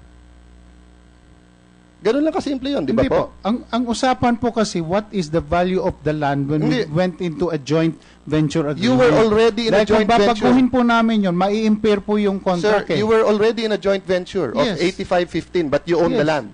Yes, we own the land, but the value is only 600 million. Yes, but 85-15 ka rin nun. Tapos pinalitan ito, nyo ng 85-15 pa rin. But pero instead of the land, pero hindi na kayo may-ari ng land. Kaya nga po, doon sa una, you retained ownership of the land sa joint venture. No, but that is the value of the land. Just But the same. you retained the ownership of the land. Regardless po. Sa inyo pa rin yun. Regardless Eto as po to yung the pinasa ownership inyo. now, that was our equity in the joint venture agreement. Yung una And na therefore, po, if we change the value of that, that will impair the joint venture agreement. You didn't, Oh, they wanted to amend the original. Because only sa for the original, you purpose. own the land. Ganito po kasi ang reason, They couldn't Iniutang po kasi yung lupa. And joint at third-party mortgagor kami. At ang request nila kung pwede dahil yung approval process kasi dahil inuutang nila yung lupa umuutang sila, ginagamit na collateral yung lupa. And third-party mortgagor kami. Teka muna. Just a second. Is that standard practice, Mr. Oreta? Does the landowner joint venture partner allow you to put up the land for collateral for the loans that would be taken out by the developer? Yes, sir. In my experience. In your experience? Yes, sir. So ako po papayag na isang land ninyo yung lupa ko. Covered naman ho kayo Bibigyan namin kayo ng guarantee Now wait a minute. Pag ako po'y may-ari ng lupa, joint venture po tayo, you undertake the construction risk, you undertake the financial risk, Yes. you undertake the marketing risk, Yes. di ba? I have less risk than you have. You're putting up the cash, I have the land only. So Yes. I take part of the construction risk. If something happens, I still own the land. I still own the land. In other words, humiram ang Alpha Land ng, say, 5 billion sa bangko. And in this case, you admitted you borrowed from 4 banks. 1.75 billion. DBP, GSIS. Land Bank. Hindi ho GSIS. Land Bank. Ha? Land Bank, DBP, Maybank, at saka Bank of Commerce. Bank of Commerce. So you borrowed money. Yes, sir. Therefore, if you don't pay, I, the landowner, have got no liability there. No. Okay? None. Wala akong utang sa bangko. Hindi pwede ako Ang may pagkunin utang, ng- Alpha Land po. Okay. So, ba't ako papayag na pwede mo isang yung property ko? When it's standard that you don't... Well, that's... no, you just told the committee that it is standard. So, we will get other Yes, people. to my knowledge, that is standard. Because then you will ask for a guarantee. You'll ask for... So, you're risking your property. Anong guarantee ko? My corporate guarantee. I gave you a corporate guarantee, guaranteeing that you will not lose anything. Your corporation is not worth any guarantee. Sirs, that will, Sir, we own a lot of properties. I know sometimes you're able to get people to do that, but sometimes they don't. It's not standard. Well, I think I can clarify that, no? Dalawa kasi yung klase ng JV, joint venture. Yung isa, pag nag-joint venture kayo, pag sinabing 60-40, 85-15 ng whole project, iba ang JV nyo sa kanila Ang JV nyo sa kanila, 85-15 of gross floor area, but they retain ownership of the land. Okay? So dun sa first kind of JV, ako may-ari ng land, ikaw magde-develop, joint venture tayo, I own 15% of the whole joint venture. So the joint venture owns the land already. Then imo-mortgage mo yung land. Pero sa kanila iba lupa nila. That's why when you mortgage it, they were left unprotected because the corporate guarantee, although good, paano kung mabankrupt yung kumpanya? Wala rin silang hahabulin. No? They were not left unprotected because they still have the 15%. Whatever happens, Sir, they have the if 15%. everyone went bankrupt, the bank would have gotten the land, Boy Scout would have zero. We would have paid them 600 million. If you had money. Of course, we will have money because we have other assets. Companies go bankrupt all over the world, di ba? Yes, That's sir, why but, you protect yourself over and over. But that's not the point, sir. The point is, Sir Bisado, ito po sa joint venture number 1, landowner shall retain legal title to the land and shall hold the same for the benefit of the project. So sa unang deal po, kayo may-ari ng lupa. At mali po yung sinasabi niyo po kanina kasi kung na-monitor niyo yung first hearing, kaya po nila iniba kasi under the condominium, under the regulations ng ating bansa, hindi pwede ibenta yung condominium kung hindi sila may-ari ng lupa. Hindi po ba? Oh, that's mean when you change the JV and gave them the land, you could have demanded much more. You could have demanded 30% and they would have given it because they will not make the money that they're making now if you retain title because they can only lease all of that and they cannot sell it. So you gave them everything. So ang nangyari po dito, prinito po sa sariling mantika ang BSP. So yung walang consideration po sa sale. So ang nangyari po, lupa nyo, inutang nila, and then kinuha yung lupa sa inyo, yung inutang na pera binayad sa inyo, and then sila kumita na, kayo hindi pa rin. Well, as presented to the board po, ang sinasabi nga, may authority kasi sila to use the land as collateral and third-party mortgagor ang Boy Scout of the Philippines. And therefore, ang concern din namin, umuutang sila, third-party mortgagor kami, if something happens, baka magkaroon ng deficiency judgment, haabulin pa ang BSP because of that provision in the JVA. That is why we said, dahil isa din yon sa problema, dahil magpapa-approve sila sa board ng Alphaland, magpapa-approve din sa amin, and therefore, ang nangyari po, we decided na ilipat yung na lang yung pag-aari ng property, but Sige. we will have a corporate guarantee. Tignan niyo sir yung logic, sinabi sa inyo. May I, pag hindi niyo ginawa yan at na-mortgage, mawawala lupa sa inyo. Eh nung inamenda niyo, nawala din ho lupa sa inyo. Eh yun po kasi ang pinirmahan ni Mr. Mercado sa joint venture agreement. Hindi po. Na pwede na lang. Ang pinirmahan po niya yung una. Kaya yung nga po. pong susunod, pwede ho, pero hindi niya sinabing gawin niyo yon. Kayo po ang gumawa na nun. Yung board na po ang nagbigay for no consideration and hindi nyo po pina-revalue ang property at that point. At that point po, hindi nyo pina-revalue yung property. I will agree po. Dahil binalikan lang namin kung magkano yung value ng property at the time we entered into a joint venture agreement. So, thank you for being honest with that. And I say, as I said, no, so yung nakikinig sa publiko, I'm not talking to Mr. Abisado in his personal capacity. I'm talking to the board ng Boy Scouts, no? So, inamin nyo po na hindi nyo tinignan yung, hindi nyo pina-revalue. So, if it was worth 4 times more, nalugi po ang Boy Scout. Kasi you could have gotten much more than 15%. Tama po. Yun yung susunod na logic. Hindsight po. In good faith. If the value was 4 times more, then you could have gotten 4 times more. Naging point of reference lang po kasi ng board at that time was how much was But it? hindsight, wasn't it a mistake? Because you should have had it revalued. Because from now, they want to own the land. Hinihingi nila sa inyo, binigay nyo na walang consideration. Well, so kung ngayon po tayo... Meron namang consideration po. Yung 600 million which was the appraised value at the time sa we inyo na entered po yung into 600 an million na yun kasi sa inyo na po yung 15% eh. It Hindi was po. already valued Hindi po. in the first... Hindi po. Yung 15% po was represented by the value of the land. Anyway, sir, I think we've made that point and I think Vice Mayor Mercado wants to clarify something. Yeah, Vice Mayor Mercado, please. Sir, gusto ko lang hong mag-contribute. Unang-una, para lang ho makabalik si Atty. Abisado doon sa original na joint venture. Ang una po natin pag-uusap diyan, kung maaalala ninyo, number 1, ayoko po yung masangla nung una. Pero dahil po ako Vice President lang, meron tayong presidente, sinabayan po ako ng tawag, pare, abroad ako next week eh. Ikaw na pumirma. Anyway, may authority ka naman. Sir, paano ho yung provision do sa JB? Kung maaalala ho ni Atty. Pomperada, ilang beses kang nakipag-meeting sa mga abogado natin, ayaw ko yung provision na yun eh. Pero finally, ni-rule out ako ni Mayor Binay, pinayagan ko na rin. Pero, ayaw kong i-transfer yung property sa inyo. Pumayag akong masangla. Bakit? Ang proteksyon ko sa Boy Scout, simple eh. Worst comes to worst, na yan eh, ma-elite o ma-foreclose ng bangko, ang bangko naman, sir, matalino eh. Ang bangko naman nagpapautang ng 60% lang maximum based on the value of the improvement and the land. So, protektado pa rin ang Boy Scout.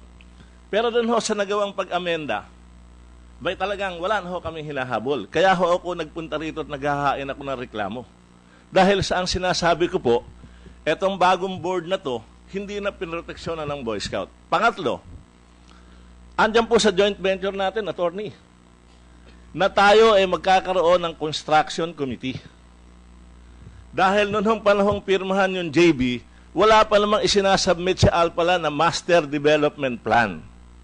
Na sa original ho namin usapan, Kaya dapat makita muna namin yung total master development plan o yung kabuuan ng mangyayari. Pwede na ho kasi kaming mamili dun eh. Alin yung unit na gusto namin. Hindi naman ibig sabihin makukuha na. Pero ang importante, meron na ho kaming itinuturo na pag nayari yan, base dito sa planong ito ang mapupunta kay Boy Scout. Hindi ko rin ho tinututulan yung podium, yung convention center. Yun po ay talagang totoo. Ang simpleng usapan naman po doon, kunin natin yung total area ng convention center. Kunin natin yung total area ng 15% doon sa itatayong building. At ididak natin yung convention center. At saka natin ngayon piliin yung unit, yung parking space na sinasabi ni Atty. Ureta. Yun ho ang hindi na nagawa nung ako'y nawala na sa Boy Scout. Kaya yun ho ang sinasabi ko na napabayaan ito ng Boy Scout. At ang pinakamalaki hong reklamo ko, bakit ipinagbili? At ipinagbili sa papel, pero wala naman hong hawak. Pang-apat, di ho ba dapat nung ipagbili ninyo yung property natin na dating binalyuhan sa joint venture ng 600 million, hindi ba dapat pina-appraise nyo muna kung ano na yung value ng ating property? Salamat po. Senator Osmeña. Attorney Abisado, ano po yung ang pangalan ng yung special committee na nagni-negotiate sa Alphaland? Ayun pong management committee ng Boy Scouts of the Philippines po. Ano po? Management committee po. For this project. Management committee for the Malugay property. Opo. How many meetings do you normally have? Every now and then po pagka nagkakaroon ng opportunity na they're here and we need to sit down. Nagmi-meeting po kami doon sa mismong construction area at ino-ocular po namin yung takbo ng construction. Okay. So, siyempre, to protect your back, nire-record naman ninyo yung pinopropose ng committee. Para masasabi po ninyo, inapprove na ng committee yan, di ba? Opo, yung kung ano po yung napag-usapan namin. And so, then we report that to the board. You have minutes of those meetings? I hope they also have minutes kasi po pagka Mr. kami nakikipag-usap. Do you have minutes of those meetings? We have a summary of the points taken up during that meeting. A summary which is approved by all those who are present? Yes po. Okay. Would you submit that, please? I move that the committee subpoena all the minutes of the meeting and summaries undertaken by the management committee of the Boy Scouts for the Malugay property. The said documents are hereby subpoenaed and Attorney Abisado, please comply. Thank you. We will comply and we will submit those that we have recorded and the matters taken up during the meeting. Why? Are there meetings you have not recorded? When we meet lang po kasi, it is after the meeting that we write down the points raised and agreed upon during the meeting. So you do not have a committee secretary? Wala po eh. Mahirap yan. You can invent something also later on, no? Wala po kaming secretary. Did the Boy Scouts hire a financial advisor when they undertook this project? Hindi po. So they took it upon themselves that they knew enough about the business to be able to protect the interests of the Boy Scouts. We were really banking as well on the presentation made by Mr. Mercado, because at that time he was the one who negotiated this with Alpha Land. Mr. Mercado just stepped out. So wala ho kayong professional financial advisor hanggang ngayon? Wala po. At that time, kung ano pong sasabihin ni Mr. Mercado, that's what the board also listened to. Okay. Can you tell us then, if you have no financial advisor, you have no professional advisor, paano mo alam na hindi kayo na short-change dito sa deal na ito? As I've said po, on the basis of what has been entered into and the presentation made and the discussion of the board, if we have lapses, that's something that we have to go back and discuss among the members of the board, because Mr. Abisado, very simple lang yung question ko. How do you know that you're not being taken for a ride? You obviously have no professional experience in this. Obviously, most members, if not all members of the board, have no experience in this. Except for maybe one or two. Who? Mr. Lagdameo, our national treasurer. But he did not turn up today, no? He is sick. He's sick? I think he has a letter sent to the committee.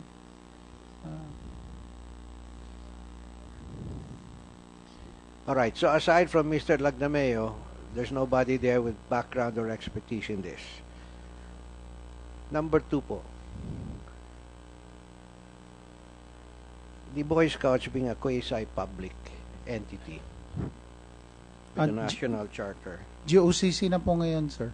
GOCC. Opo. You didn't put this up for bidding to find out which developer will give you the best deal? At that time po, private pa ang ang operations namin.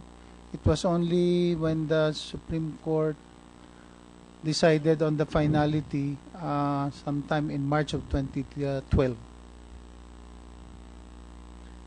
You considered yourself to be private. That you was were how obviously not private because the Supreme Court said you're not.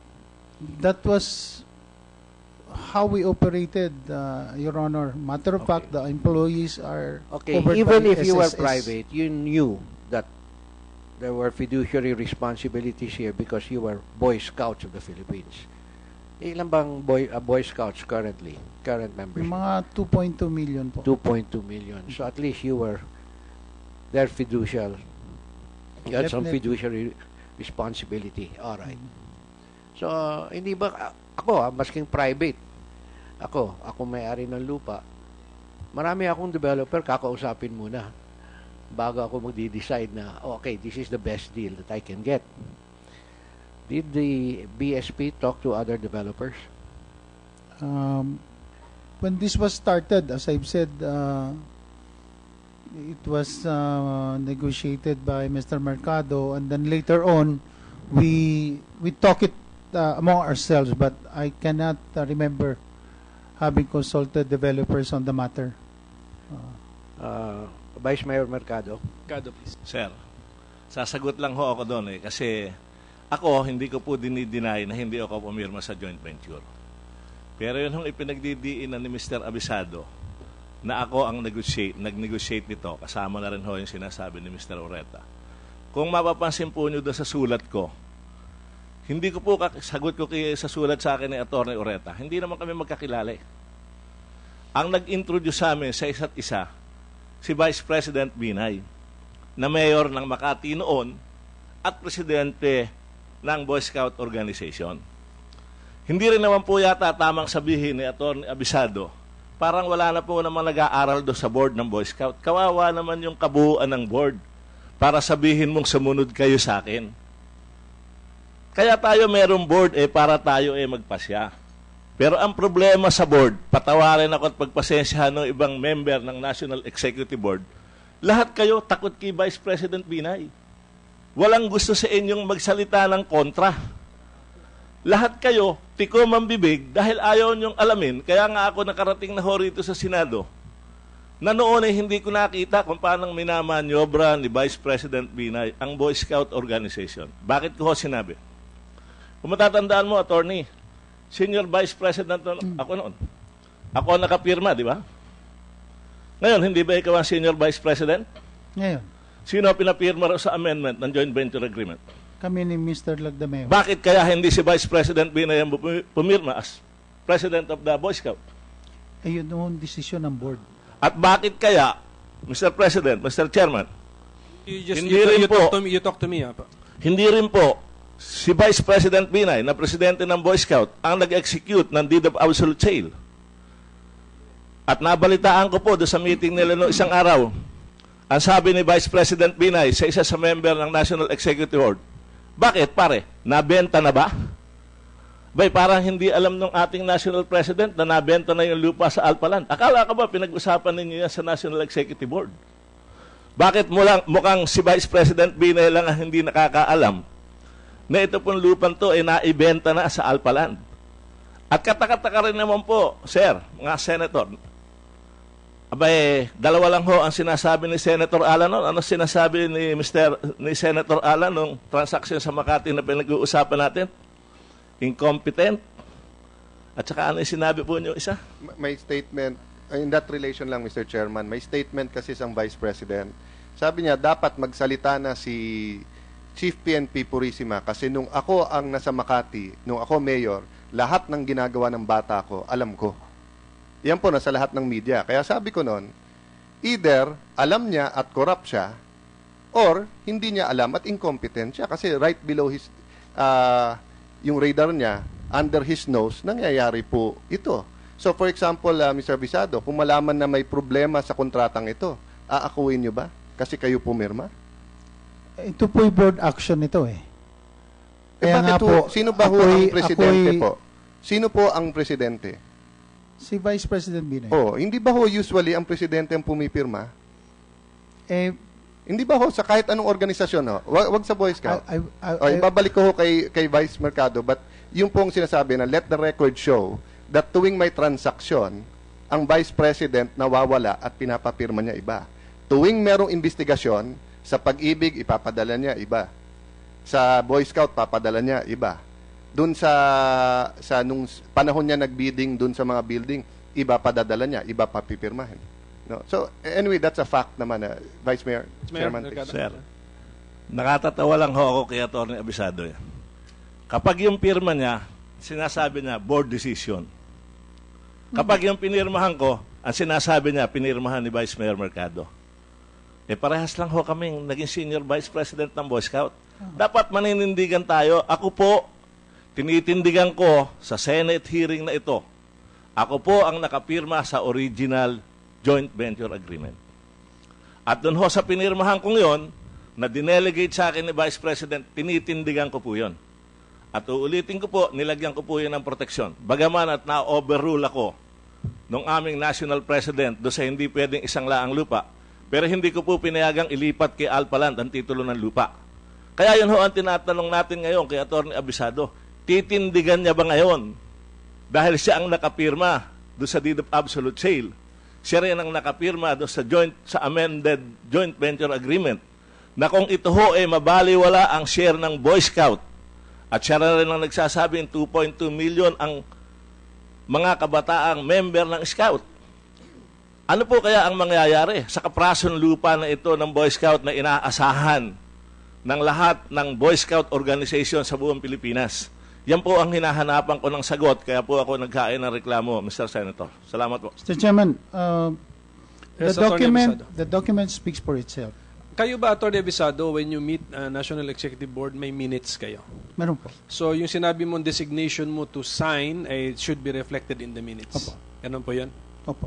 So, kami pong dalawa ng National Treasurer yes, po. si Mr. Lagdameo, di ba? So, kung mahingi namin yung minutes, makikita po natin doon. We will submit it to the committee. Pwede ko ba lang tanungin, kung pagka-negosasyon, nawawala presidente, sa investigasyon, nawawala presidente, sa pagpapaliwanag sa board, nawawala presidente, kapag pirmahan, nawawala presidente, pero pag photo ops, nandun parati presidente, bakit may presidente pa ang Boy Scout? I cannot answer for him. Hindi, anong silbi niya po sa inyo kung ayaw niyang bumitiw, siya na po ang president for life, pero yung pala wala siyang trabaho sa inyo. Sabi niyo, lahat kayo volunteer. Sa lahat po ng front page, pagkasama Boy Scout, sa lahat ng TV, kasama siya. Pero sa lahat ng pinag-uusapan natin, lahat dito nagsasabi, hindi naman po siya kasama. Si Vice Mayor lang ang nagsasabing, hindi, nandyan siya sa likod at siya nakikipag-deal. Diba? So, maybe Mr. Oreta can clarify us on that. Mr. Oreta, is it true na nagpakilala sa inyo ni Mr. Vice Mayor Mercado ay si Vice President Binay. Opo. So, he's That's the one true. who put you together. Yes, sir. So, he chose your company to do this joint venture together. No, he did not. I approached him because he was the president of Boy Scouts. Okay. And we knew that the title, we found out that the property was owned by the Boy Scouts And he through did Sime Darby. So I approached him because he was a friend of my brother. And it's a business opportunity. And we're businessmen, sir. Yes, and you're businessman, it's a legitimate business opportunity. And what did he tell you? Kayo na mag-usap ni Vice Mayor Mercado? Yun po ang sabi niya sa akin. Binaba niya ako doon sa opisina ni Vice Mayor Mercado. Sabi niya, kayo na mag-usap. Okay. And you never asked him bakit siya? Hindi, sir. And everything na ninegotiate ni Vice Mayor Mercado, okay kay Vice President Binay? I don't know that, sir. Well, inokay ng board, inokay ng presidente. So obviously, he did not veto it, no? I'm not aware of that, Oh. sir. But all I know was that So, I Mr. was... Abisado, makikita nyo ngayon na nagsasabi ng totoo si Mr. Mercado na hindi siya ang lumapit sa Alpaland, hindi niya kilala ang Alpaland, at ang nagsabi sa kanya mag-negotiate ay si Vice President Binay. So again, I go to my question, bakit pa kayo may presidente kung ganun lang? Ano sagot niya parati pag pinaimbita dito sa hearing? Politika lang yan. So kaya lang ba kayo may presidente, pang-politika lang? It is for him to answer that. I So cannot answer okay that. lang sa board na basta't trabaho, basta't volunteer kayo. To the extent that we can help, that's what we're doing as volunteers. Okay, well that's your call. But naawa lang ako dun sa 2.2 million na miyembro nyo na for the last 8 years no, could have gotten a lot out of this deal. Pero many people here made hundreds of millions. Daan milyon ang kinita na nung iba, samantalang ang mga Boy Scouts wala pong nakuha no, so far. So, alam nyo po, sir, maraming umaasa sa Boy Scout kasi wala nang CMT ngayon eh. So, yung opportunity na may disiplina, opportunity na yung pagiging laging handa, di ba, yung pagtatry ng nuts, yung sa wilderness, yung lahat po na ganyan, doon nakukuha eh.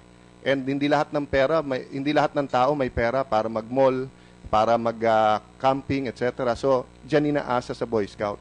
But until now, ang naririnig ko sa inyo, yung fixation sa real estate deal, rather magkano makukuha ng Boy Scouts.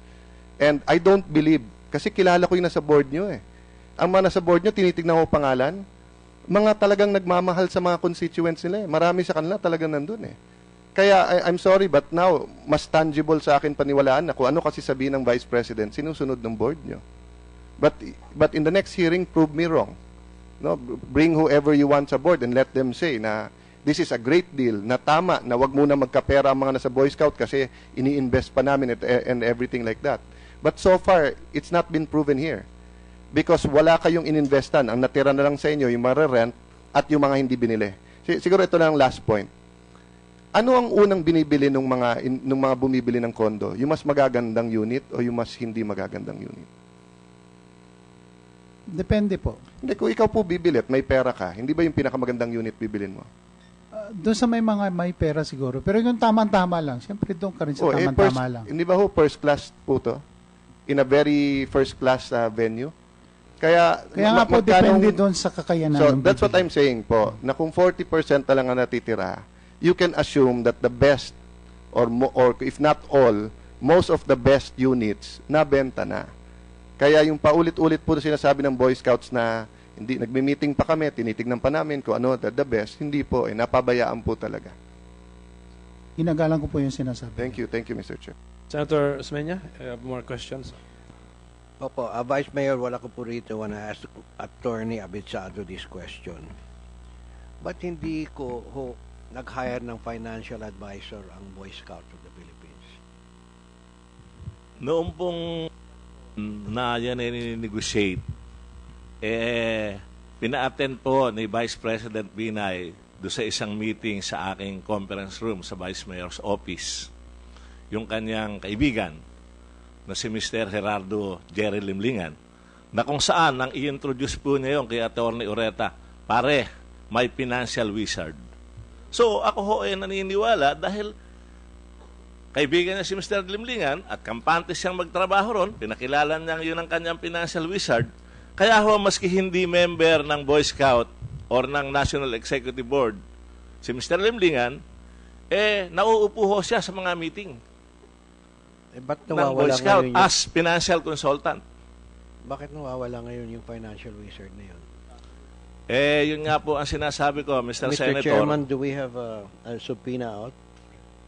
We have served many subpoenas at different addresses, and I have recommended that he be cited for contempt and that he be arrested if we can find him. So we will ask the help of PNP and everybody else to arrest Mr. Limlingan if the Mother Committee should approve our recommendation. Second question, Vice Mayor. Ba't hindi kayo nag-hold ng competitive bidding o at least nakipag-uusap sa mga ibang developers? Noon po kasing panahon yon, at yun ho ang sinasabi ko siguro ang pagkukulang ko, bilang ako ho ay Vice Mayor ni Vice President Binay noon, at ako rin ho ang kanyang naging Vice President sa Boy Scout. Sumobra ho kasi yung aking tiwala sa kanya. Pangalawa po, hindi naman po ako ang nakaupo talaga doon sa transaksyong yon. Ang una hong nagsimula ng usapan, andyan po si J.R. Pangilinan na dating Secretary General ng Boy Scout. Andyan po siya ngayon. Si Mr. Lagdameo. Sila ho ang unang nagsimula ng usapang yan Nang ako ho mapasok na lang sa eksena, noon hong may joint venture, may draft na ng joint venture agreement. Na kung saan ho, hindi ako basta nakampante sa joint venture agreement. May mga abogado nga ho akong kinausap na ayaw hong pumayag doon sa provision ng isasangla. Pero siyempre, magre-report ho ako sa boss ko dahil siya ang aking mayor. Sabihin ko, Sir, ang opinion ho ng mga kaibigan nating abogado, ito. Ang sagot niya sa akin ako na bahala dyan, basta kung ano yung gusto nila Attorney Ureta, yan ang dapat mangyari dyan. Siguro po, yun ang naging pagkukulang ko ho sa Boy Scout dahil sa sobra ko hong masunurin sa kanya, kahit na nga ayaw ko yun, dahil siya naman ang presidente ng Boy Scout, pumayag ho ako. At hindi ko rin ho naman akalain, Senador, na sa dulo ho pala mag-a-abroad siya para ako pumirma raw sa joint venture agreement. At pwede ho natin checkin yan sa Bureau of Immigration.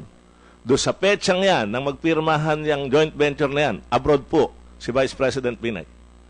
Kaya ho, pinaniniwalaan ko na nakaset up siya talaga Nung ako, ang pinapirma ako. Nung amendahan po yung joint venture, ang pinapirma si Atty. Abisado at si Mr. Lagdameo. Hindi ko po nakita lahat yung sir, nung panahong yon.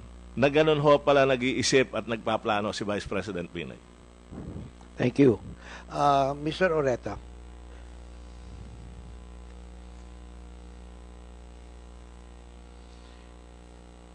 The joint venture agreement and the amendment thereto were for and in between the Boy Scouts of the Philippines at saka Silvertown Property Development Corp. Correct? Yes, sir. All right. Now, I understand that Silvertown Property Development Corp has either changed its name but is now known as Alpha Land Development, Inc. No, sir. It's Alpha Land Makati Place, Inc. Alpha Land Makati Place, Inc. And they stepped into the shoes of Silvertown and, well, it's just a change of name. That's what you're saying. Yes, we changed the name from Silvertown. When we stepped into the shoes of Sime Darby in Silvertown, when we bought all the shares, sir, we changed the name to Alpha Land Makati Place for a project company. All right. And you're saying that Alpha Land gave a guarantee to the Boy Scouts? Yes, sir. What was the nature again of the guarantee? Please remind the committee. It's a corporate guarantee that if ever anything happens to the loan covered by the collateral, then we will hold Boy Scouts free and harmless from that, and we will. I have here the. You will compensate. You will the compensate Boy Scout for in what amount? Just a minute, sir. I'm just reading. 600 million pesos, sir. All right. So what you did is you tied down the Boy Scouts to a low amount. I mean, the property at time of foreclosure could be worth 2 billion, but you've limited yourself successfully to a liability of 600 million. But sir, at that time, the value of the property, of their share, was 600 million. Yes, but the value of their share was absolutely irrelevant. I told you, if I own the property, I'll just say 80-20, tapos. Regardless of what the property is worth. You take it or you don't take it, because I take 20% of the gross income. But this is the essence of a negotiation, Your Honor, that we negotiate. And we feel that an 85-15 was the best deal All right, for so everyone. 85-15. So yes, sir. That is what would rule. It would be regardless of what the value of my property is. That's for you to determine internally whether it's worth it. But externally, as far as I'm concerned, I get my 15, whatever your gross sales would be. Yes, sir. Regardless of what the value of my property is. It's got nothing to do with the value of my property any longer. No, the point, Your Honor, please, is that the risk, the investment, the risk of the Boy Scouts is up to the value of their investment. Up to the value of their investment, which is 600 million. That is 600 million at the time you sign the contract. Yes, but sir. suppose the bank forecloses 5 years later. Okay. And so the property is foreclosed on, the property is sold for so many billions of pesos. Sasabihin mo sa Boy Scout, ito yung 600 mo. Ayun. Because at that time, ang sarap naman nun. Hindi, ang risk ho nila was 600 million. Why will we guarantee more than 600 No, million? sir, that is a continuing risk. It's not only 600 million. If they had sold it to you, all right, but they had not sold it to you. They signed a joint venture with you. So that's a continuing risk. As the prices go up, my share goes up. It's not limited to 600 million anymore. So the 600 million becomes irrelevant. You could put zero there, or you could put 1 trillion pesos. It's still irrelevant. I get 15%. So if you sell 10 billion pesos worth of properties, I get 1.5 billion pesos worth. Regardless of anong original. That's the mathematics of that. In any case, so the deal was between Silvertown and Boy Scouts. Now Silvertown has changed its name to Alpha Land Makati Place. Now the guarantee, the corporate guarantee comes from Alpha Land Corp. Yes. Alpha Land Corporation, sir. All right. May the committee have a copy of that guarantee, please? Yes, sir. That corporate guarantee. For now, Mr. President, Mr. Chairman, I'd like to suspend my questioning. At any rate, and I would like to thank all of the yes, resource persons here today for having come. we would not be able to finish this subject matter in one hearing. But I would like to take advantage of the presence of some UP Los Baños representatives. Can you tell us, please, what is your contribution to the Boy Scouts controversy or issue? Who will speak for the UPLB before we suspend? Mr. Bantayan? Sino? Mr. Madlang Bayan? Yes, please, sir. Your Honor, sir. In relation to Boy Scouts, ha? O, sige. Ano pang nangyari sa UPLB? Ang BSP po ay merong contract of lease sa lupain ng UP Los Baños. Louder, sir. Meron po silang contract. Meron pong contract of lease between BSP and UP Los Baños. Any issues arising from the contract of lease? Are you complaining about it? Wala naman, sir. So far, ang hiningi lang po ng office ay kung meron po kaming actions regarding. Kasi po ito yung ang umabot kasi sa committee, kayo ay na-surprise that a renovation or supposed to be renovation of halls turned out to be a construction of a hotel. Tama ba yun o hindi? Tama po, sir. Kaya ang bottom line is the construction of a hotel in your property did not have your consent. Is that the bottom line? From documents, sir, na nabasa ko, tama po, sir.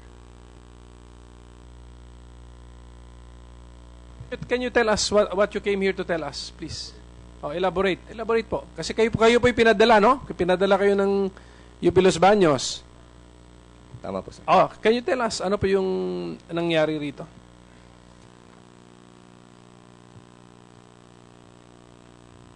Meron pong, Your Honor, sir. Meron pong,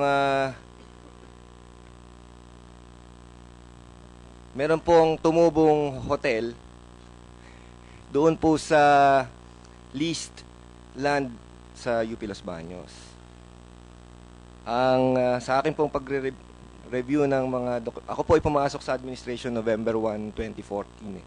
So nireview ko po yung mga documents. And nakita ko po doon na meron pong i-repair na what we call participants quarter. Your Honor, sir. UPLB provided permission for the repair of the participants quarter. Yun po yung permit na ibinigay ng UP Los Baños. Ang output po ay isang hotel. Yun po yung present situation po na inabutan ko po, Your Honor. O posibleng mag-benefit din kayo kasi ano bang terms ng agreement? The improvements will in the end be turned over to UP Los Baños? Correct, sir. At what year? At what year? Anong taon po? October 2015, sir. October 2015. Ang expiration po ng contract of lease, sir. Okay, but the improvements, yun na yun? At the expiration of the lease, the improvements will now all improvements introduced and all facilities installed in the leased premises shall become the exclusive property of UP Los Baños. Meron bang tayo? We will just look into the issue if there are some anomalies involved, no? But as of the moment, yan lang po ang gusto nyong masabi, yan lang po ang kaya nyong masabi sa amin. As of the moment, sir. Yan lang po, sir. Vice Mayor Mercado, I think you were the one who also you mentioned this in one of your previous statements. Yes, sir. Pero siguro po, mas mabuting ang pasagutin na natin ay yung mga tiga Boy Scout ngayon dahil pangit naman po na ako ay sasagot doon. Although, meron po akong i-input sakaling hindi nila maipaliwanag ng tama yung tungkol doon sa question na yun ng UPLB. Siguro po, in fairness sa kanila, sila yung mas may karapatang sumagot at magsalita doon sa issue ng UPLB. Ang sasagutin ko lang po siguro doon, kapraso lang. Hindi po namin ginawa yan ng walang papel. Katunayan po, meron kaming series of meeting kay Dr. Cardenas noong panahong yon. Bago po at during the time na kinukonstruct po yung hotel na sinasabi ninyo. Siguro po, pakibuklat nyo lang yung ibang record nyo dahil hindi naman po kami nagkulang noong panahong yun na yun ay ginagawa. Okay, ganoon na lang, Mr. Madlang Bayan. Please submit to the committee all of the documents that you have unearthed regarding the construction of that hotel in UP Los Baños. But you're being paid the rent, no? By the Boy Scouts of the Philippines? Yes, sir. Your How much? 500 pesos per hectare, sir. Per hectare per year? Per year? Yes, sir. 500 pesos per hectare per year. Okay. So, there being no questions as of the moment, Senator Cayetano? Just to put on the record, ang stand ng UPLB, di ba, serbisyo to, pagagamit nyo sa Boy Scout, pero wag nilang kunin. Di ba? Because there's been attempts na kunin ng Boy Scout, and if I don't want to put words in your mouth, but what I've read is that fearful din yung UPLB that it might turn out like the other properties, no? But while it's with you, para sa publiko naman to at pinagagamit sa Boy Scouts, is it substantially correct ba ho yung stand na nabasa ko? Opo, sir. Thank you, Mr. Chair. The SEC and the PSE heads are here, and you listened to the testimony. You took note of all of the transactions. Maybe in the next hearing, if you could tell us, inform the committee what were disclosed in the reports to your agencies, up to sa PSE up to the time that they were still required to report. So okay, so in the meantime, that there are no more questions, I'd like to thank all of our resource persons, no? from BSP, Alpha Land, and our government agencies. UPLB, thank you for taking the time. So maraming salamat po. Our hearing is hereby suspended. You will be informed of our next setting.